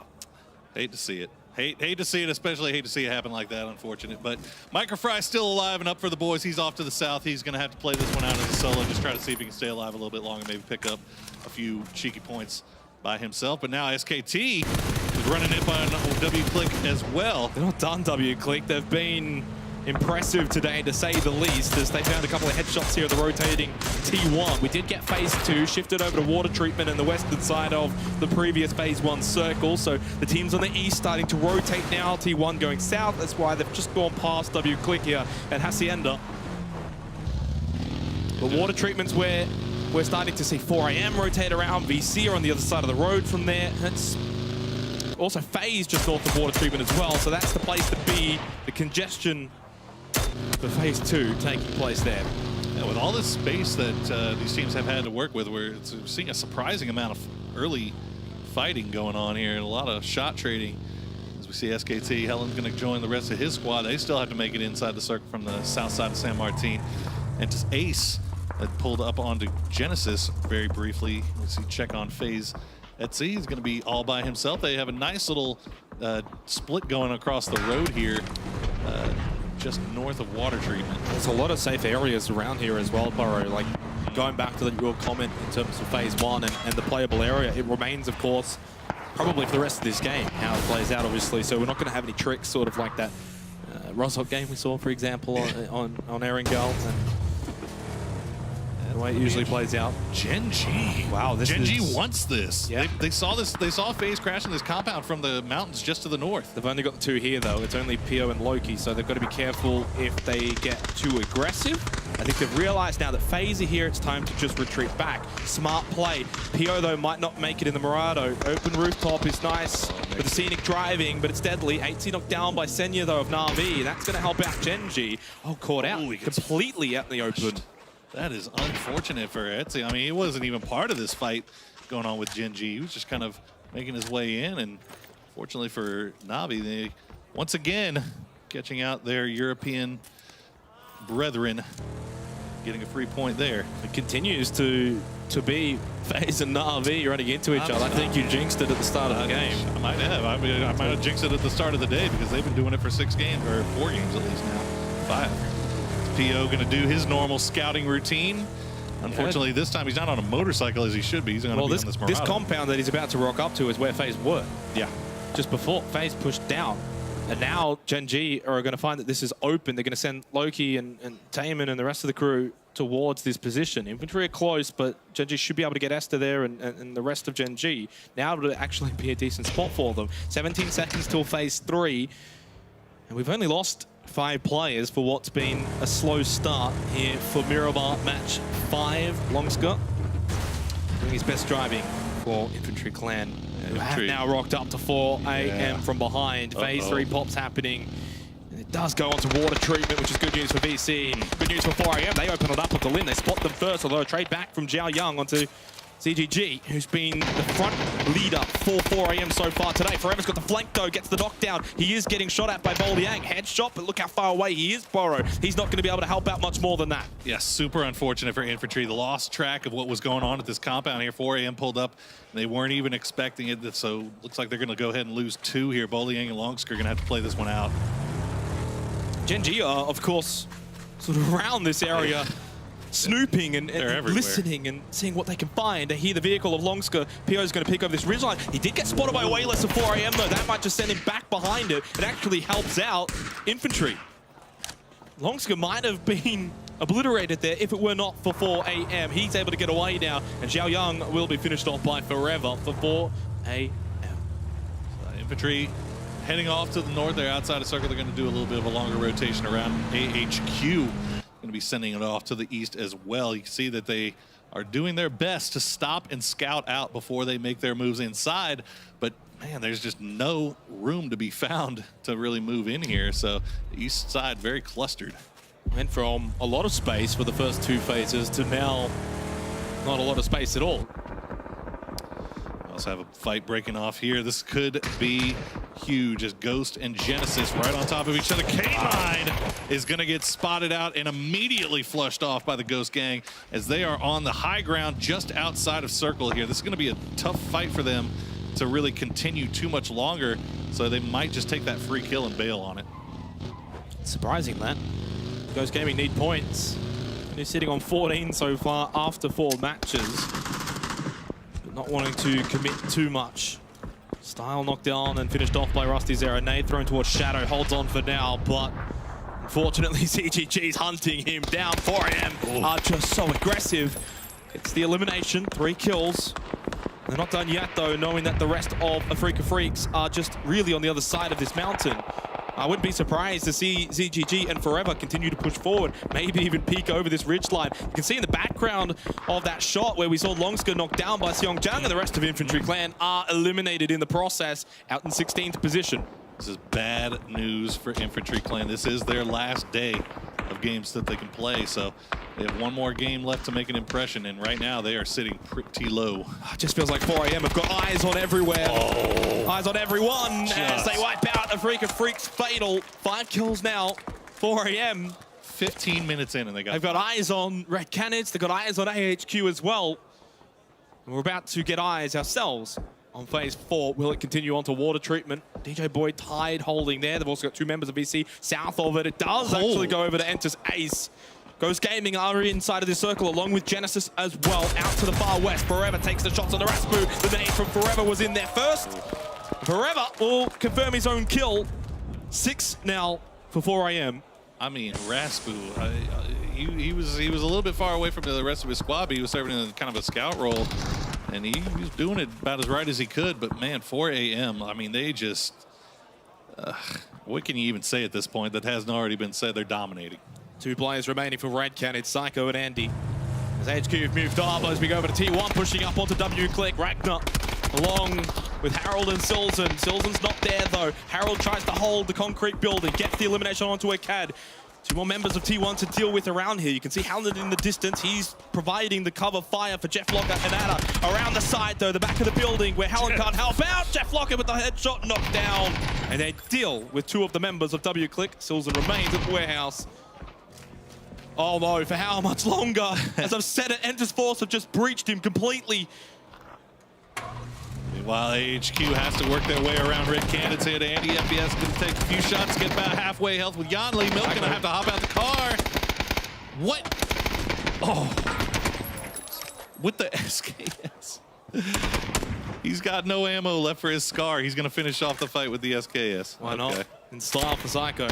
As we go back over to the Rumble as Micro Fry trying to hold on, find some kills, gets the knockdown onto Howland and finishes off in style. There you go. Kill the buggy to kill the player. I mean, where's the rest of SKS or T1 is off to the north here. Ada and Jeff Locker overseeing Entis Force here. Unfortunate that Akkad gets spotted out there, but great news for Microfry. Silza now, as we mentioned before, we had Entis Force pushing in onto this warehouse. 5 kills for W-Click, but he is the last one alive. Can he get any more? Headshot! Can he get a Silzen? Silzen just couldn't quite get the last one remaining, which was Indigo for OG and Entis Force. Now, he should be able to go and get the revives on his teammates as 4 Angry Men continue to pester the last 2 remaining players of Red Canids. Psycho firing back in the blue, but it's a long fought effort and surely a foregone conclusion here for the Latarm team. Yeah, 4AM has no pressure here. They could just sit here and wait all day for this. Oh, he didn't check both sides as he walked in. Always check your left and rights. They thought they survived through the Silzen, but Entis Force still taking a whole bunch of damage here. What's going on with FaZe? Uber's going to go down to the blue here. It's Na'Vi again versus FaZe again. Just same story, different map here. There's Na'Vi and FaZe just going at it again. I mean, the bullets aren't going to get him. It's actually going to be the blue zone in the end, but they might still just finish him off anyway. They do. It's Senya, 2 kills for Na'Vi. And for FaZe, Mexi and Fuzzface are the remaining 2. The hopeful 2 for FaZe. Gen G has spotted them. So Gen G have got eyes on the remaining 2 players of FaZe, and so does Na'Vi. They've got no kills, and they're not in the placement points either. It's looking like another horrible game for FaZe Clan as we head to phase 5. Well, they still got 2 up right now, and Gen G might have to turn their attention back towards 4AM because 4AM moving in from that eastern side of the water circle, going to cut up north. That's going to be huge. What a treatment finish for Gen G and 4AM, as we got to see what Ghost and Genesis decide to do here. 4AM have got the entire eastern side of the previous circle, and now this circle as well covered. They cleared it out, they made sure of that, and they've got 4 alive.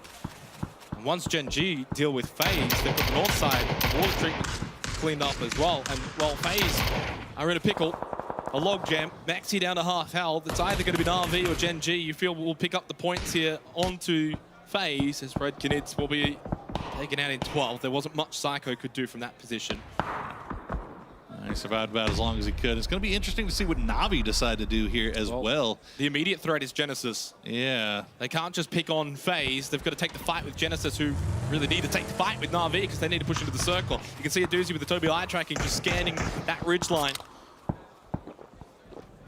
No kills yet for Genesis. Na'Vi preparing to defend the area, but the area that's not inside of the circle. So in their eyes, they've got to get moving as well. Potentially might have to crash onto Fuzzface and Mexi. And if they do that, then they're going to be focused on by Gen G. It's not looking good if you're on the north side of the circle. Not a lot of safe area. Well, the problem for Na'Vi here is that Genesis has this high ground location right now. Oh, that's caught. That's going to be Rumblers going out in 11th as Force going to push into the backside of 4 a.m. They're going to turn their attention back. Indigo going to go down. Kale still now the last remaining member of 4 Force. He thrown out from Xiaolu to finish off Indigo. Doesn't quite reach him. Kale's still there, just trying to move it around. Oh, he went prone.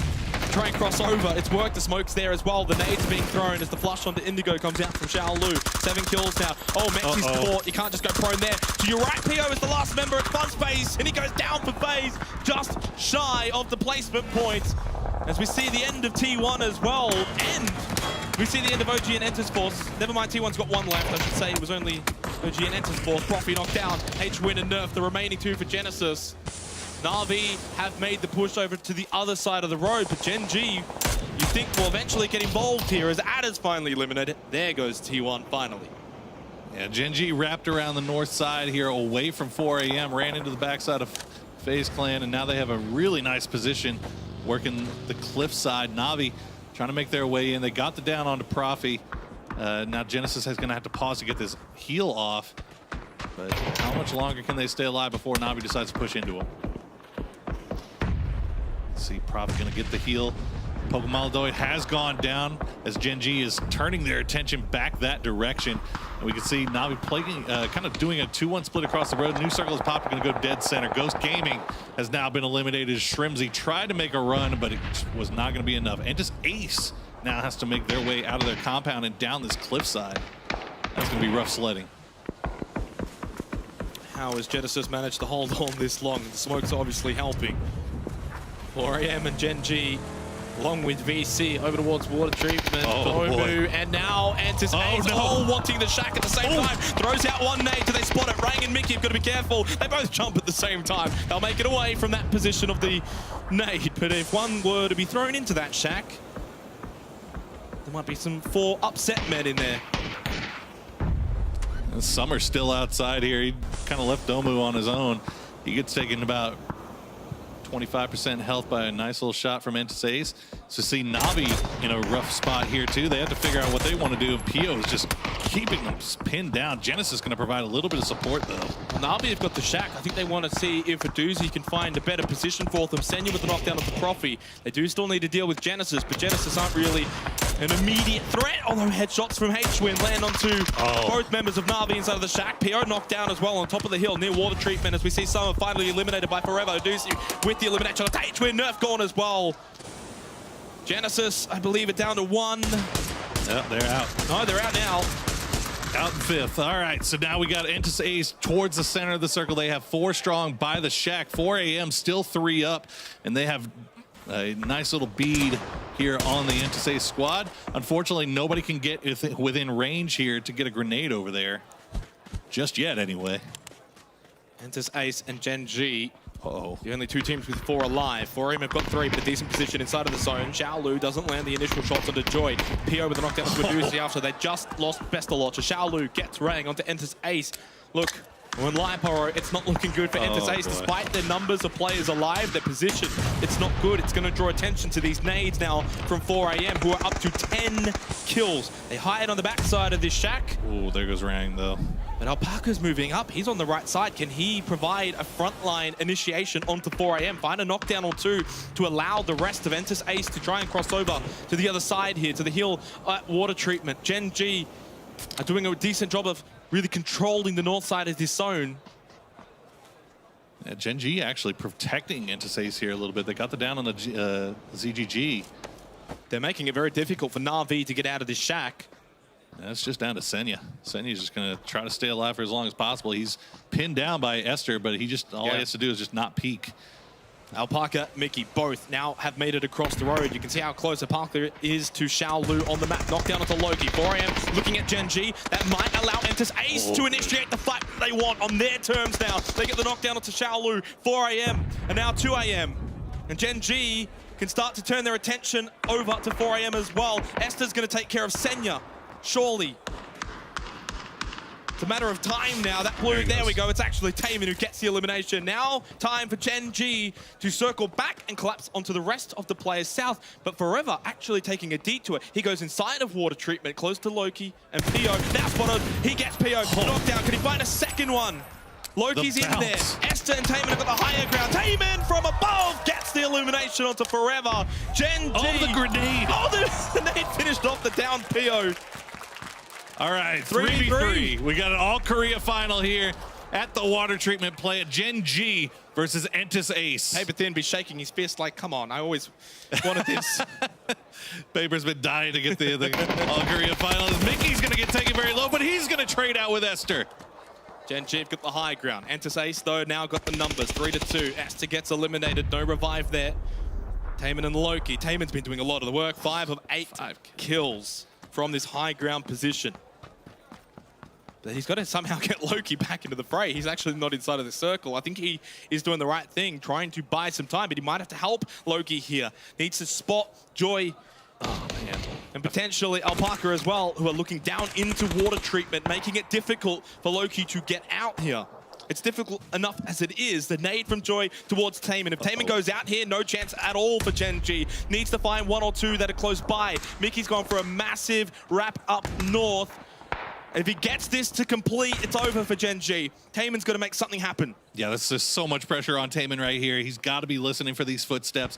Loki just kind of seeing if he can spot anything out, but he's really in a bad spot. Unless he can win this 1v1 duel with Alpaca, unfortunately, he's pretty much dead to rights here. You can see he's going to take him very, very low, but he's going to force Alpaca back, and Taemin that'll do it. Is going to go down to Joy. It's all down to Loki now, and that's going to do it.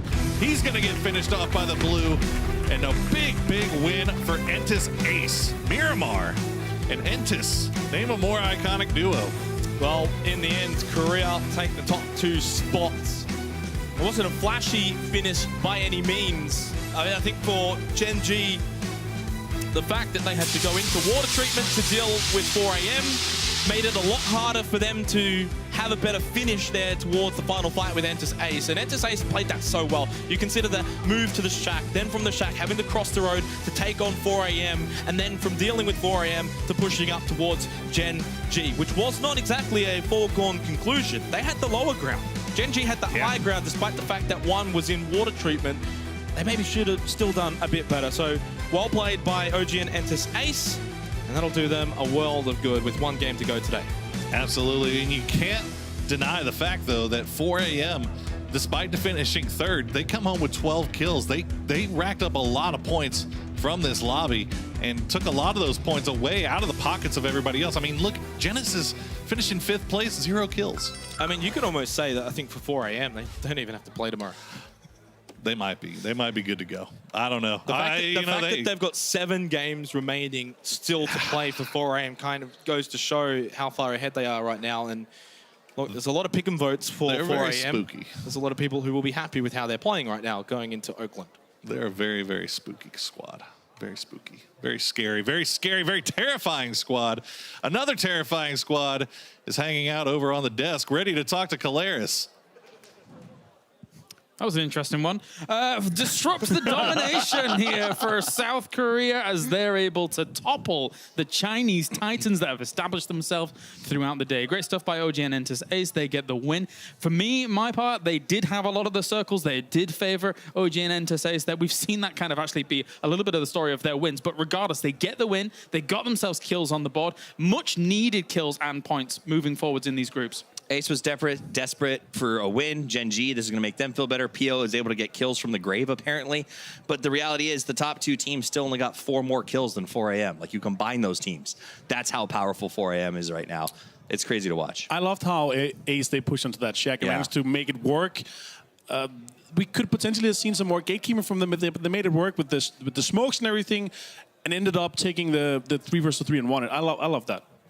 It was risky though, because VC could have definitely changed the entire play out of that game. You know, had that gone slightly differently, that grenade been a little more prepped. Yeah. Let's check out the highlights here for our first game of Miramar of the day. We have one more remaining later on. Whoop. Where did he go? Oh, he's over there. I just wanna fly. Back of the bus. Yeah, no, I mean, sometimes, sometimes crazy things happen.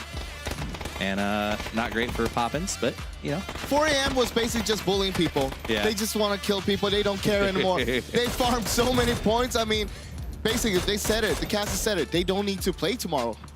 Basically. They actually got 65 points now. Oof. In 5 games. Yeah, it's nutty. That is nutty. And you know they're going to do well in the next game, too. So. It's insane. Absolutely crazy. I mean, I think it's better than we'll see a lot of the teams who are eliminated probably won't even have that many points at the end. Mostly, I will say 65 is our hypothetical kind of cutoff, but I think it'll be lower because again, sponges and everything. Overall, extremely nice play for them. Gen G pushing FaZe and punishing them for the shots that they shot on earlier, as you said, Toffees, when we talked about it. But again, it's not looking good for FaZe, guys. No, FaZe is not being FaZe right now. They're playing super slow. I mean, you could see how they were getting held by Gen G and Na'Vi on the north side, and basically nothing came out of FaZe at all. Here's the reality for FaZe. They have 14 points, right? When Liquid finished their first day of play that ultimately eliminated them from this tournament, they had 13. FaZe is almost exactly in the same position Liquid found themselves after a day of play, with a harder field of teams to deal with, and that worries me. But again, there are sponges in the top, so their potential to reach top 16 is still pretty open, but they need to show up. They need to give us a FaZe Sunday. I know GN Inter Ace get themselves the big points on this game, trying to propel themselves through these groups. It's been a little bit of a grueling day for them. However, the win does make up for it as we continue things on. We'll check in with, I don't know, it's going to be a surprise. Will it be the plane? Will it be the scoreboard? Our producer gives us the plane. It's plane time here on Miramar. It was a good circle. I mean, that's what I like seeing Northern circles on Miramar. I think they're a lot of fun. There's a lot of options for playing it. I think most of the teams are going to be relatively happy with how they saw that first circle establish itself. Yeah, I mean, we got a very northern circle. FaZe Clan, though, they dropped on the north side on Torre Ahumada. Well played. I mean, basically, they should have gone into a really good position. Sure, it was decent where they got to, but at the same time, they took a position they couldn't get out from. They were just getting gate-kept by the others. What makes this exact zone, especially the last part of the zone, the fourth circle, is just a valley of death in between with the road, because everything goes down. So whether you find yourself on the right side of the road in the end, that, like how you've played before, that determines your destiny in the end. We also saw the Circle 4, a hard shift towards the southwest. Yeah. That gave Ace a lot of space because they were in the high ground in the center of the compound, in the center of the circle there.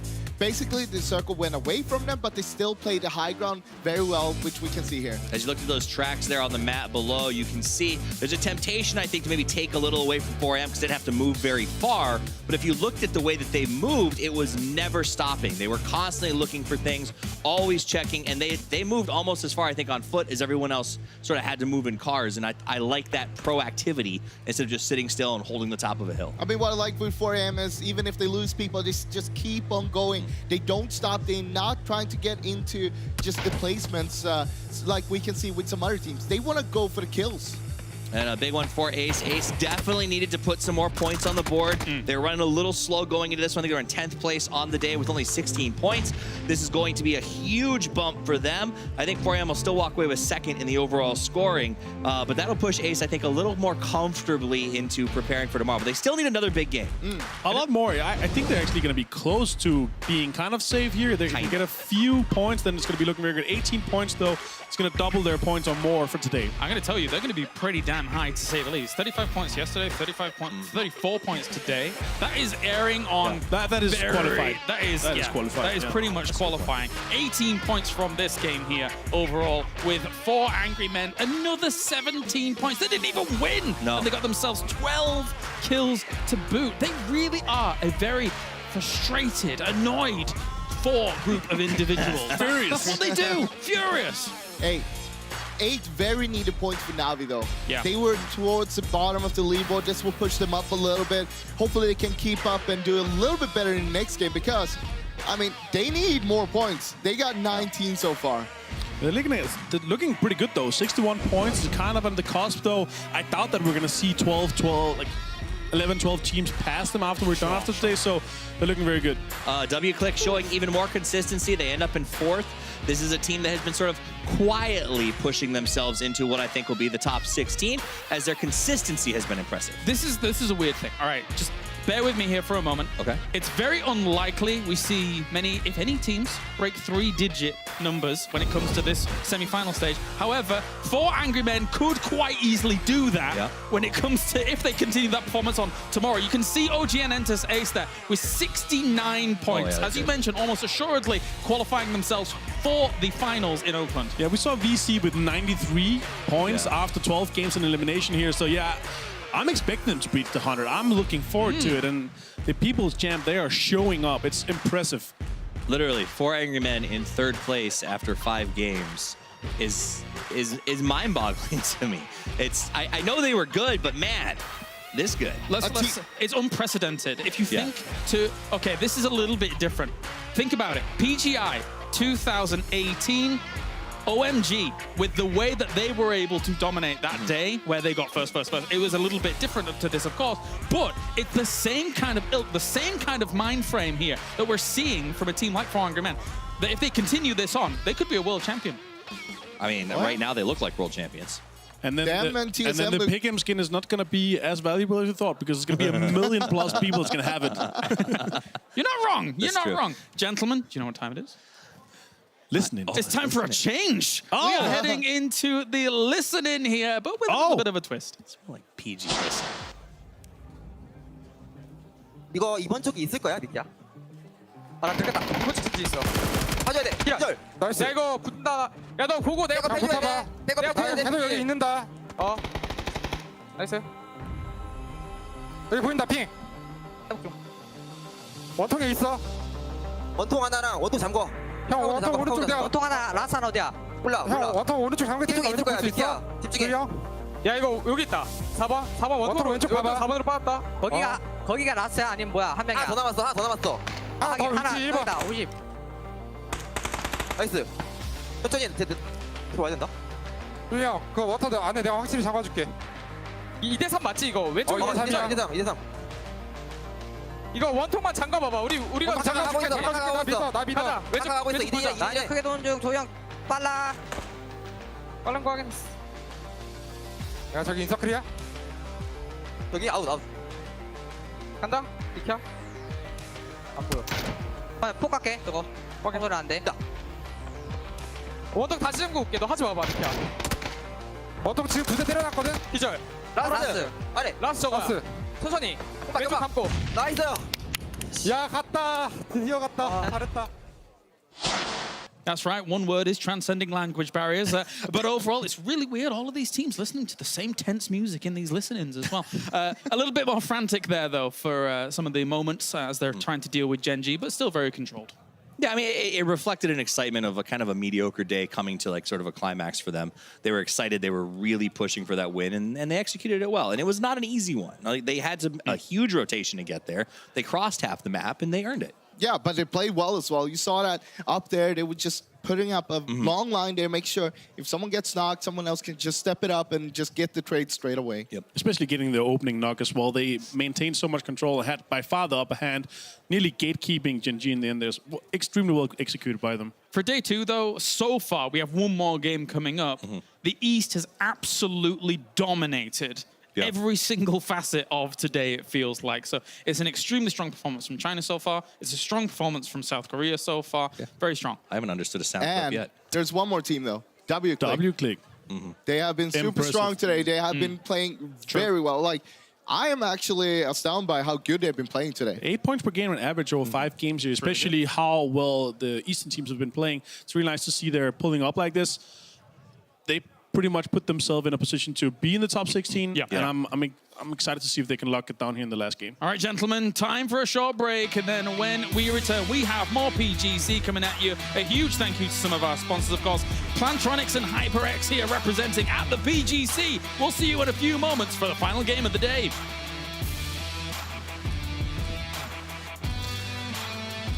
And we're back already.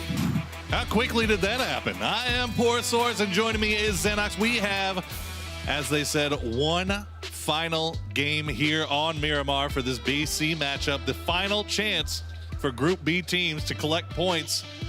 Yeah, try to make their way into the finals.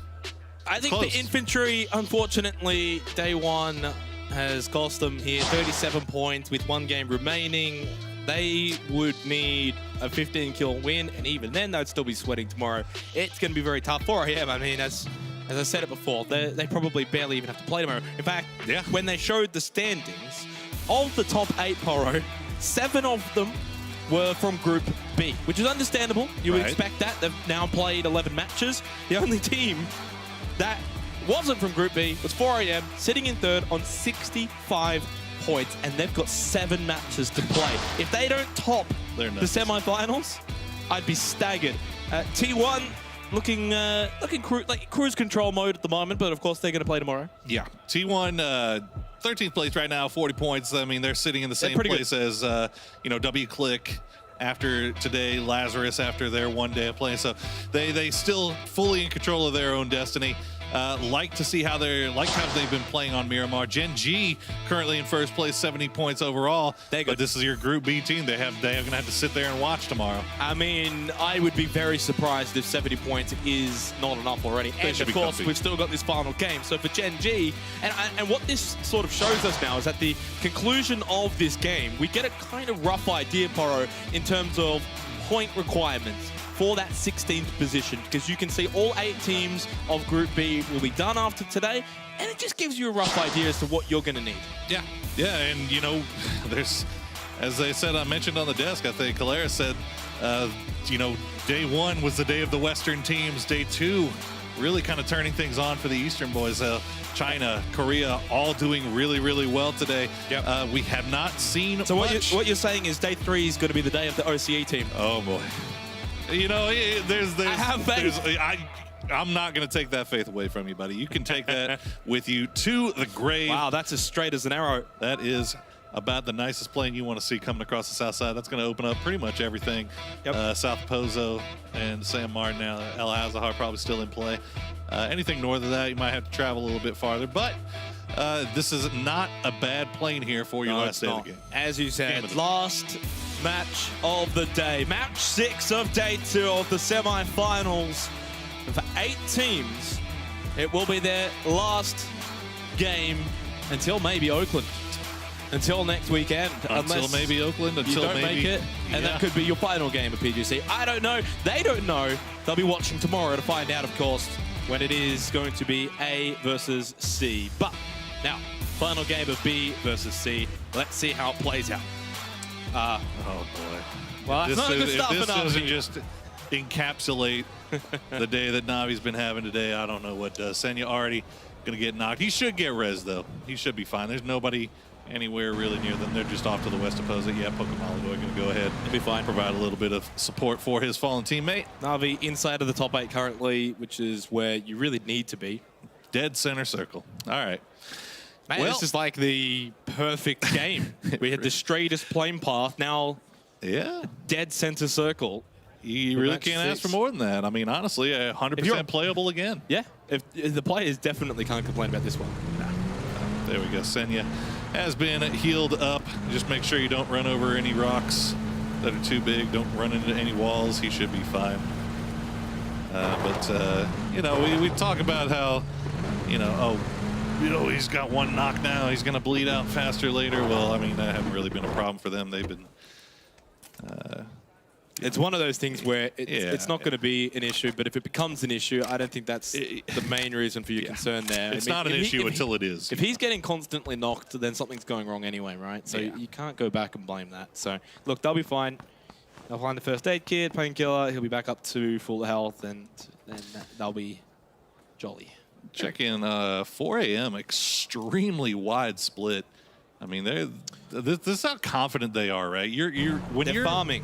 When you're playing this well, when you have this many points, you basically say at the end, you know, we have faith in all of our teammates to the point where we can send them off solo and tell them, hey, don't die. Yeah. Maybe get a couple of kills if you can, and they're going to do it. You know, and it also brings up an interesting thing tomorrow. 4 a.m. can basically decide if there's somebody that they don't want to make it. Oh no, you're not suggesting what I think you are. Tell me I'm wrong. If they decide that there's somebody that they don't want to make it to You're not wrong, Oakland. but I feel like at the end of the day, 4 a.m. would still want to play the matches out. I would think so too, but it's in preparation for Oakland. And I'm just saying, it's a thing that could happen. I know what you're saying, but you know, I mean, not that there's anybody in this lobby that seems to have been causing 4 a.m. any problem. What you're saying is don't bump into 4 a.m. on the way back to the hotel tonight and upset them. Yeah, maybe buy them an ice cream Snickers. You know, those things are delicious. K-Mind over at Picardo. This is a decent circle for Genesis. We'll see how it plays out. Ghost Gaming that potentially might come over the top of them on the hill. You can see McCoy close by to H-Win and Nerf. But phase 1 circles don't tend to dictate how the game plays out. Although this will dictate how the game plays out because now Genesis just lost 2 vehicles. Remember those tires we used to have? This is cheeky from McCoy. Look at me. I like it. This is going back to phase 2 when McCoy found out we were keeping stats on things like tires destroyed and windows broken. He has gotten some fantastic practice throughout the course of 3 phases on the best way to destroy tires. Profi's still got a vehicle from what I can see on the map, but they've just lost 3 other vehicles. Oh, Silverman close by to Bollier. 2-time spray at the M416. Gets him to half health, but that's all it will be. If infantry is going to have a snowball's chance to make it to Oakland at this point, they need to come up with something magical. Yeah, look, they'll have to. I think they would even have to break the PGC kill record of 15, which I think we've seen about 3 teams tie that figure so far. McCoy getting K-Mine down to half health from long range. Their day today, though, for infantry has been much, much better. But you have 8 points in 6 games. It's very unlikely. That's a pretty low bar on how to get better. Now, what I want to sort of touch on is those teams in the bottom 4, more so phase on 14 points. Right now, they're in the bottom 3 of the total leaderboard. Ooh, that was real close. McCoy. They told him, okay, we're pretty much done with you shooting our tires, buddy. And he gets 2 quick headshots. Probably going to let him know, we're done with you, buddy. But yeah. Tire popper himself, McCoy. Yeah. Just gets a taste of his own medicine there. His dome popped that time. But you're right. I mean, FaZe has been struggling so hard today. If they were to go out in this game with 0 points, they'd be below Vendetta. Yeah, from yesterday. I mean, considering how well they performed in group phases, and they just keep running into Navi. A lot of people have written off Vendetta. I mean, are you going to write off FaZe if they're going into tomorrow on 14 points? Oh, you're comparing Vendetta to FaZe now? Just saying. Hey, just saying. Well, I'm just saying, hopefully FaZe. Look, a big game is required from them here. Yeah, exactly. They got 1 game at least to try and get a bit more of a leg up. Like, if they can get even 10 to 15 points here, which is obviously not out of the realms of possibility for FaZe, then they're right back in the middle of the pack. Yeah, and I mean, that's the biggest thing too, right? Is that they had a rough day on Erangel, and usually if you're going to have a rough day on Erangel, you can afford to have a rough day on 1 of 2 maps. You can't afford to have a rough day. Otherwise, if they get nothing from this game, I'm already prepared for the memes in chat of, hey, it's Team Liquid. We've saved you a seat on the plane. Man. Look, they expect it from me. They don't expect it from you. I'm not an EU. See, I've been good. EU. I've been very good. I've been very. I'm not EU or NA. I'm neutral. You're neutral. Yeah, but about as neutral as the most non-neutral thing I could think of. Okay, Daisy, the rest of Navi trying to make it through Monte Nuevo. They're on the very far outside part of the circle. This is a slow rotation from them. This might be kind of indicative of the struggles that they've been having.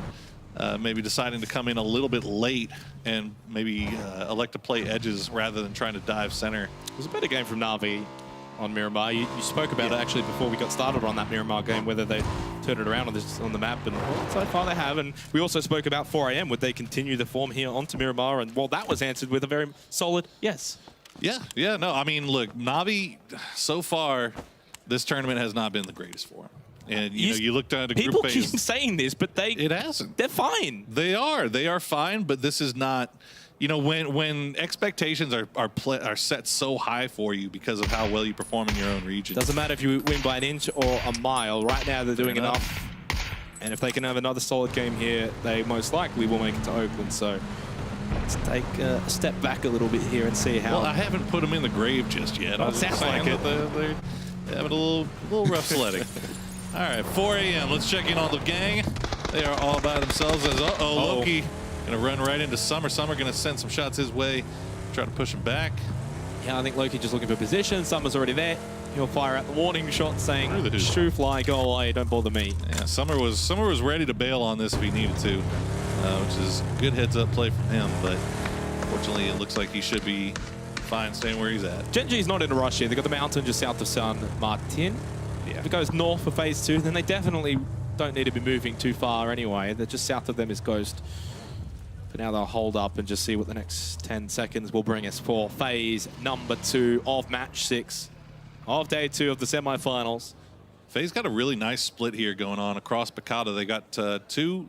Oh boy, Mexi now going to be the only one inside of there for them. But this is going to be an interesting new circle as we have centered up on Minas Generalis. You have the entire north side here, Hacienda, everything north of the road. This is going to cause a lot of rotations because from what we saw of the fluctuation of teams was on the western side predominantly. Now, of course, if we could see the map right now, it's literally just cars everywhere rotating. Oh yeah, SKT is about as centered up as anybody is over there in the graveyard, just between graveyard and Minas. And T1 taking shots at VC as well, so they're in a decent position. AHQ at Minas as well. Yeah. Not looking too bad either. Freaks on the move early will be coming in from the east. There's 4 Angry Men going in very low down at Los Leones. They're actually just right behind WClick's Herald. Xiaolu just being cautious. That's okay. But WClick aren't going to be doing any shenanigans. They'll keep moving. They'll keep rotating. It's better to get inside of this circle as quick as possible. Yeah, Silzen and the rest of WClick already almost reaching the southern part, the southeastern side of this circle, so they should be all right. As we see Xiang Yang going to take some long-range shots here at Lin, as infantry coming between a Freak of Freaks Fatal and the Force Gang. And AHQ as well at Minas. Like, they can get involved in this action if they want to. Milk set up on the high ground at the back of the city. Should be able to find a vantage point where he can spot infantry coming in. Now the shots come in from AHQ. Lin firing back over to Minas towards AHQ. Infantry get here. Yeah, fortunate for them. They do have they have left, split, but they get there. Yeah, they've left Longskar way off to the south here to try to cover their advance. But now Longskar is going to be all by himself here. You can see way off in the distance there, tiny little Longskar. Oh, this is interesting. Uh-oh, this is not good. Mexi's going to be pushing over to Jeff Locker and the rest of T1. He's got Uber beside him for a bit of help, a bit of backup. 8C and Fuzzface are still way further back, just south of Graveyard. They're not up close and personal here. And I don't even think they'll have an angle to help out against T1. Jeff Locker got the Winnie with the scope. He's going to see if he can maybe land something here, but it looks like they're just going to reposition a little bit. Shots coming out from somewhere else, actually.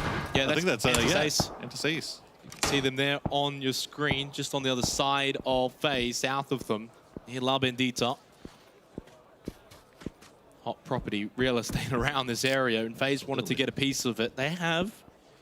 But the question will be if T1 want to be aggressive and try and flush them out, or allow them to just hold Uber and Mexi here. For now, they're not being too aggressive. They don't want to push out and clear them before the rest of FaZe come. And now, because of this, I wonder if the rest of FaZe, if Fuzzface and 8C, as this next circle pops, if they need to head over to this area, do they commit? Yeah, T1 hasn't really, they don't seem too concerned about getting pushed here, as they've left Akada and Adder off to the north to send long-range shots towards the VC. Navi's still rotating. Chen, yeah, Navi still in rotation. 4 AM still in rotation, and Rumblers just now making it into the south side here. But Navi, it's like they're very, that's going to be lucky for them. The circle cuts hard north. Yeah, it worked out very well for Navi. They kept rotating right into a circle. VC with a 2-2 split. All they try and group this up, expecting a lot of teams to rotate towards it. Looks like that will happen. Domoon, Summer on the move to group up with Tide and DJ Boy. Na'Vi find the warehouses. They're in a decent spot for this circle. Gen G are also just on the other side of the road to VC. Enters Ace, enters Force. Well, might as well group up together for this push into the next circle. This is going to be nuts. FaZe did group up, by the way, and T1 are keeping their spot. They're going to look at FaZe. Force trying to make it just straight down the road. They're going to run Where are they going to go, though? This is where eventually they're going to have to split off Poro and find a spot. There's not much up here to the north here as Gen G is repositioning, taking shots back towards VC. You can see Na'Vi as well off in that. But look at that. Look at how empty we are up there. Force. How is this warehouse empty? They lucking out here a little bit. This was the 2-2 split that VC had. They gave it up, expecting a team to do what Enters Force did. It worked out well in the end for VC, as we're going to see Alpaca knocked down by SR. And that's actually going to be our first death of the game, almost at the 14-minute mark of match 6. And Genesis just keeping an eye on this situation with FaZe and T1. This is desperate times for FaZe Clan. Yeah, Genesis in a tough spot here too. I mean, they're on foot. They're outside of circle here on the edge, just as kind of in the same rough spot as FaZe and T1. T1 is elected to just stay in this position right here rather than trying to center up anymore. FaZe looks like they're kind of concerned. They haven't really been able to scout anything other than here. You don't want to move in blind. We also have a big bottleneck going over there at Junkyard in the southeastern part of this circle. It's got about 5 teams right on top of each other. Yeah, that's Rumblers, Afrika Freaks, Infantry, Red Canids, as you said, over at Junkyard. So Junkyard, Graveyard is where we're seeing a large bottleneck on the western east of this phase 3 circle. Long skirt spotted by Raspu, but it's Lin who gets the headshot. Lost HD finds a knockdown onto Lambu. Yeah, this is, I mean, look, this is Infantry's last hurrah right here. They need to get points, so they need to turn their attention over here towards Red Cannon. Oh, does he get 8C and Uber? This would be disastrous for FaZe. 8C's going to be knocked down, so is Uber. Nerf and H-Win pick up the double.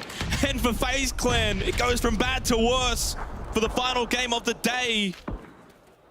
Do they remain on just 14 points? Mexi and Fuzzface are going to have to pull a rabbit out of the hat to find some points for FaZe. Look at the reposition coming out from a T1, though. They're going to find K-Mine. Helen just off to the side here on the cliffs here. Might be able to flush him out with the grenade. Nerf's going to throw a preemptive one to make sure they don't get pushed. Finds a knockdown onto a CAD. Every point matters. Oh my God, this circle. VC have got the phase 4 shift in their favor. Howland high ground over Nerf. Finally gets him with a spray. They're going to look to get the revive onto a cat. Ada has to go for that. Fuzzface is in the vehicle. He's on the move for FaZe to just try and get out of it. He's actually pushing onto a cat. We're going to see Profi knocked down. T1's actually split between both Genesis and the remaining force of FaZe Clan. So they haven't actually got all the same members committed to one fight. K-Mine finds the knockdown onto Jeff Locker. Ada's climbing to heaven, basically. What? 2 left for T1. I don't know if this is the spot to be, Ada. Howland's got Genesis to deal with. Ada from heavens with the knockdown onto Fuzzface. The quick flush. 1 remains for FaZe Clan. The reposition from Adder, and look at this. Win is out in the middle of freaking nowhere. He's just been sent to try to get into circle by the rest of Genesis, I think, as Adder going to go for the res. Mexi, what are you going to do, buddy? This is it. You're the last one. An eternity to go to even get inside of the next circle. Genesis will continue their fight with T1. They got the revive. So now it's actually 3, well, technically 2v3, because T1 are really split from that earlier fight with FaZe. As you mentioned before, though, H-Win in a good position north of this compound. He'll be able to spot as T1 try and move away from the south of this compound. There's the nade. He's got 1 more to deal with. It was thrown towards Helen, but it's short. It's actually well short. And now both Genesis and T1 moving together. I think we're going to see the end of Mexi here. Oh, he runs out of time, space, and life. FaZe Clan only 14 points going into tomorrow. Disaster. Win's going to get a few shots in there. Profi's going to get Jeff Lockett, get the flush. It's down to Helen. You can see Otter and Akkad way off in the distance. They have a little bit of a range here. Helen's going to just, I don't know what the hope was there. The plan to run across wide open terrain. Genesis picking up a lot of kills and points from this exchange. Cat with a knockdown onto Profi. 2v2 now remaining as we're seeing the pushing from Na'Vi on the Ghost Gaming. Bestalot has found some kills with a nade, and Drassel's all that remains, 11 health. Has a first aid kit, has a smoke. It was only one though, throws that out. Red cannons are being eliminated. It's all happening right now as the nade is thrown towards the concrete building of Na'Vi. Oh my goodness. The pre-nade from Bestalot there. Oh, that'll be the end of Drassel. Not, what? Oh. I really thought that would have been enough, but apparently not so. I think he did too, as he is very, very lucky right here. Is Bestalot gonna just throwing Molotovs here? He wants to go for the res, but he can't be sure that he's not getting pushed here. Yeah, I think Drassel just gonna hide. Try to stay alive. He's got no one behind him. That's the fortunate part. Gen G do have a slight angle, but it's slight. As the revive onto Aduzi takes place and is confirmed.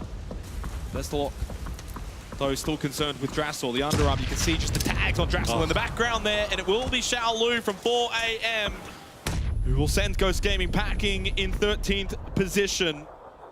In the interest of coming across completely you know, unbiased here, Ghost Gaming having a terrible day today as well. Genesis still inside of the blue, by the way. You can't even see them. There they go in 12th position. That's how far back they were. And now all that remains is the loot crate. This circle favoring VC heavily. Michael Fry, the last remaining player up from Grumblers, as he's going to try to stay alive for a little bit longer. 4AM, still 4 strong, because of course they are. It's a bloodbath though. 9 teams, 31 alive at the 19.5-minute mark. And 4AM have only got 1 kill so far. How many more are they going to collect along the way? As W-Click move into the circle. Hill just above VC. Might have AHQ push on them eventually. Adder and Acad made it in this circle for T1.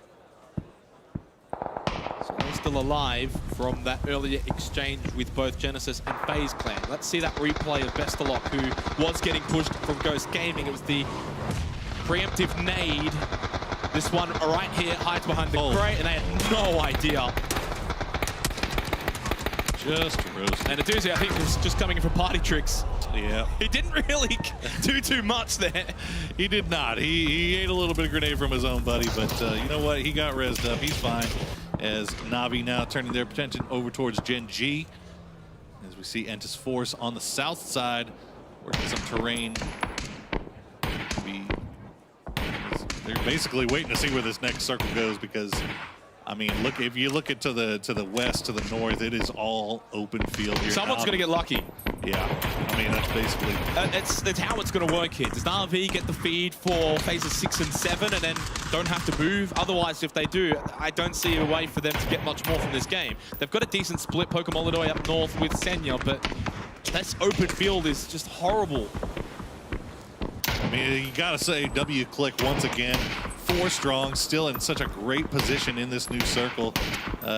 They've got Herald is down. They should be able to get the res on Good this. position, but a lot of eyes on their position. Yeah, a lot AHQ, of eyes. 4AM, alive. Microfry still alive for Rumblers. I mean, as you said, decent spot, but decent spots draw attention. And Entis Force are going to be pushing past T1. They've spotted AHQ. Micro gets spotted by Ragnar, though. At least W-Click deal with the solo play. Now we're into the final 8 teams. Placement points can be distributed. As CC taken low by Ragnar. They've got 4 kills. They've had a really good day so far, the LATAM team. Can they finish strong here in what's going to be a testing time for them? Entis Force and T1 do battle.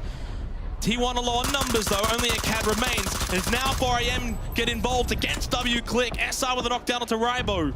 4AM will continue to push on this position. It's not looking good for W-Click. Yeah, they're getting completely pressed between AHQ and 4AM. I think it's down to just Silzen. As, yeah, they might be going for a res on Herald, actually, so I think that might be Ragnar. Rybo's done for, though. Silzen with a knockdown onto CC. 4AM keep pushing. Once they're done with W-Click, it might be AHQ after that. Somehow Silzen manages to stay alive, gets behind the rock. CTG can't believe it. He's wondering how is he still alive. Now he's not anymore, but the points go over to SR from AHQ. But 4AM won't be done with this, as finally a CAD goes down. Entis Force took their time, but the threat of T1 has been dealt with. And now they can continue to pinch up towards AHQ and W-Click. As it's really just these teams on the east feeding on each other. VC can't get involved, Na'Vi can't get involved, and Gen G can't get involved out to the west. Yeah, I mean, VC has just been hanging out in this compound for quite some time. I gotta imagine they're probably sitting on maybe 1-2 kills at most. I mean, they've just kind of been fortunate in getting the circle luck, but unfortunate in the fact that everything is going on around them. Pokemolodoy and Senya on the move. They're getting shot at from VC, along with Xiaolu of 4AM, who has held back anchor position up north. Wow, they're going for a massive wrap up north. You can see pushing onto Xiaolu. Senya knocked down.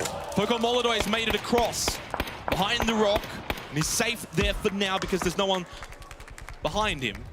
Does have to be careful though. A nade from Xiaolu. This is the only one he's got. It's Young Jang with a knockdown onto SR. That pinch now taking place onto AHQ, who's only down to Milk remaining. For W-Click, they've got Ragnar and Harold. And 4AM, well, they're sending just about everyone over to Pokemolodoy. It's a pretty clean shot.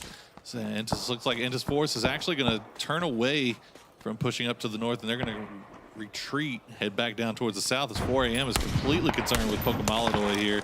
They've got him pinned and suppressed at this rock. Not really much he can do. He's going to try to reposition a little bit. But yeah, as you said, I mean, it's everybody's kind of got their own little territories here that can only take these long-range shots at each other. There's not really much else they can do without putting themselves at, you know, big risk. Pokemolodoy can actually sort of continue to push along that ridge and not be seen by 4AM or even maybe VC. Somehow W-Click still has. Oh, they still think he's at the rock here. Yeah. Is it because of the smoke that he threw over there? Maybe to bait 4AM, it might have worked. Entis Force playing this careful. Oh, nice knockdown from Domu of VC. Shots also coming from Entis Force too. You can see Bestaloch taking shots at Entis Force. Phase 7, I kind of suspect it's going to continue to go on to VC, as it has done so since Phase 2. You would imagine, and there you go. VC is laughing. They needed something like this to happen, though. They came out yesterday with 27 points, so they needed a bigger day. Do they even have a single today. kill, though? I mean, you can get fed like this, Poro, but if you're not finding kills from this scenario, it doesn't do a whole lot unless you can sort of come out of this compound at Phase 7, 8, and 9, and then find kills afterwards. But it's not going to be easy going against the likes of 4AM and the way they're playing. In saying that, the fact that Na'Vi and Gen G are just in horrible, horrible positions out west, VC should be able to clean up on them. Maybe even Entis Force. 4AM have pushed down to the old position of Pokemolodoy. They're sort of creeping in behind him. W-Click still hold out to the far east. And, well, that's the end of Poker. Someone's still alive. How is he not dead? Okay. There we go. All right, there we go. It took a little longer than expected. All right, Gen G got in vehicles, try to send it a little bit further into the fields here. They're going to stay alive. There goes Poco getting finished off. VC still 4 strong. They can't seem to find any downs. No kills onto the Gen G squad just yet. And yep, that's what we were talking about. Yeah. No kills. And there's not many kills that they're going to be able to find from this spot until probably at this moment now at Phase 7. Because everyone's starting to push closer towards them. Gen G have got to push out to the open, so does Na'Vi. But then 4AM are the ones who have got a slightly higher position, and they're the ones getting the knockdowns. You saw Forever get the knockdown onto Doozy. Roasted right now. Harold getting involved, gets the elimination onto PO. Taemin as well is going to perish to Bestaloch, who finds a knockdown onto Loki. Give this man a nade, and he can do just about anything. And Doozy will be finished off, and there goes Bestaloch as well. A nice effort for Na'Vi. There you go. Big things popping from the Na'Vi boys. It's going to be difficult from there. Harold's making his way down the hill. Xiaolu spots him, and you think one more shot will do it, and it does. Can they confirm him, though? It's Tide who steals it for VC from 4AM. And that was their first kill of the game. As we're down to 5 teams remaining. Entis Force. You think it'll be 4 now, right? It's gone. Yeah, he's going to go down to the zone there. 5 kills for 4AM, as you said. Now they still have the high ground. They have to worry about Entis Force, though. VC just right in the middle, and they're just... Yeah, they're going to get the circle again. Why not? Certainly going to help out Entis Force. They don't have to move from Phase 8 for now. Gen G are in no man's land. They will be eliminated in 4th position. ZGG picks up the kill for 4AM. 7 kills. Just about ready to set a record, you'd think, here at PGC in terms of points gained over 6 games. Forever with a knockdown onto Indigo. As VC just sort of sit in the middle. And watch on as 4 AM and Entis Force take pot shots at each other from across the canyon. The thing is, going against... Summer gets involved. When this 4 AM VC fight breaks out, 4 AM's been fighting through everybody. There, you can see the red helmets, low vests, low everything. Same with OG and Entis Force. Meanwhile, VC has just been hanging out in this compound, so they probably have a little bit more in the way of armor and utility to work with. Ooh, but that's really close there. They're going to actually let them push up here. 4 AM pushing into the compound. DJ Boy with the nade, primes it. Ready to send it out into the smoke. Wayless for the high ground. Oh, that one's pretty good. He gets the knock. Oh no, he knocked himself down. Wayless, that's just not it. And now ZGG's getting taken very low. VC doing well. Entis Force trying to third party. They don't care who it is. 4 AM or VC. They just want to pick up kills. Nate's thrown towards the rock of Xiaolu. He's going to be low as well. 4 AM obliterated from VC Gaming. Now Entis Force enter the compound with a hello knockdown onto Tide. 3 left for VC. Can Entis Force get 3 wins on Miramar in 4 games? They have 4 strong. They're pushing in. They have 7 kills already. What else can they get done here? 7 kills. Entis Force have bided their time. VC have dealt with 1 threat from the north. Can they deal with 1 from the south? Summer holds the angle. This might go all the way right down to the final minutes, considering we've got these buildings in play. But in terms of center of the circle, it favors Entis Force more than VC. VC will have to move. DJ Boy on the roof can at least get a bit of high ground. He spotted Seong Jang moving over to Doya. Such a good spot from DJ Boy here if he can make something happen. No nades though, but he does still have 3 smokes. Oh, if he had a nade here. Be huge. He does have that molly, so he can do a little bit of area control. You want to save what utility you have though for the final moments. Domu at the back. 1 nade for Indigo. Oh, he spots DJ Boy on the roof. Now that position's been given away. Summer trying to relocate with the smokes. Seong Jang, though, final nade for him. Does he make it count onto Domu and Summer? Or at least one of them. Oh, he gets Summer! Too slow to move. Domu's low as well.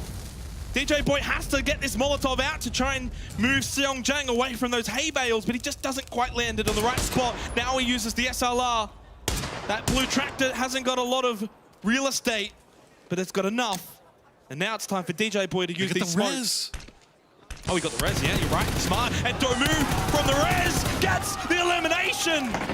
3v3, make it 3v2, because Summer gets Doya. Entis Force now on the back foot.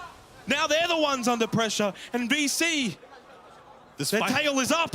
This fight is completely turned on its head as Domu has now got a great position here. He's going to get the down on the Kale.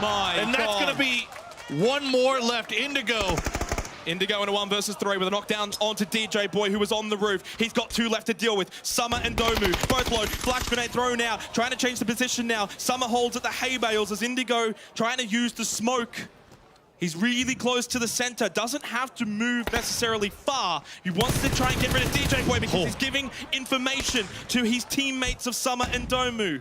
Flash grenades thrown out towards Indigo, but VC don't want to push onto his position. He holds the angle. He finally gets rid of DJ Boy, finally gets rid of that information. This is so rough here for VC Gaming. Although it is a 2v1, Indigo could easily make this happen here. And it looks like, oh no, this is low. Bad. VC. He's very low, 62 health, not that much. Oh, well, no, he thought he was sitting in the corner, and VC come away with the win. Indigo, confused at the end, thought they were inside the building, hearing the footsteps and the movements, thought they were in the corner. It was a nice pre-fight. It was a nice idea, Poro, but in the end, VC played that so well. That half-second mistake was all it took for VC to come in clutch there. They do even manage to get 7 kills out of this, despite sitting in that compound for so long, only getting, with nothing really happening around them. They managed to pick up all of 4 AM and the majority of Entis Force there to come home with a nice little 17-kill win for themselves. Can I just say, that has now confirmed for the entire day today, either a Chinese or Korean team has won every single game. Day of the East. The Day of the East. Day of the has East. arrived, and wow. I mean, what a finish. VC Gaming, it was almost like topsy-turvy. At one point, VC looked like they were dead in the water, and at another point, then Entis Force, and it just kept switching back and forth towards the end, and in the end, VC coming on top. Really interesting final circle. Really good fight there at the end. But again, you can't take, I mean, once again, top 3, 4 AM again. 7 kills. This team, what is this? Is this a good day for 4AM, or is this what we can expect for the rest of the tournament? I mean, we saw it from them in the group stage as well, so it's not too surprising. And for me, they go into Oakland, and let's be real, they're going to obviously make oh, it yeah, out. they're making it out. We don't have to sugarcoat it. They go in as now as one of the favorites. I think 4AM and TSM are probably my 2 favorites to win PGC right now because of their play style. And I think that's definitely a given in terms of the way that they've been playing. It's deserved. Right. Yeah. I mean, they play absolutely fearless, and I mean, oh yeah, it's just so dominant. But I mean, look, hey, we could talk about 4AM forever. You also got to give shout out to again WClick. Final game here, they pick up another 7 kills. I mean, this is position, so another top 5 finish. They've been consistent. It's just an absolute coming out party for the LATAM region and for WClick themselves. But real quick, before we send it down to an interview, we're going to take us a look at some highlights. Highlights. I love me some highlights. I'm here to cover for Toffees with the highlights here as we check in on Genesis. A bad day overall for the North American teams. And what about for FaZe Clan? FaZe Clan. 14 points going into Sunday. Rough. Well, that's an understatement. Adder with some interesting positioning, right? Yeah, you know, and maybe a little bit hard on Navi. They did have actually a 42-point day yesterday in the AV group, so they managed to collect a few more points in this one as we check back on Genesis, finishing up this fight. T1 played this well. I mean, you've got to understand, they had a 2-2 split against 2 different teams. They had to deal with Genesis from one side, then they had to deal with FaZe Clan from another side. Best of Lots, of course, and Aduzi. It's like that guy when you try to help, but you're just making things worse. That was a doozy there.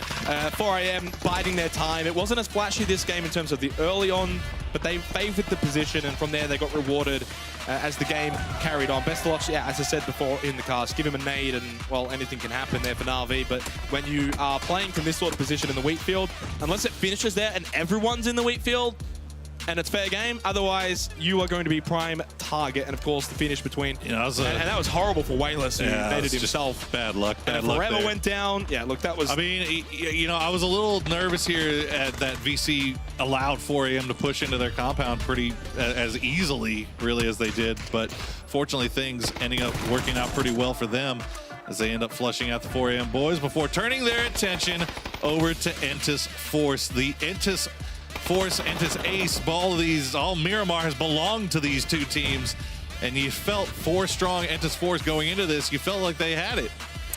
Yeah, I mean, even down to the 1 versus 2, the 2 members of VC were relatively low enough that Indigo could have got a quick headshot transfer onto the 2 targets. But VC Gaming, well, they've continued to surprise a few here at PGC. I think it's fair to say not a lot of people maybe even thought they would be in the semifinals, but they pick up the win for the final game of the day.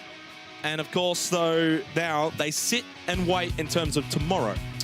Yeah, it's going to be interesting to see what I mean, they had only 27 points yesterday, but that's enough for us today. We want to hear an interview with at least one very happy, angry man from 4AM. So we're going to toss it down to Rachel with an interview. Rachel, take it away. Thank you, guys. I hope they're happy. I'm here with ZGG, and 4AM picked up 2 chicken dinners today, a bunch of very nice finishes, and you, ZGG, were the top KDA right now in the tournament. So I want to know how you're feeling about your performance so far. 他说你们今天打得特别好，还有你们吃到了2盘鸡，还有你个人的杀数是很高的，你这觉得怎么样？还行吧，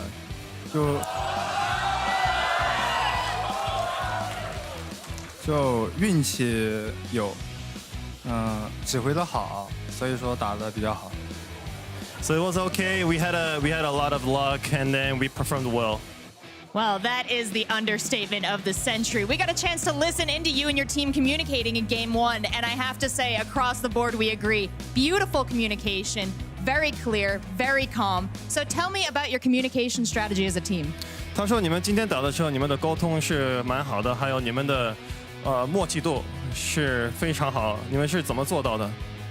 这个就是长时间打出来的默契吧，别的也没啥了，就是默契。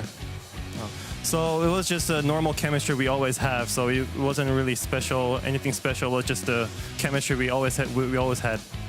So when you say you guys have great chemistry, do you consider your teammates close friends? 那你说你们的默契度是很高的，那你觉得你们的队员是就像是你的朋友吗？都是兄弟。We're all brothers. I love to hear it. Now, you're brothers in times of success and brothers in times of failure as well. What happened on Sandhawk? 他们说你们今天打得非常好，可是在3号你们不是打的，是有一点差吗？是那在3号你们打的时候是有什么问题？可以说一下吗？在3号。Did okay. 那总有运气不好的一把嘛，没办法。So he says it's again it's just the luck. We were out of the luck. There's no other way. We can. That's fair. That's fair. I'll call it luck up to the lost ones too. But winning, losing, you guys have the biggest fan community out here. They came out in force to support you. So I want to know, why do you have so many fans, and what do you want to say to them? 那今天赛场你们有很多的中国粉丝来了，嘉颖你们，你觉得怎么样？为什么你们会有这么多的粉丝来看你们呢？因为他们爱我们吧。It's just simple. They just love us. Of course, who wouldn't love you guys? An excellent performance, a charming character. We can't wait to see more from you guys tomorrow, but for now, let's send it back up to the analysts and check out the rest of the day. Damn, that ZG, a lyrical wordsmith, to say the least there with that interview. Thank you very much. Obviously, 4 a.m. get themselves a big amount of points here when it comes to their first day for the group stages. But VC Gaming get another win on the board, 17 points going their way. It was China all the way today with a slight disruption from South Korea, but China smashed today. They did, and I take a little bit of an issue with the interview in the context of like it's just luck. But 4 a.m. they played whether or not they got the circles, whether or not they got the rotation. It was insane. You know what though? He's gotta keep the brand. He's trying to stay low key. They are angry. You gotta see that. He's very laid back, and I love that the respect he's throwing there. It's very nice to see. I'm gonna tell you something. They might have been lucky, but luck doesn't give you 77 points. No, not in the It does not give you 77 points. Look at the gap. You only get 77 points by playing like gods. Yeah. Yes. And they really were. It was mind-blowing to watch them play.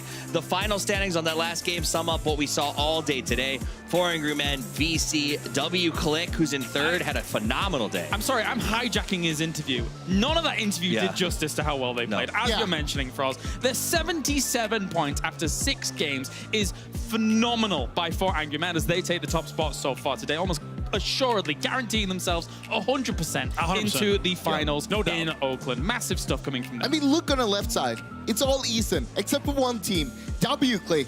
They got second most kills today, 30 kills in total during the 6 games here. I'm very impressed with them. They kind of did it quietly. The big talk was about the Eastern teams, and they just played their game. When they didn't get kills, they got good placement. When they got tough placements, they got good kills. They did exactly what you want to see out of a team, making sure that they're in the top 16. I mean, even zeroing out on one of the Aerial games, they still did this well. It's very impressive play from them, everybody on the left side. Yeah, they were a little bit in the shadow of the other teams, of course. 4 AM taking home 2 victories, VC taking home 2 victories. Gentlemen, do you know what time it is?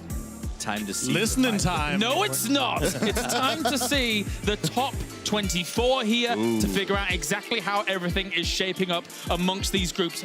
Most importantly, pay attention to those from Group B. You can already see there, VC Gaming 79 points. This was one of the teams I was slightly concerned about coming into today, but they blasted today as well. 4 Angry Men from Group C is in second place. They qualified. Look at W-Click though. 4 points behind TSM. And people were saying TSM was playing really well. And this is what terrifies me. The bottom right, FaZe, a team that a lot of people picked to win this thing, has 14 points. But tomorrow, they have to play with TSM. They have to play with 4 Angry Men. They have to play with W-Click. All of these guys are point sponges. Very important. because B has concluded all of their games, the one team that is most scared right now is Infantry Gaming in 15th place with 39 points of NJ. So we're extremely close to the 65-point mark here. This is what you want to beat if you want to make sure yourself are in the top. Here on the left-hand side, though, Rumblers are the closest, but they're looking extremely safe.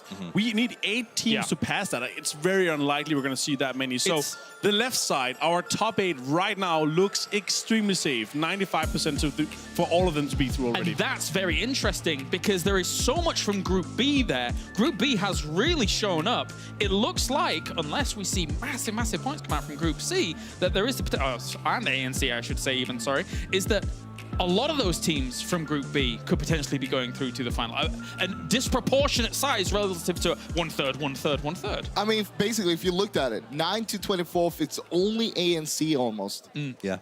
I mean, and I think that the point sponge is going to be a problem tomorrow. There's teams that are essentially qualified or a couple of points away from doing so, and they're going to come out, and I know that TSM, like, their style is, hey, we're in front, let's just smash some skulls. Right. And I think some teams are going to do that. So it is going to be very hard for the catch-up teams to do that with the lack of points available. Well, I baited you earlier, but now it's time for that listen in here for our final game on Miramar. Let's go. 边机肯定还有一个，要么 WCK， 要么歼击。我马路上拉了一个，确定吗？对，看到。我去董木那了。董木，夏天你们俩3、2、1，吃雷，躲一下。别急，躲过来，左边来，打药，我能救。好了，我再打。不知道烧到没？哎，这个人能打吗？拖拉机那个。别急，我们在扶人。耳朵，你能给他们房子封个烟吗？对面的，能打3F的。我们脸上补颗烟，夏天。对，烟我没烟了。他补了，夏天耳朵给你补了。要不要倒一个？来手，别急。3打3是吧？我也打了，还有一个在哪儿？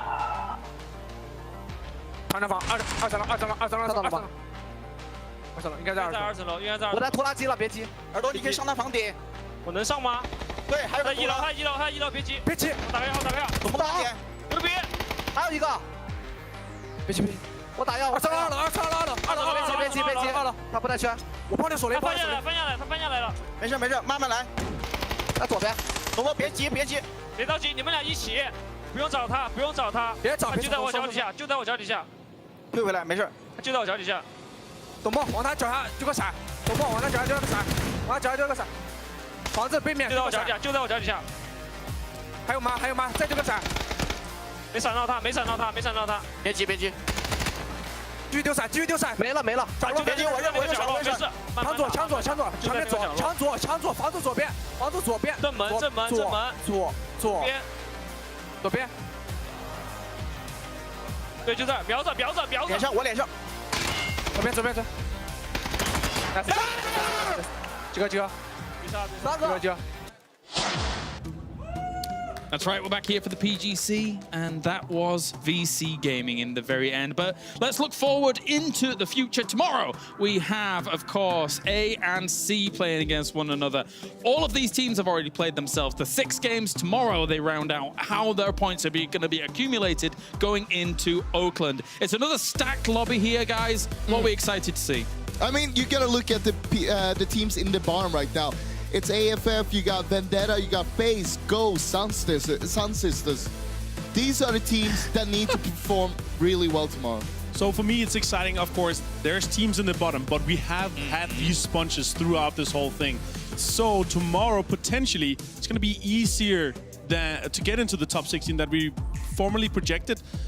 I'm excited to see if we're going to see a FaZe Sunday. If not, it's going to be looking very scary for PEL. I mean... You're right, Toffees. No, Frost casually listed FaZe in this group of catch-up teams. I mean, that's big news. The fact that we are on the cusp of potentially losing FaZe after losing Liquid last weekend is, like, mind-boggling to me. These are 2 teams that we said these guys could win this thing. They were in our picks.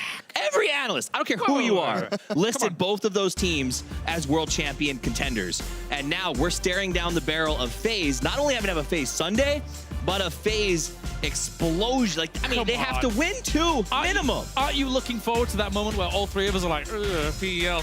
Oh, yeah, no, Are you listen, looking forward to when that? we Come got on. here, it was like, man, Europe's the best. Now it's like, oh, TSM, please TSM, please TSM. So, yes, it's kind of cool. Please TSM, good job. I can't believe a lot of my fate relies on 2 Brits doing well in video games. But there you go. That's how this is going to sit. Thank you very much, gentlemen. We are done here for day number 2 of the semi-finals. Tomorrow is day number 3, the final day, to find out who's going to be moving on to Oakland next weekend. That's where the grand finals is going to be held, and that is where all the marbles, all the chips are down on the table to claim yourself the grand prize and becoming a world champion. We'll see you tomorrow for the final day.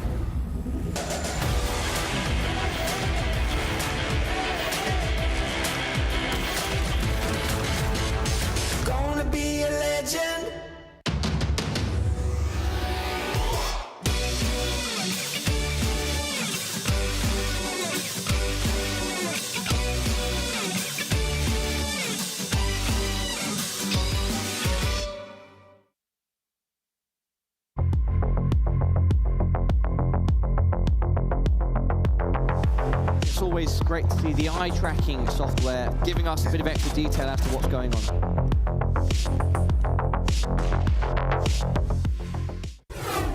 Damn, I'm the life of the party. Pull up in your space and I don't say sorry. Everybody fading, looking for the Rari. I'm not everybody, I'm not everybody. Wake up feeling like a 10. Call me an Uber and he pull up in a Benz. Wake up feeling good again. Want a good time, so I'll bring my friends. I'm the best, I'm the best, I'm the best, I'm the best, I'm the best. could kiss the ring, I'm the best. Unimpressed with the rest, I'm the best. I'm the best. Will you come closer? I know what you like. Promise you'll come over. We'll have a good time. Have a good time. If you come over, you can spend the night. Spend the night. Yes, you'll come over. We'll have a good time. We'll have a good time. I'm the best. I'm the best. I'm the best. I'm the best. You could kiss the ring. I'm the best. Unimpressed with the rest. I'm the best. Damn, I'm awake and it's morning. No one is around and it's getting kind of boring. Rain falls down and the rain keeps pouring. Rain keeps pouring. Rain keeps pouring. Damn, it feel good when the sun come up. Glass in the air, better light one up. Friends are all around and they say what up, what up. Pass that cup. I'm the best. I'm the best. I'm the best. I'm the best. I'm the best. You kiss the ring. I'm the best. Unimpressed with the rest. I'm the best. Will you come closer? I know what you like. Promise you'll come over. We'll have a good time. Have a time. If you come over, you can spend the night. Promise you'll come over. We'll have a good time. We'll have a good time. I'm the best. I'm the best. I'm the best. I'm the best. Yeah, yeah. You could kiss the ring. I'm the best. Unimpressed with the rest. I'm the best. I'm the best. I'm the best. I'm the best. I'm the best. I'm the best. You could kiss the ring. I'm the best. Unimpressed with the rest. I'm the best. I'm the best. I'm the best. I'm the best. I've been really living. Think I better tone it down. Each night a new city. Yeah, I've been all around. Just touched down in LA and you know it's going down.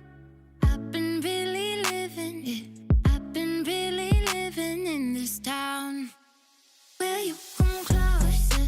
I know what you like. Promise you'll come over. Have a good time. We'll have a good time.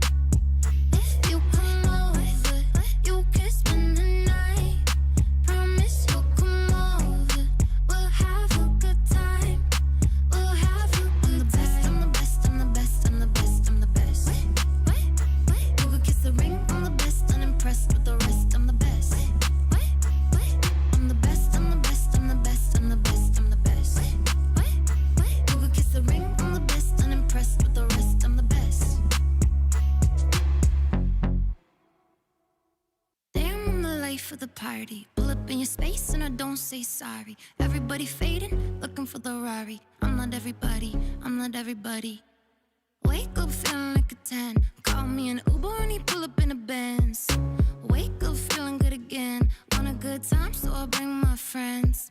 I'm the best. I'm the best. I'm the best. I'm the best. I'm the best. You could kiss the ring. I'm the best. Unimpressed with the rest. I'm the best. I'm the best. Will you come closer? I know what you like. Promise you'll come over.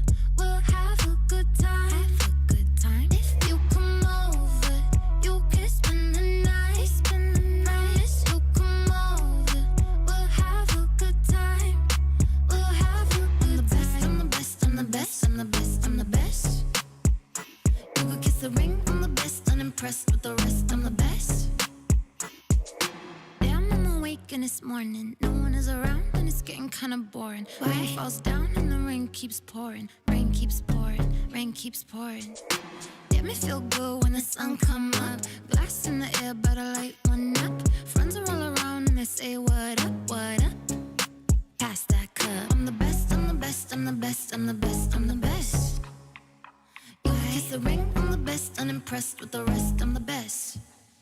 Will you come closer? I know what you like. Promise you'll come over. We'll have a good time. Have a time. If you come over, you can spend the night. Promise you'll come over. We'll have a good time. We'll have a good time. I'm the best. I'm the best. I'm the best. I'm the best. Yeah, yeah. You could kiss the ring. I'm the best. Unimpressed with the rest. I'm the best.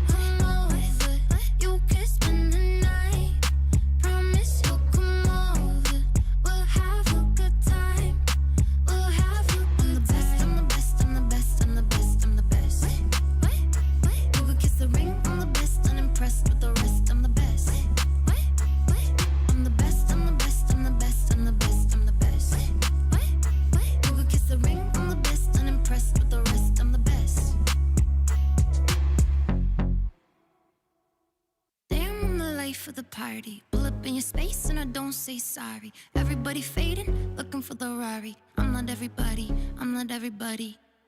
Wake up feeling like a 10. Call me an Uber and he pull up in a Benz. Wake up feeling good again. Want a good time, so I'll bring my friends. I'm the best, I'm the best, I'm the best, I'm the best, I'm the best. You could kiss the ring, I'm the best, unimpressed with the rest, I'm the best. I'm the best. Will you come closer? I know what you like. Promise you'll come over. We'll have a good time. Have a good time. If you come over, you can spend the night. Spend the night. Promise you'll come over. We'll have a good time. We'll have a good time. I'm the best, I'm the best, I'm the best, I'm the best. You could kiss the ring, I'm the best, unimpressed with the rest, I'm the best. And this morning, no one is around and it's getting kind of boring. Rain falls down and the rain keeps pouring. Rain keeps pouring, rain keeps pouring. Damn, it feel good when the sun come up. Glass in the air, better light one up. Friends are all around and they say what up, what up. Pass that cup. I'm the best, I'm the best, I'm the best, I'm the best, I'm the best. You kiss the ring, I'm the best, unimpressed with the rest, I'm the best. Will you come closer? I know what you like. Promise you'll come over. We'll have a good time. Have a time. If you come over, you can spend the night. Promise you'll come over. We'll have a good time. We'll have a good time. I'm the best, I'm the best, I'm the best, I'm the best. Yeah, yeah. You could kiss the ring, I'm the best, unimpressed with the rest, I'm the best. I'm the best, I'm the best, I'm the best, I'm the best, I'm the best. You could kiss the ring, I'm the best, unimpressed with the rest, I'm the best. I'm the best, I'm the best, I'm the best. I've been really living, think I better tone it down. Each night a new city, yeah, I've been all around. Just touched down in LA and you know it's going down. I've been really living, yeah, I've been really living in this town. Will you come closer? I know what you like. Promise you'll come over. Have a good time. We'll have a good time. If you come over, you can spend the night. Promise you'll come over. We'll have a good time. We'll have a good time. I'm the best, I'm the best, I'm the best, I'm the best, I'm the best. Wait. You could kiss the ring, I'm the best, unimpressed with the rest, I'm the best.